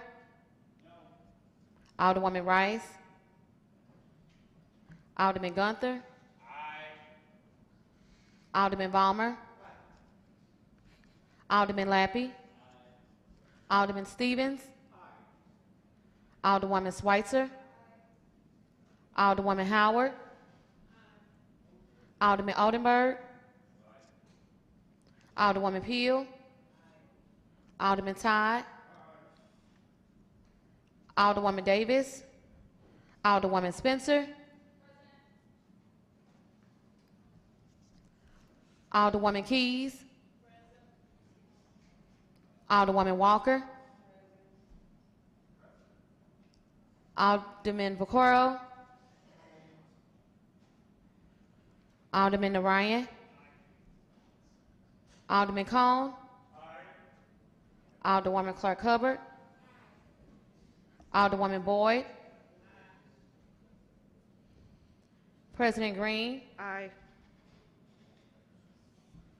Alderwoman Middlebrook. Alderman Bosley.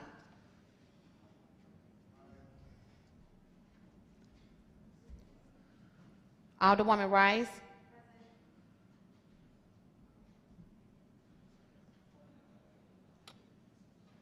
Alderwoman Davis. Alderman Gross.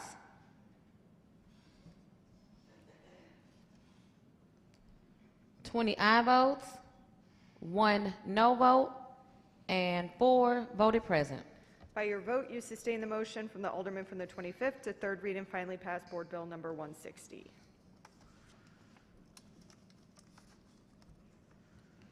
Board Bill 159, introduced by Alderwoman Negracia, an ordinance recommended by the Board of Estimate and Apportionment authorizing the Director of the Department of Health and Human Services on behalf of the City of St. Louis to enter into and execute an agreement in substantially the same form as Exhibit A, attached hereto with Mid-America Regional Council for the purpose of St. Louis Area Agency on Aging and subcontractors performing certain home and community-based services, which include teaching health classes to individuals identified by the partner, including data collection, monitoring, reporting, and containing an emergency clause. Alderwoman from the 6th, you are recognized on the third reading and final passage of Board Bill number 159. Thank you, Madam President. I move that we third read and finally pass Board Bill 159. It's been moved by the Alderwoman from the 6th, seconded by the Alderman from the 11th, that we third read and finally pass Board Bill number 159. Any discussion? Alderwoman from the 1st. Madam President, members of the board, if the Alderwoman from the 6th would yield. Would the Alderwoman from the 6th yield to questioning from the Alderwoman from the 1st? I will. Alderwoman, can you tell me a little bit about how this board bill will be allocated and what will happen with it? Because my seniors seem to have a hard time trying to find services, so that's why I asked to be taken off. Not that I'm opposed to it, I just wanted to get more information on the floor, so I'd appreciate a little bit more explaining about Sure. So this is around $63,000 that will be reimbursed to the St. Louis Area Agency on Aging. Excuse me. They will be doing some direct service providing and then also contracting out. So if you're interested in ensuring that some of your seniors have coverage, I would definitely recommend, and I'm happy to help facilitate a conversation between you and Annalisa Stover, who leads that agency. All right, and so when they're administering these different programs and things like that, typically what kind of time frame should we be looking at? Because I often face very frustrated people that just don't feel like that they can access the system. Sure. So this particular grant goes through some point in 2024. So they haven't started quite doing the direct services yet, but it's something that they're working on. Okay, and so a lot of seniors don't do internet, and so what other kind of ways can we get this information out? Do they do any, because I get stuff from, internet, that people are sending me about it, but my seniors are not on the internet. So how do we better educate our seniors about accessing these programs? Or do you have a suggestion? Sure. I mean, I think you and I have had these conversations before with respect to, community development block grant money and other pools of funding that our city department should be definitely focusing on making sure that people who don't have internet access regularly are able to get information through a variety of different mechanisms.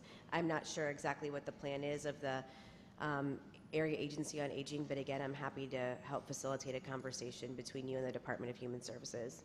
Well, what I would like to suggest, we have a number of senior buildings across the city of St. Louis.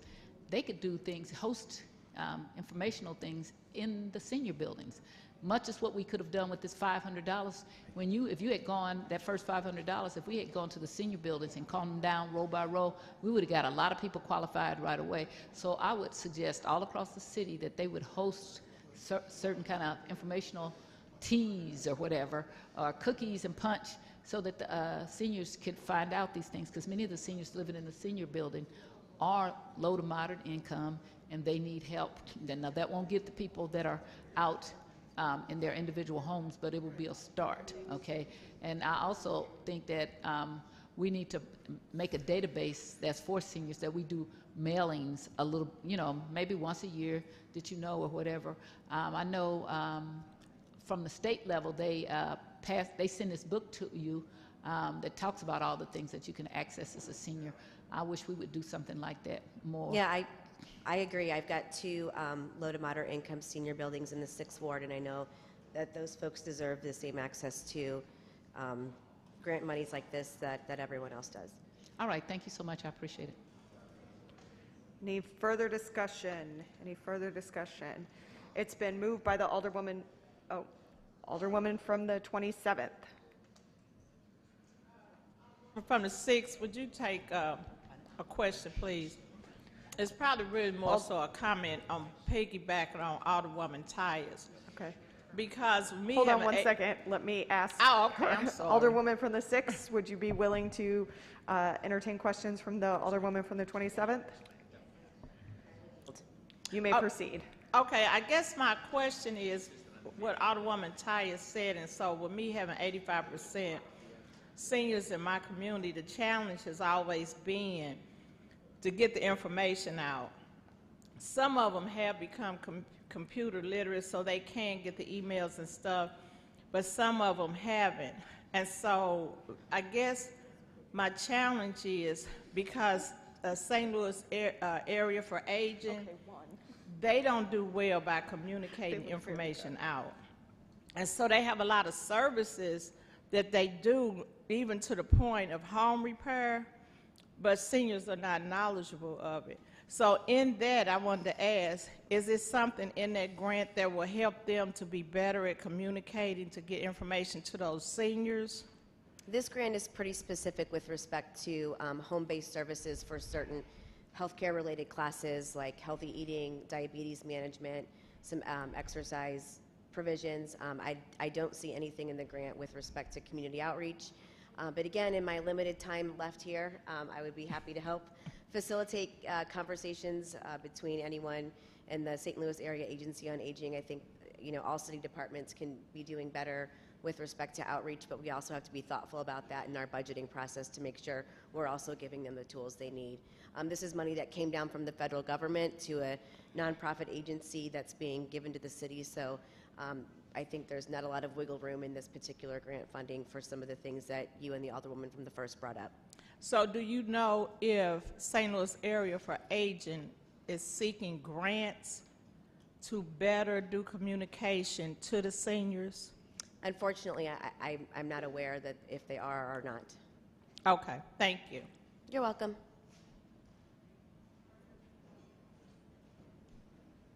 Any further discussion? Alderwoman from the 6th, you're recognized to close. I renew my motion. It's been moved by the Alderwoman from the 6th, seconded by the Alderman from the 11th, that we third read and finally pass Board Bill number 159. Madam Clerk, please call the roll. Alderwoman Tyers. Alderwoman Middlebrook. Alderman Bosley. Alderwoman Evans. Alderman Page. Alderwoman Negracia. Alderman Coder. Alderwoman Rice. Alderman Gunther. Alderman Balmer. Alderman Lappy. Alderman Stevens. Alderwoman Schweitzer. Alderwoman Howard. Alderman Oldenburg. Alderwoman Peel. Alderman Todd. Alderwoman Davis. Alderwoman Spencer. Alderwoman Keys. Alderwoman Walker. Alderman Vaccaro. Alderman Narayan. Alderman Cone. Alderwoman Clark Hubbard. Alderwoman Boyd. Alderman Gross. President Green. Aye. Alderwoman Middlebrook. Alderman Bosley. Alderman Stevens. Alderwoman Davis, Alderman Vaccaro, Alderman Cone, Alderman Gross. 22 aye votes. By your vote, you sustain the motion of the Alderwoman from the 6th to third read and finally pass Board Bill number 159. Board Bill 168, introduced by Alderman Cone and Alderwoman Boyd, an ordinance recommended by the Board of Estimate and Apportionment authorizing an appropriation consisting of funds received in the city's capital fund pursuant to ordinance number 60419, as amended by ordinance number 61250, representing one half of the operating balance of the general fund from the preceding fiscal year for the purposes of funding capital improvement totaling $24,049,000 as hereinafter detailed and contained in emergency clause. Alderman from the 25th. Is he in the building? I'm here. Alderman from the 25th, you are recognized on the third reading and final passage of Board Bill 168. Thank you, Madam President. I would like to move that we finally pass Board Bill 168. It's been moved by the Alderman from the 25th, seconded by the Alderwoman from the 6th, that we third read and finally pass Board Bill number 168. Alderman, you may proceed. I am open for discussion at this point. If anyone would like for me to yield to questions, I am open to that, but at this point I'd like to continue the meeting moving forward. Alderwoman from the 1st. Madam President, members of the board, if he could just tell me a little bit more, if the Alderman from the 25th would yield. Would the Alderman from the 25th yield to questions from the Alderwoman from the 1st?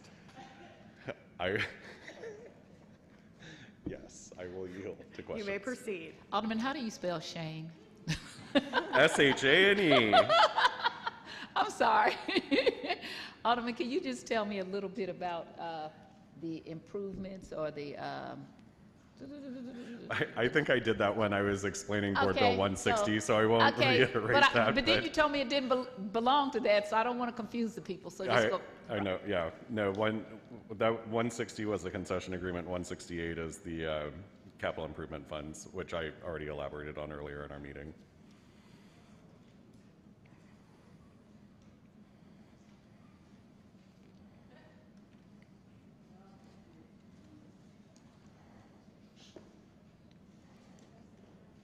Oh, this is not even, I'm sorry. So this is the citywide capital funds.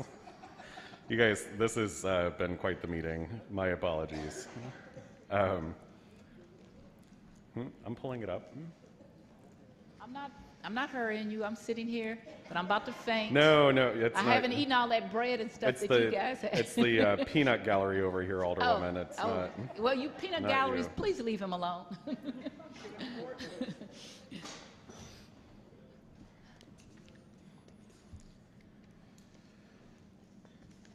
So the exhibit that's in the board bill, Alderwoman, there's roughly 24 million that's being spent in this board bill. There's arterial paving, Calm Street project, bridges actually got removed from this particular exhibit. And then we have boiler replacements at our recreation centers, renovations at Soulard Market, replacing ambulances, vehicles for the police department. There's municipal buildings that need to be addressed, and my understanding, and the Alderwoman from the 27th can correct me if I'm wrong, because she's in these meetings as well, but we are obliged to pay for capital improvements for the courts. If we don't, they can put that item into their bill, and we would be mandated to pay for that underneath state statute. So we have some basic capital improvements over to the Civil Courts building and the Carnahan Courthouse in here related to their fire systems or fire suppression and alarm systems. And then there's additional city vehicles that are in here as well. Thank you very much, all of which are sorely needed, along with a lot more capital improvements, so thank you. Yeah, thank you, Alderwoman. I will add, the budget director during these discussions frequently reminded me that this is a particular issue where we always have a greater need than the funds that are available.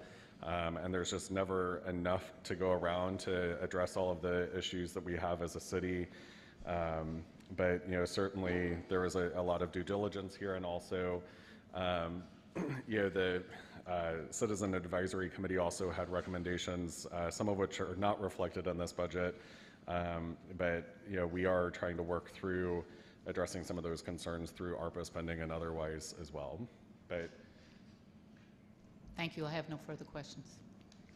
Any further discussion? Any further discussion? Alderman from the 28th, you're recognized to close. 25th. 5th, sorry. It's been a long day. It has been a very long day, Madam President. I renew my motion to finally pass Board Bill 168. It's been moved by the Alderman from the 25th, seconded by the Alderwoman from the 6th, that we third read and finally pass Board Bill number 168. Madam Clerk, please call the roll. Alderwoman Tyus. Alderwoman Middlebrook. Alderman Bosley. Alderwoman Evans. Alderman Page. Alderwoman Negracia. Alderman Coder. Alderwoman Rice. Alderman Gunther. Alderman Balmer.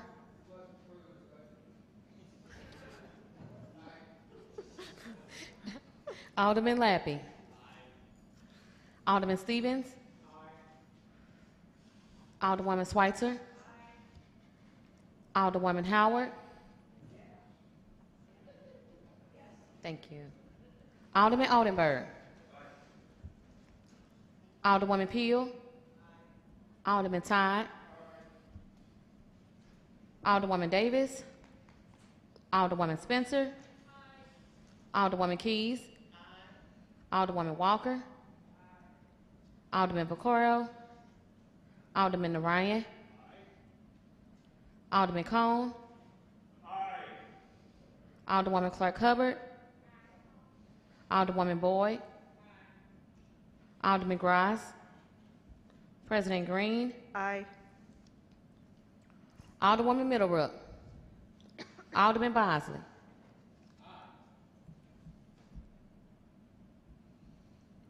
Alderwoman Davis. Alderman Vaccaro.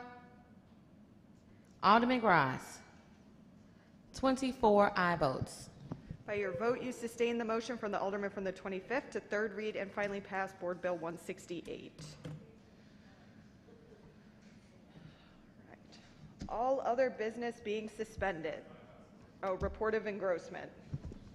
Board Bill 138, 155, 131, 160, 161, 159, 176, 144, 164 Committee Sub 168, 175 Floor Sub 93, 182 Committee Sub as amended, 184 Committee Sub, and 172. All other business being suspended, the President shall in open session affix her signature hereto to the end that these may become law.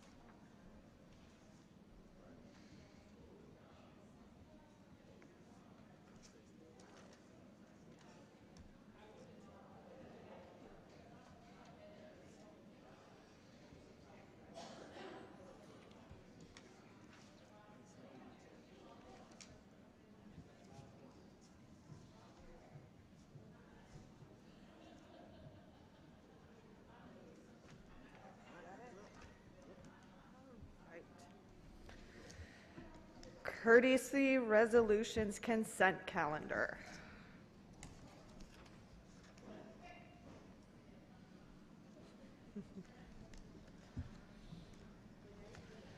Alderman from the 25th, you are recognized on the motion to adopt the courtesy resolutions consent calendar. Thank you, Madam President. I move that we adopt our courtesy resolution consent calendar.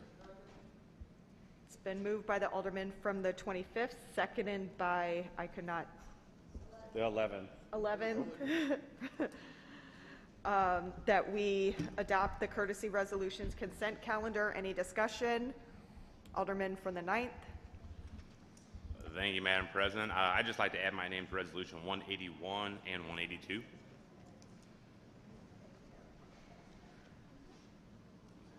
Please make note of that. Alderwoman from the 8th. Thank you, Madam President, members of the board. I would like to move that we in-bank Resolution 182. Second. It's been moved by the Alderwoman from the 8th, seconded by the Alderman from the 9th, that we in-bank Resolution 182. Any discussion? All those in favor signify by saying aye. Aye. Opposed? Motion carries. Any further discussion? Alderwoman from the 14th. I would like to have my name added to Resolution 178 and 179 if it hasn't already been done. Okay. Please do Been that. a long meeting, you know. Madam Clerk, I would like to be added to 181 as well.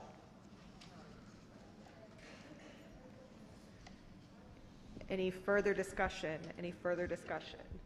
It's been moved by the Alderman from the 25th, seconded by the Alderman from the 11th, that we adopt the courtesy resolution calendar. All those in favor signify by saying aye. Aye. Opposed? Motion carries. First reading of resolutions. Resolution 180, introduced by Alderwoman Rice. Approval of the 2023 Garden Side Subdivision Special Business District Budget. Alderwoman from the 8th, you are recognized on the first reading of resolution number 180. Thank you, Madam President, members of the board. I would like to ask for unanimous consent on Resolution 180. Hearing no objection, you may proceed. Thank you.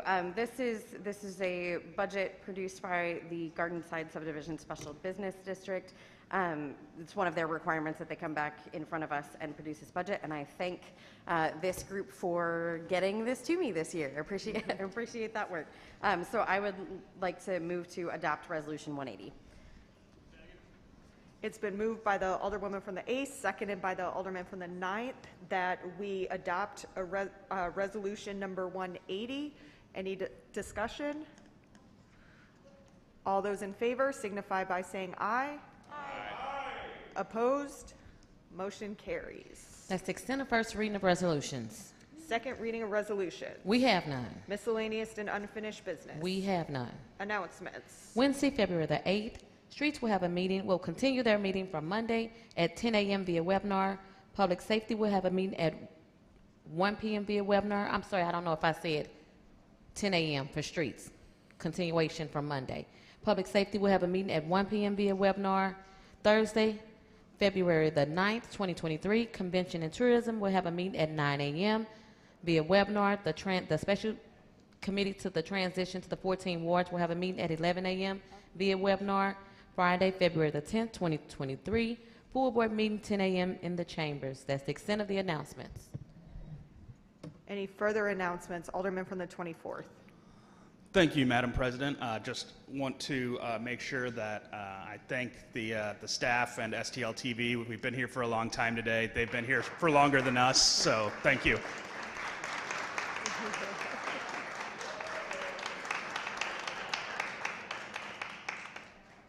Thank you. Alderwoman from the 27th.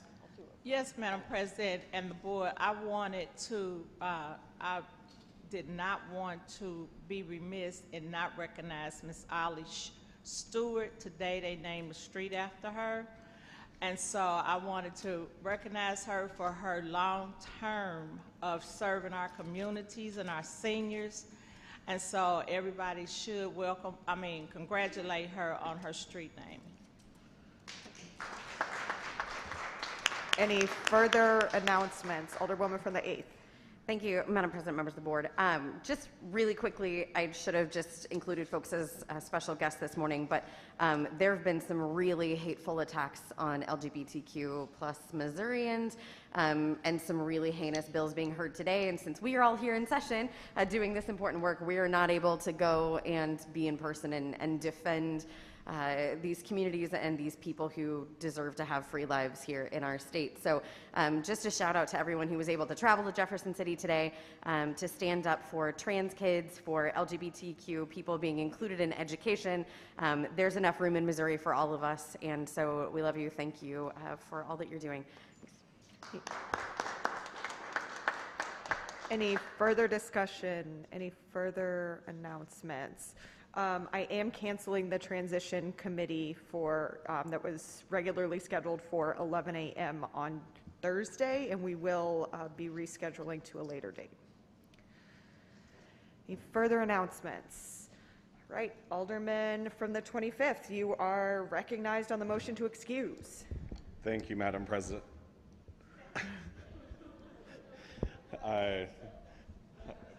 The peanut gallery is hard at work today. I would like to move that we excuse the alderpersons from the 19th and 28th wards for necessary absence. It's been moved by the alderman from the 25th, seconded by the alderwoman from the 8th, that we excuse the aforementioned alder people. All those in favor signify by saying aye. Opposed? No. Motion carries. Alderman from the 25th, you are recognized on the motion to adjourn. But I don't want to. No. Thank you, Madam President. I move that we adjourn until Friday, what is the month now? February 10th at 10 a.m. in the chambers.